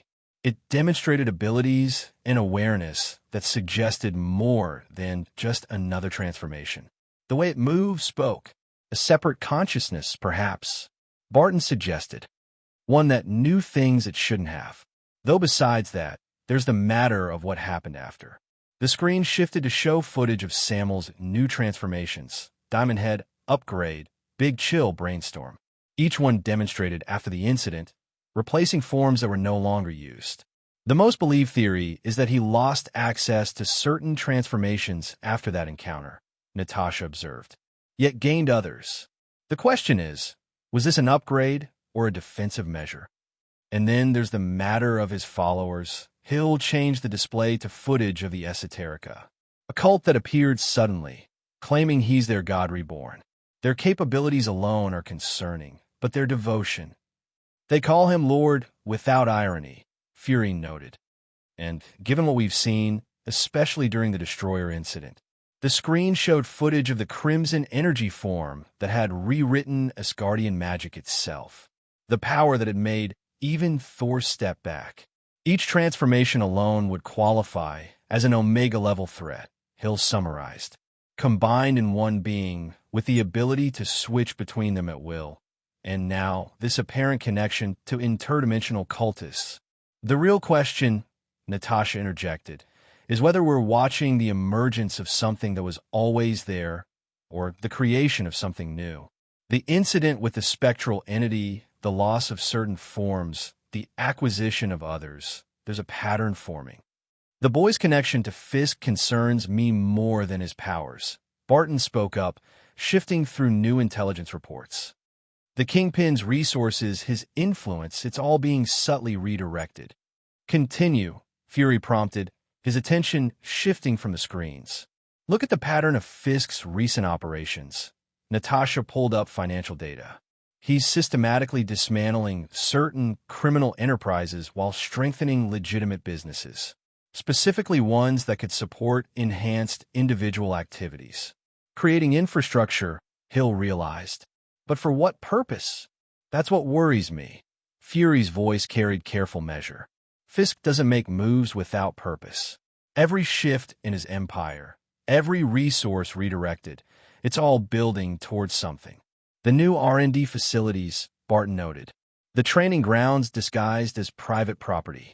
Even the tower modifications. There's another possibility we need to consider. Natasha spoke carefully, as if weighing each word. One that's less conventional. The religious angle. Hill raised an eyebrow. The Esoterica's claims? We deal in facts, not mythology. One of the analysts protested, but fell silent at Fury's sharp glance. We deal in threats, Fury corrected. And sometimes those threats don't fit our comfortable categories. Go on, Romanov. The pattern fits certain prophetic narratives, Natasha continued, her professional demeanor masking any discomfort with the topic. A powerful figure emerging gradually, gathering followers, establishing infrastructure while maintaining a benevolent public image. You're not seriously suggesting Dash, Barton started. I'm suggesting we consider all possibilities, she cut in. Even ones that sound like religious prophecy.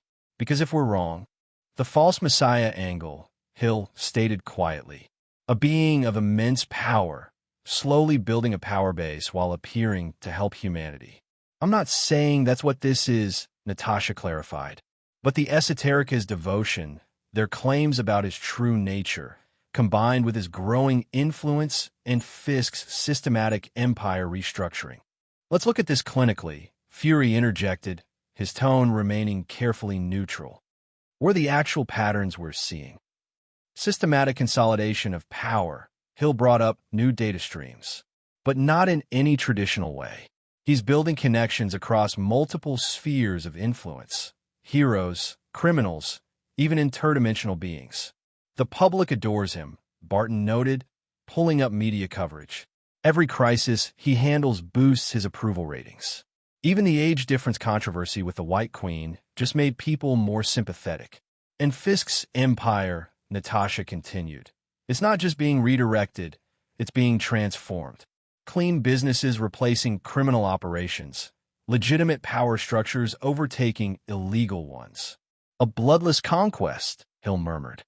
If we're entertaining extreme possibilities. I don't like dabbling in apocalyptic theories, Fury stated firmly. but we'd be fools not to consider every angle, even ones that sound like they belong in religious texts rather than intelligence briefings. The worrying part isn't just the power, Natasha added. It's how naturally everything falls into place around him. People don't just follow, they believe. Even hardened operatives like Fisk's men show almost fanatical loyalty now. Look at the Ultimates. Hill brought up footage of the team in action. Stark, a notorious lone wolf who now regularly defers to the boy's judgment. Thor and Loki, literal gods who treat him as an equal, maybe more. Even the White Queen, known for her independence, follows his lead without question. The banner situation is particularly telling, Natasha noted, pulling up specific incident reports. The Hulk, a force of pure rage that's resisted every attempt to control or influence, now calls him friend. Not just Banner, but the Hulk himself. S.H.I.E.L.D. spent years trying to contain the Hulk, Barton added. Yet this kid just talks to him. And suddenly the strongest one there is happily following his guidance. It's not just following, Hill observed, studying the footage. Look at their interactions. The Hulk actively seeks his approval, modifies his behavior based on subtle cues. We've never seen anything like it. And now he's bringing in more, Fury noted. Spider-Man, other enhanced individuals, they're all naturally gravitating toward his leadership. If we're entertaining certain theories, Natasha spoke carefully, this kind of natural authority, this ability to unite diverse and powerful beings under a single banner. What concerns me more, Barton interrupted, pulling up new satellite data, is the energy readings we're getting from their meditation room. The one the Esoterica established. Explain, Fury prompted. The quantum signatures are unusual. Hill studied the readings. They don't match any known mystical or technological pattern. It's as if reality itself is being gently reshaped around that space. Not just reshaped, one of the science officers spoke up. The pattern suggests it's being prepared, like foundation work for something larger. You're suggesting the meditation room is more than just a gathering space. Natasha's expression sharpened with interest. The Esoterica aren't just worshipping, the scientist continued. They're building something our instruments can barely detect, let alone understand. A doorway, perhaps? Hill suggested. Or a beacon? For what? Barton asked, though his tone suggested he wasn't sure he wanted the answer. I'm about to suggest something that sounds extreme, Natasha said carefully, returning to her earlier topic before Barton interrupted, pulling up images of the Ultimates alongside ancient religious texts. But given what we're seeing, the Antichrist prophecies, Hill finished quietly, earning startled looks from several analysts at the actual backing of it. I've been seeing the parallels too. You can't be serious, Barton started, but Fury held up a hand. Continue, Romanoff. A charismatic leader emerging in a time of growing chaos, gathering powerful followers who could be seen as, she hesitated, modern interpretations of the Horseman.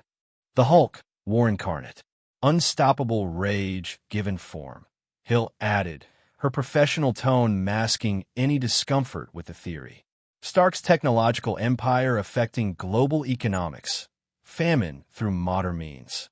The White Queen's mental powers, conquest of minds rather than lands. And death, one analyst dared to ask. Thor and Loki, beings who've witnessed the death of worlds, Natasha replied. Or perhaps those roles aren't yet filled. The prophecies speak of followers gathering over time. This is absurd, Barton muttered, but his eyes stayed fixed on the patterns they were outlining. More absurd than interdimensional cultists? Than reality-warping powers? Fury challenged. We deal with what's in front of us, no matter how uncomfortable the implications.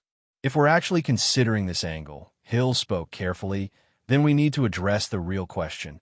What can we possibly do about it? Traditional countermeasures would be useless, Natasha noted. If these parallels are accurate, we're dealing with something beyond conventional opposition. The prophecies speak of the Antichrist having seemingly unstoppable power.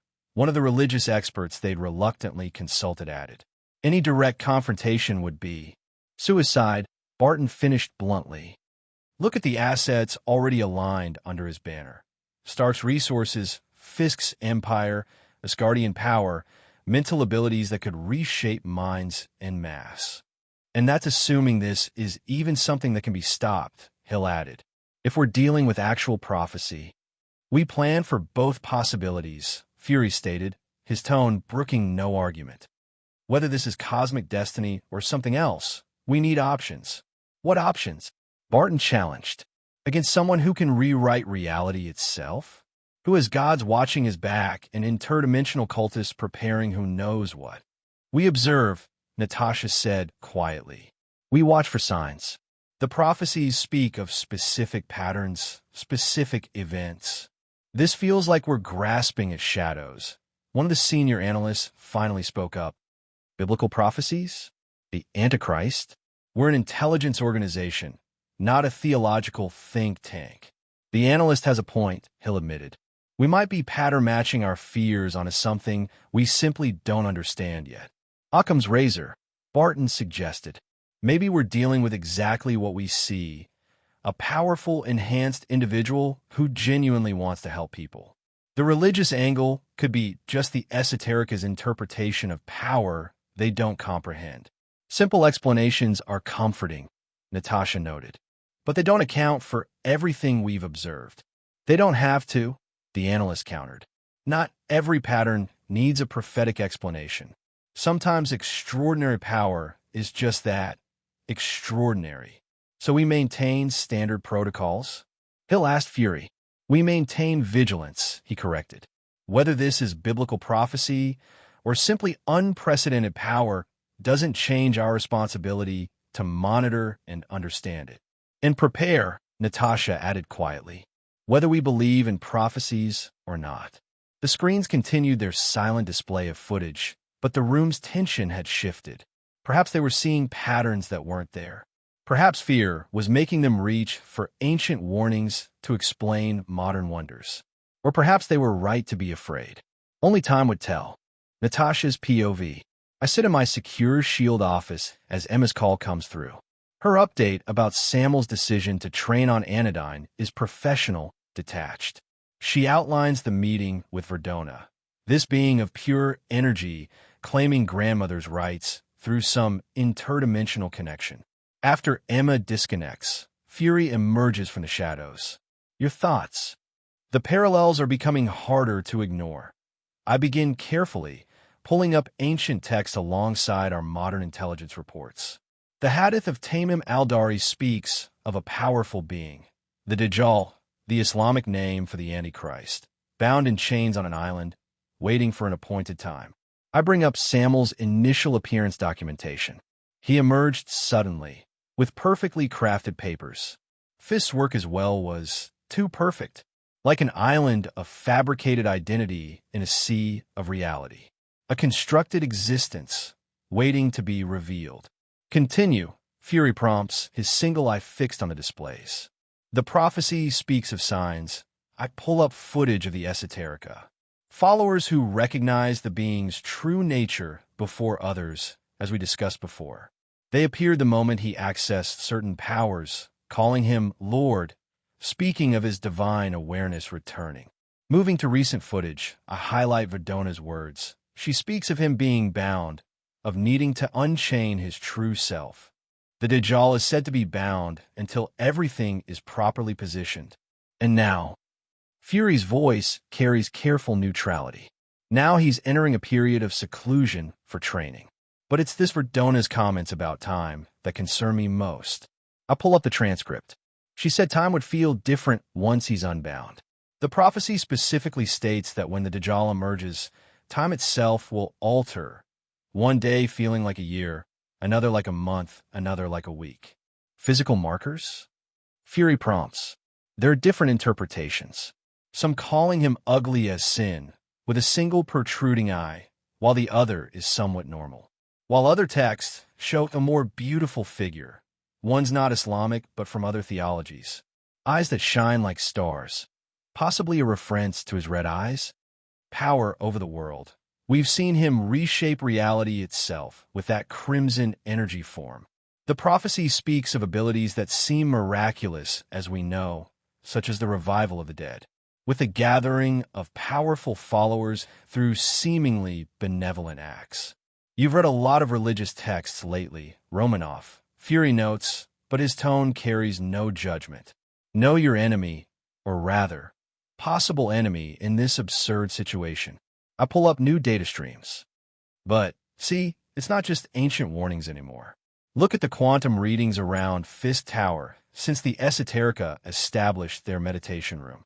The displays show reality itself wavering, like heat mirages on summer pavement. The fabric of space-time is actually no longer just slightly shifting, but thinning around their gathering place. There are stories of how the Dajjal will awaken in a moment of unyielding rage, whereas before he would be almost normal. Fury remains silent, observant. The prophecies speak of a sudden transformation. I continue, pulling up footage for both incidents. Not just in power, but in fundamental nature. I sigh as I for a moment rub my hands over my face. Are you all right, Agent Romanoff? Fury questions, his tone almost seeming concerned. No, yes, I'm all right. It's just, the texts themselves are too confusing. There are interpretations that completely contradict the narrative, while others make every piece fall into place like the perfect puzzle. If we take pieces from various religions, speaking of deceivers, and not just categorically the Abrahamic ones, the deceiver is then said to appear benevolent, heroic even, until the moment everything aligns. The Destroyer incident. Fury notes, watching the Crimson energy form rewrite reality itself. His personality shifted completely. And again with the spectral entity, I add, displaying side-by-side comparisons. In both cases, we saw dramatic personality changes. The Crimson forms raw power and dominance. The spectral forms ancient malevolence. Test runs, Fury suggests grimly, or glimpses of what's waiting to emerge. I bring up behavioral analyses. The texts describe the deceiver's transformation as absolute, a complete reversal of apparent nature. One moment he is a savior, the next. You think these incidents were previews instead of a separate consciousness like Barton suggested? I think we witnessed moments where whatever's really there almost broke through. I highlight specific timestamps. Watch his interactions immediately after each event. The way he overcompensated with heroic actions after his so-called break like something needed to be contained again. The footage shows Samuel's increasingly public heroics following each incident, his careful maintenance of the benevolent image. The prophecies warn about this specifically. I pull up more ancient texts, how the being appears to be a force for good, gathering trust and power, until suddenly, everything changes. No gradual shift, no warning. Again, just complete transformation once all pieces are in place. I state again and again, noticing how I'm just repeating myself at this point. I cannot stop myself. This is just too absurd and terrifying. I've seen the boy smile. I've seen his genuine kindness. But to now look at it as just some broken mirror whose shards are slowly being put together, ones that formed the greatest evil since the dawn of time. And now, this training on Anodyne, as they call it, Fury's Inaros, away from observation, with a being powerful enough to potentially trigger. Yes, I confirm grimly. Though if we for a moment return back to the island narrative rather than the one where the deceiver is unbound till the awakening and cross-reference it with other mythologies, we'll see this. I state as I show various images of various other mythological texts. Patterns. The Zoroastrians spoke of Ahriman, a powerful deceiver bound until the final age. The Greeks had Prometheus. The Chinese mythology warns of Hundun. All are beings of immense power, chained or contained until an appointed time. Different cultures, same warning, something waiting to be unleashed. And Fury prompts, note my hesitation. In every version, the being appears trapped in some form of isolation, whether literal or metaphorical. But what if? I pull up Samuel's quantum readings. What if the isolation isn't physical? What if it's dimensional? I pause, staring at the displays, suddenly aware of how far down this rabbit hole we've gone. We might be reaching here. Ancient prophecies, mythological parallels, we're starting to sound like conspiracy theorists. Reaching kept Earth standing more times than I can count, Fury responds, his tone carrying the weight of experience. Everyone thought I was paranoid about aliens until the Kree and Skrulls happened. About gods until Thor and Loki appeared. This is different, I argue, though without full conviction. We're taking religious texts and trying to fit them to someone who might just be a teenager with reality warping powers, with interdimensional cultists who appeared the moment he accessed certain abilities, with perfectly crafted documentation that even our best analysts can't crack, something Fisk most definitely cannot do without help. Fury's eye fixes on me. If there's even a slight chance, then what? I challenge, voicing the question we've been dancing around. The texts are clear, we've already discussed this. If this is really what we think it is, there's nothing we can do. The Dajal's emergence can't be prevented by mortal means. That's the whole point. No. Fury's voice carries something I've rarely heard, hope. We're forgetting the end of the prophecy. In both Christian and Islamic texts, there's one force that does defeat the great deceiver. Understanding dawns. The return of Christ, or Isa in Islamic tradition. A power beyond mortal comprehension. Fury nods. The only force capable of ending what even armies can't touch. So what? We just wait and hope divine intervention shows up? We prepare, Fury corrects. We watch, and we remember that even in the darkest prophecies, there's always a counterforce. Always a power of light to match the darkness. We can't just wait for divine intervention, I say, bringing up new analysis protocols. The prophecies emphasize the Dajal's power of deception above all else. We might not be able to stop what's coming, but we can prepare people to recognize it. A counternarrative, Fury nods, understanding immediately. Subtle documentation of inconsistencies. Not to discredit him now, I clarify, establishing new monitoring parameters, but to create reference points. When people need to understand what's happening, they'll have evidence they can't ignore. Like breadcrumbs, Fury muses, leading back to moments that will suddenly make sense. Exactly. We build the file carefully, quietly. Not for today's use, but for when people need clarity most. I start marking specific surveillance protocols. Future context for those who might otherwise be deceived. Fury studies the new parameters before adding. Make it comprehensive. Not just the obvious incidents, but the subtle patterns. The things that only make sense when you see the whole picture. And do in fact start now. Not with the whole picture, of course, but slowly drip it into those small platforms where conspiracies are discussed, since there already are many about the boy. Just enough that there is enough subconscious thought about this. I at first wished to protest, but slowly nod my head, seeing the logic behind it. The office falls silent as we establish our new mission. Not prevention. That might be impossible. It's not much against something prophesied to deceive the world. But sometimes, small truths are all we have. The Ultimate's common room buzzed with its usual controlled chaos. Tony tinkered with some device while Banner and Gwen discussed quantum theories. Thor and Ben compared stories while Kevin watched Spider-Man demonstrate web combinations. The elevator chimed, announcing Director Fury's arrival, Barton close behind him. Both carried an unusually intense focus that would have been concerning if anyone had been paying attention. Without warning or preamble, Fury uncapped a small flask and threw its contents directly in Samuel's face. The room froze. Water dripped down Samuel's startled features, soaking his collar as he blinked in confusion. Did you just throw water at me? So you're not the Antichrist. Thank God. Natasha breathed, relief evident in her voice. The room's atmosphere shifted from confused to absolutely stunned. The what now? Tony asked, his usual snark replaced by genuine bewilderment. Before anyone could process this revelation, Fury pulled out a worn piece of paper and began, in surprisingly decent Latin. Exorcismus te omnis immundus spiritus, omnis satanica potestas.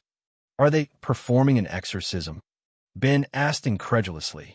A pretty good one, too, Barton noted professionally, pulling out a crucifix. We've been practicing in the shield break room. Jenkins from accounting helped with the pronunciation. You've been what? Samuel managed, still dripping. Hull confused. Why angry men speak funny words at friend? Actually, Gwen interjected, looking increasingly exasperated, this isn't even theologically accurate. The Antichrist isn't affected by holy water or exorcisms. According to most interpretations, he's supposed to be immune to traditional religious countermeasures. See, Samuel gestured emphatically, water droplets flying. Wait, no, that's not the point I should be arguing. Omnis incursio infernalis adversarii. Fury continued undeterred. Should we stop them? Spider-Man asked uncertainly. I mean, this can't be standard SHIELD protocol, right? Oh, it is now, Natasha confirmed. We had to create a whole new department.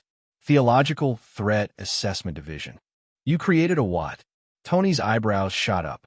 Please tell me that's not coming out of my consulting budget. Our Lord appears resistant to mortal banishing rituals, and esoterica materialize to observe. Though perhaps we should begin our own counter-ceremonies. No ceremonies. Samuel protested automatically. And can we please address the fact that SHIELD created an entire department to determine if I'm biblical evil? Omnis legio, omnis congregatio, et secta diabolica. Their Latin's pretty good, Loki noted, conjuring a bag of popcorn. Though they're using the Mediterranean pronunciation. The Vatican prefers classical these days. You know Catholic exorcism rites? Kevin asked incredulously. Please, I know every banishing ritual from every realm. Though I must say, this one's particularly entertaining. Brother, is this how Midgardians typically greet suspected demons? Thor asked, genuinely curious. Not typically, Banner replied, taking notes. Though I have so many questions about their methodology. For instance, the holy water's temperature could be a significant variable. It's not about the water temperature. Gwen interrupted. None of this would affect the actual Antichrist. He's supposed to be able to perform false miracles, deceive the faithful. A little holy water wouldn't do anything. So we should try blessed oil instead, Barton asked, pulling out his checklist. That's not what you know what? Never mind. Ergo Draco maledict et omnis legio diabolica. I can't believe you actually created a theological threat division, Tony muttered, already having Jarvis hack into SHIELD's budget reports. The paperwork was surprisingly simple, Natasha replied. We just reclassified it under supernatural entity containment protocols. That's a thing, Spider-Man asked. It is now. We had the forms backdated. SHIELD has forms for everything, Barton added proudly, still waving his crucifix. Even interdimensional religious evaluations. Form 616b, Natasha supplied. Right between suspected alien deity and temporal paradox resolution. Ecclesiam tuum securi tibi facius libertate servire. This is ridiculous, Samuel stated, water still dripping. Emma, back me up here. Emma's mental voice carried far too much amusement. Well, they're being very thorough. Though I'm curious about their control group methodology. Not helping. You know, Ben mused, this actually explains why they kept asking me about religious symbols during the last interdimensional call. They what? Samuel asked, momentarily distracted from the ongoing exorcism. Oh yeah, Kevin added. They had this whole questionnaire. Does he avoid churches? Any reaction to sacred geometry? Unusual behavior during full moons? That last one's for werewolves, Barton corrected professionally. Different form. You have a werewolf form. Spider-Man asked with interest. I do not have... Can we please focus on the fact that they've been investigating me for biblical signs? The signs were very convincing, Natasha defended. The power, the followers, the reality manipulation. Don't forget the interdimensional cultists, Barton added helpfully. We are not cultists, and esoterica protested. We are merely devoted servants of our Lord's divine. Really not helping right now, Samuel muttered. T. Ragamus, Audinos. Silence fell as the exorcism concluded. Fury and Barton studied Samuel's distinctly non-vanquished form with narrow-eyed intensity. This proves nothing, Fury stated flatly. He could be immune to traditional methods. Told you, Gwen muttered. Barton, schedule the next test. Get the silver crosses from requisitions. Already done, sir. Also ordered the blessed salt, holy oil, and that special incense from Jerusalem. You're joking, right? Samuel asked desperately. Please tell me this is some elaborate prank. Shield doesn't prank, Fury replied seriously. We investigate. By throwing holy water at teenagers? Among other methods, Barton consulted his list. We've still got 17 approved testing protocols to try. 17 would have been 20, but the Vatican wouldn't loan us the special relics. My lord requires immediate drying, an esoterica announced. The sacred towel, ceremonies must. No ceremonies, but they were already materializing with elaborate drying implements. You know, Tony mused, from a scientific perspective, their thoroughness is almost admirable. Though their peer review process must be interesting. Oh, it is, Natasha confirmed. The Theological Threat Assessment Division has weekly meetings. Jenkins brings donuts. Can we please focus on the fact that S.H.I.E.L.D.'s director just tried to exorcise me? Samuel asked desperately. Tried and failed. Barton noted, making another mark in his checklist. Though that could just mean you're immune to traditional methods. Like Gwen said. That's not what you know what? Never mind. I give up. Does this mean we're canceling the sage burning ceremony next week? Natasha asked. Absolutely not, Fury replied, already heading for the elevator. Bring the special incense too. And someone check if that monastery in Tibet ever got back to us about the blessed bells. Just another day in the life of a fake hero who was apparently suspicious enough to warrant an entire S.H.I.E.L.D. division dedicated to biblical investigation. At least they hadn't tried anything too outrageous. Though the look Natasha and Barton exchanged suggested that he was being too optimistic. Perfect. Just the shit I needed in my life. To be thought as the fucking Antichrist. Samuel tapped the Ultimatrix and turned the dial. Ghost Freak's form appearing. You want the Antichrist? I'll give you the Antichrist. With this treasure I summon. Samuel muttered as he slammed his hand on the Ultimatrix. The king of ghosts, Ghost Freak. Samuel roared as he transformed. The journey through dimensions had been surprisingly anticlimactic. One moment we were in our universe, the next, passing through what Ben's team called a stable breach point. Now, cruising through this Earth's atmosphere, everything feels off. The colors are wrong, Emma notes mentally, her presence carrying unease as we watch lightning strike upward through a purple-tinged sky. Like reality itself hasn't quite settled back into place. The quantum readings suggest ongoing dimensional stress, Banner observed from his station, fingers dancing across displays. The disasters may have ended, but their effects linger in the fundamental forces themselves. He'd insisted on coming, citing the unique opportunity to study interdimensional travel effects in a controlled environment. Plus, as he'd pointed out, having someone who could match my strength during training might prove useful. Hulk thinks Sky's sick, his alter ego comments, surprising us with the apt description. The atmosphere does look feverish, waves of purple and green rippling where blue should be. Our ship, a modified Stark design that I'd enhanced with upgrade, maintains steady course toward the coordinates Verdona provided.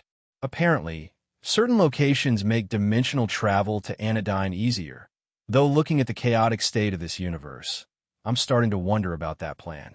You're worried, Emma sends privately, her mental presence wrapping around mine with familiar warmth. We'd spent hours discussing this journey, neither wanting the separation, but both understanding its necessity. The quantum variance is fascinating, Banner continues, more to himself than us. The way local physics seems to be recalibrating. Almost like Dash. The ship's sensors suddenly scream a warning, cutting off his observation. Something massive breaks the ocean's surface below us, and my heart stops as I recognize a silhouette that shouldn't be possible. The Ultimatrix pulses in recognition, though I carefully keep my expression neutral. Knowledge from my previous life fills my mind. This threat, should be trapped at the bottom of the ocean. Unless, multiple mechanical signatures below, Emma reports her telepathy expanding. Whatever that is, it's been busy down there. The energy readings are unprecedented, Banner notes, his screens filling with data. Some kind of cybernetic enhancement, but the power levels. Hulk C. Big Fish Man. His alter ego announces with characteristic directness. The being rises further from the waves, cybernetic enhancements gleaming in the sickly purple light. His appearance is somehow more terrifying in reality than any show could convey, a warrior enhanced by technology beyond Earth's understanding. His mind, Emma sends privately, her mental probe encountering something unexpected. It gives off desires of conquest and rage, but there's calculation too. The feeling I get is that he's someone who's been watching, waiting. The ship hovers steady as more drones surface, their weapons tracking our movement. Through the unnatural sky, lightning continues its upward dance, nature itself still rebelling against recent dimensional trauma. I should have expected this. In all the preparation for Anodyne, all the discussions about training and separation, I'd forgotten about other threats that might take advantage of a wounded universe. Albedo. Vilgax's voice carries both rage and triumph. Your new form cannot deceive me. I would recognize that Ultimatrix signature anywhere dash. He pauses, his enhanced eyes narrowing as he studies me more carefully through our view screen. Wait, the energy pattern is different. Similar yet, something's wrong, Emma sends privately, her mental presence encountering unexpected resistance. His mind, I can't read it. There's just this overwhelming sense of power and... She withdraws her probe quickly. Whatever he is, he's beyond my abilities to scan. Hulk not understand big words. Banner's alter ego complains. Fishman talk too much. The being's expression darkens. You are not Albedo, yet you bear his coloring and wield similar power. Explain yourself before I reduce your vessel to atoms. More drones surface, their weapons humming with deadly intent. In the sickly purple sky, another bolt of lightning strikes upward, illuminating the scene with unnatural light. I don't owe you any explanations. I reply carefully. We're just passing through. Passing through. He laughs. During these dimensional disturbances? No, you're here for a purpose. Damn it, Verdona. Okay, you said everything will be. Preparing everything for our arrival you shall. You'll return soon enough, he said. I can sense his drones, Emma reports, shifting her focus to the mechanical forces. But he himself, it's like trying to read a star. Too vast, too powerful. Banner screens continue filling with data. The cybernetic enhancement levels are still increasing. Whatever he is, he's not done powering up. The Null Void's crimson atmosphere swirls around us as we materialize in its endless expanse. Before I can even process our surroundings, the Ultimatrix suddenly pulses with unexpected energy. DNA purification complete. Apoplexian genetic template restored. Designation, Wrath. A grin spreads across my face as I realize what this means. Even Vilgax's confident smirk falters slightly at my expression. You know, I say, scrolling to the newly restored transformation, I was worried about being trapped here with you. But now I think you should be worried about being trapped here with me. I slam down on the Ultimatrix, feeling Wrath's form emerge. The rage, the power, the absolute certainty that everything can be solved with the right move, it all flows through me. Man, this form has always been my favorite. Let me tell you something. Vilgax, conqueror of 10 worlds. My new voice carries that signature apoplexian fury. You think you're so smart? Well, Wrath's about to show you what real smart looks like. Another transformation won't save you dash. Vilgax starts, but I'm already hitting the Ultimatrix symbol again. Oh yeah? Then how about an evolved one? Ultimate Wrath's enhanced form surges through me. The dark stripes pulsing with power as murderous instincts merge with pure rage. My claws extend further, sharper, deadlier. And now let me tell you another thing. I charge forward with speed that catches even Vilgax off guard. Ultimate Wrath thinks your whole trap people in the Null Void plan is personally offensive to Wrath's sensibilities. Vilgax activates his shield technology, a barrier of energy forming between us. Your apoplexy and rage is nothing compared to my dash. Oh, you want to talk about rage? My evolved claws tear through his shield like it's made of paper. Let me tell you something about rage, Vilgax. Ultimate Wrath is about to demonstrate the meaning of rage with the cosmic suplex of justice. I grab his cybernetic armor, using his own momentum to slam him into a floating asteroid. The impact shatters the rock formation, sending debris scattering through the void. What's wrong, Vilgax? I launch us toward another platform, my enhanced abilities letting me control our trajectory perfectly. Wrath thought you wanted to fight in the Null Void. So why aren't you fighting?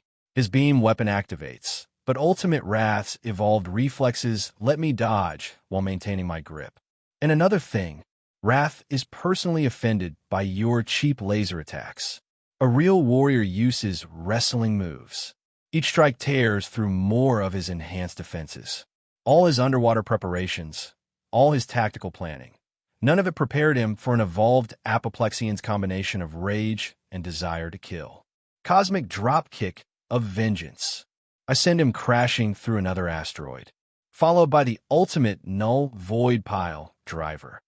Finally, I pin him against a large platform, my enhanced claws pressed against his throat. Now, Vilgax, tell Wrath one very good reason why he shouldn't rip your throat out. With his teeth, the alien tiger growled with barely contained fury, itching to kill the tyrant. The portal, Vilgax states, through gritted teeth, was designed as a one-way transit. I intended to upgrade it using both Null Void technology and your Ultimatrix. If you want to return home, are you suggesting Wrath is stupid enough to trust you? My claws dig deeper, drawing more green blood. Ultimate Wrath's enhanced predatory instincts scream even more for the kill.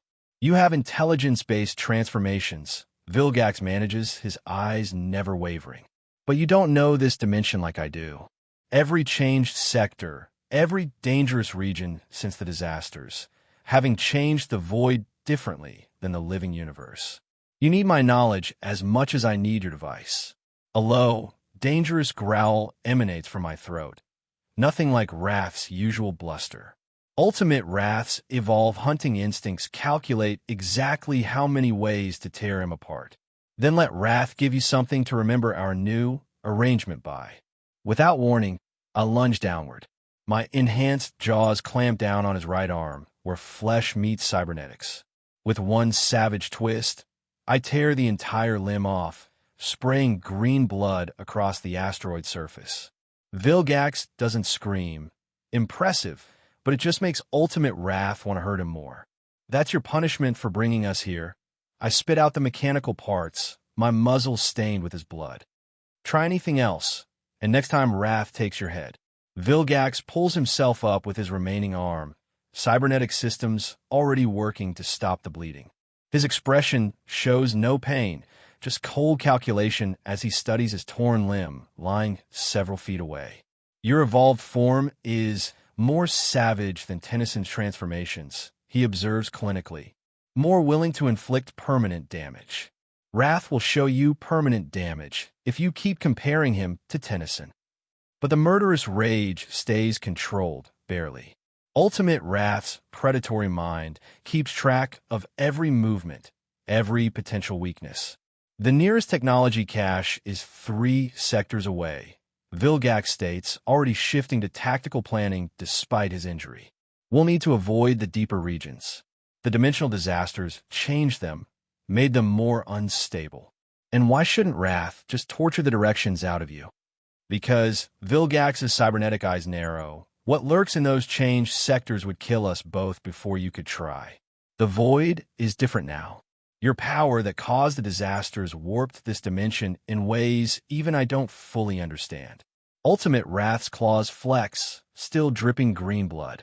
The evolved apoplexian instincts catalog every way to finish what we started, but also recognize the tactical advantage of a guide, at least temporarily. Fine, but let me tell you something, Vilgax. The moment Wrath senses betrayal, your other arm is just the beginning of what Wrath takes. The Ultimatrix suddenly pulses with warning energy. Alert, apoplexy and ultimate form incompatible with current soul resonance. Genetic lock unstable. Reverting to base form. What dash? I start, but the device continues. Suggestion, ultimate transformation of base human form available. Designation, ultimate human. This form represents humanity's peak evolutionary potential. Vilgax's eyes narrow with new interest as I feel Ultimate Wrath's form destabilize. Your device evolves your original species? The transformation happens almost automatically. My human form emerges briefly before the ultimate evolution takes hold. My body expands, growing until I match Vilgax's impressive height. Muscles develop to impossible density, while my white hair shifts to a deep blood red. My already red eyes become more pronounced, gleaming with enhanced power. Each movement carries weight that even Vilgax seems to recognize. Pure physical might rivaling his own cybernetically enhanced strength.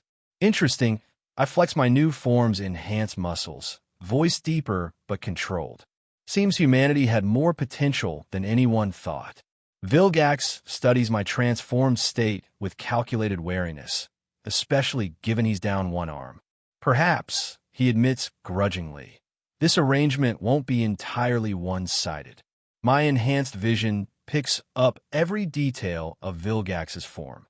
Each cybernetic connection, every structural weakness, even the subtle tells in his movement that betray vulnerable points. It's like my brain has evolved specifically to analyze and counter any threat. You're back, Vilgax notes with uncharacteristic uncertainty. The musculature has formed into a face, like some ancient demon watching. Wait, what? A demon face made of muscles? Like, hey, my thoughts freeze as I realize what this ultimate evolution has done to me. I look like a damn hammer. The Ultimatrix responds directly to my thoughts. Being able to only in certain forms, ultimate human form represents peak evolutionary adaptations. Back muscles formed into observational warning pattern, natural deterrent to predators, creating constant sensation of being watched.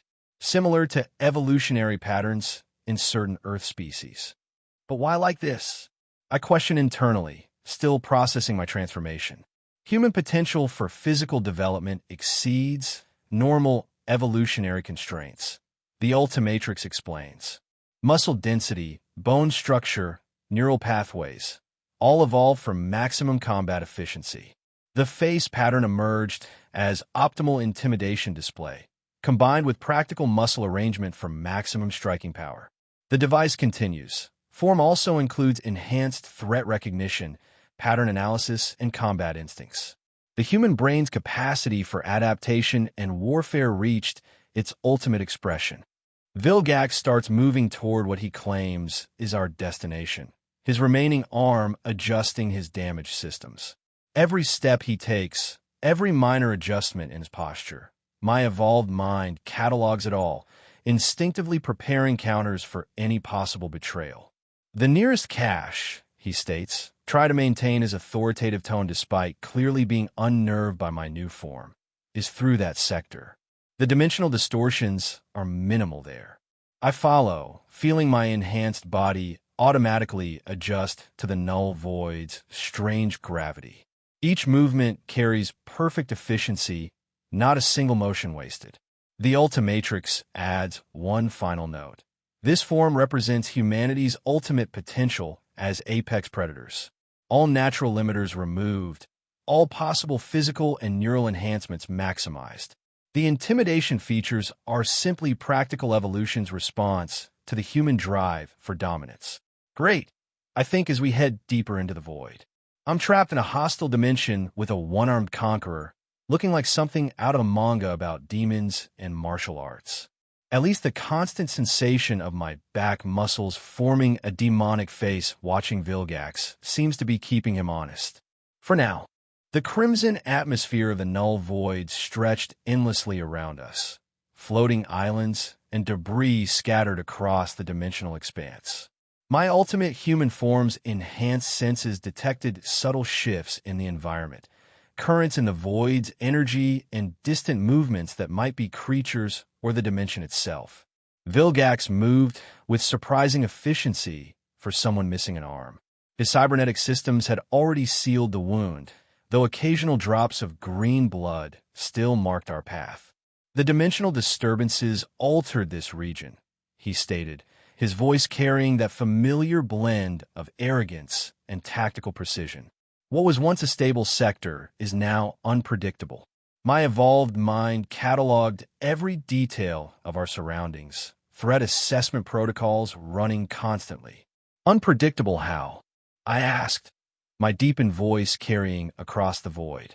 Vilgax paused at the edge of a floating platform, his cybernetic eye scanning the distance.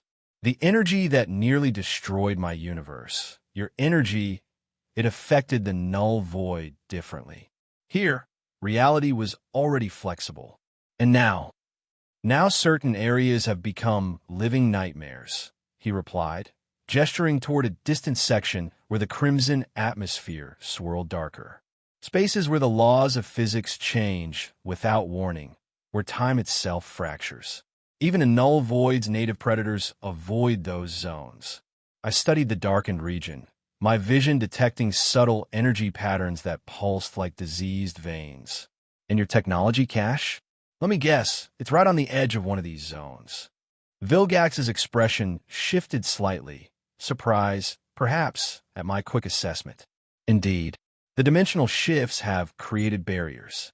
The most direct path would take us through a changed sector, which is why you needed me, I concluded, not just for the Ultimatrix, but because you've been unable to reach your own technology. He didn't confirm this verbally, but his slight posture change told me everything. My evolved mind read his micro-expressions like an open book, frustration, calculation, and something else, concern, from Vilgax.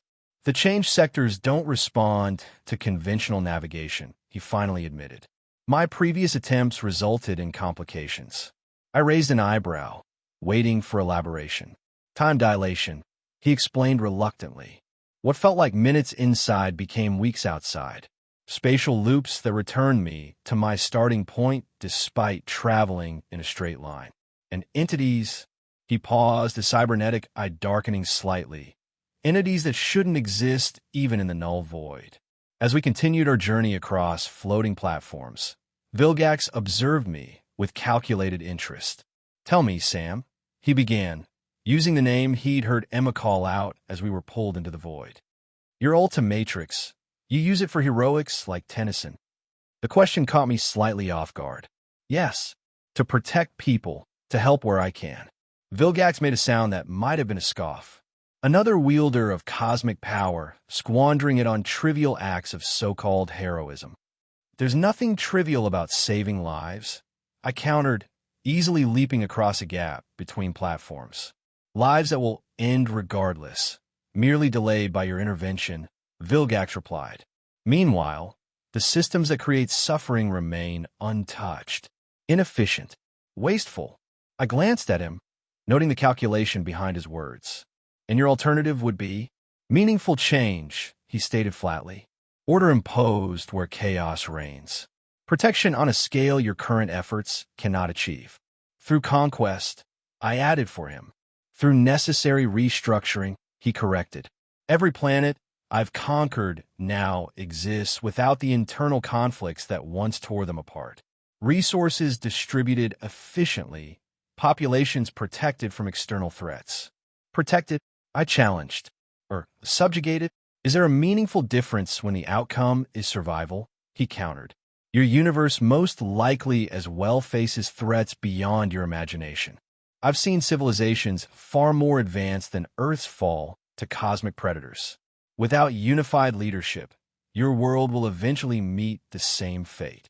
We reached another platform, this one larger than the others. Vilgax paused, seemingly considering his next words carefully. The Ultimatrix grants you power that rivals cosmic entities, he continued. Yet you use it merely to protect a single planet, fighting symptoms rather than causes. And you believe conquest is the answer? I asked, skepticism clear in my voice. I believe in transformation guided by vision, he replied. With your abilities and my strategic experience, entire galaxies could be reshaped, order imposed where chaos reigns. I laughed, the sound echoing strangely in the Null Void's atmosphere. Are you actually offering me a partnership? Join me, and we can rule the universe together. That's a bit cliché, even for you. Vilgax's expression hardened. Mock if you wish, but what exactly is your objection to conquest? What moral principle does Tennison invoke that justifies allowing suffering to continue when it could be ended through decisive action? The question struck me as genuine, despite coming from a being known across multiple worlds as a tyrant. It was as if he truly couldn't comprehend the ethical objection to his methods. Freedom, I stated simply. Self-determination. The right of people to choose their own path, even if that path includes mistakes. Freedom to starve? To die in pointless conflicts? To suffer under corrupt leadership? Vilgax challenged. These are the rights you and Tennison protect so zealously? We continued moving, the conversation pausing as we navigated a particularly unstable section of the void. When we resumed our path, I decided to probe his reasoning further. Systems should be changed by those who live within them, I replied, not imposed from above by those who think they know better. A convenient philosophy that absolves you of greater responsibility, Vilgax observed. Tell me, if you could end all suffering on your Earth with a single transformation, would you refuse on principle?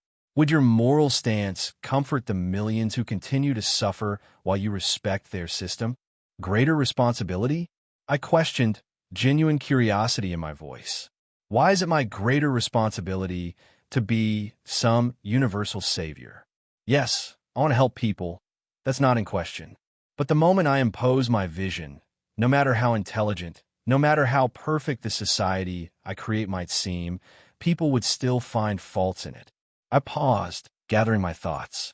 Be it envy, hatred, their own evil tendencies, or simple rebellion, they would eventually rise against it, causing another wave of violence. Why should I place such a burden on myself? Why should I have to deal with the evil of the universe in a way so direct that I sacrifice my own peace of mind? Vilgax's eyes narrowed. Because you have the power to do so. Because you could end suffering on a scale no individual effort ever could. I may wish to help, I continued, but I am not a martyr. I won't sacrifice my existence for a universe that would ultimately reject the very salvation I offered. Then you're not a hero, Vilgax stated coldly. Merely a selfish pretender who wishes to bask in adoration rather than make the true sacrifice leadership requires. You wear the mantle of heroism without accepting its ultimate cost. I considered his words for a moment before responding. Then I'm a fake, I admitted with a shrug. I'll clean up my own messes. I'll save people when I can. But I won't sacrifice my own happiness for others when they themselves would not appreciate it, when they would eventually come to resent the very changes made for their benefit. Vilgax studied me with what might have been newfound interest, an unexpected admission. Most who style themselves heroes would deny such accusations vehemently. I'm not interested in labels, I replied. Hero, villain, savior, conqueror, they're just words. What matters are actions and their consequences. We were approaching the boundary of the change sector now, the air shimmering like heat waves, but cold, so cold it burned. My ultimate human form adapted instantly, skin thickening, metabolism adjusting to maintain core temperature. We should proceed with caution, Vilgax stated, his cybernetic eye scanning the boundary. The change sectors have been known to react to intruders. Hello, everyone. As we wrap up this video, I want to share a quick note. I have a Patreon account. If you'd like to support me and enjoy on-demand audiobooks, you can become a Patreon member. Alternatively, you can check out my Google Drive link, which has 500 plus novel audiobooks available through my Ko-fi or Patreon shop. I appreciate your support.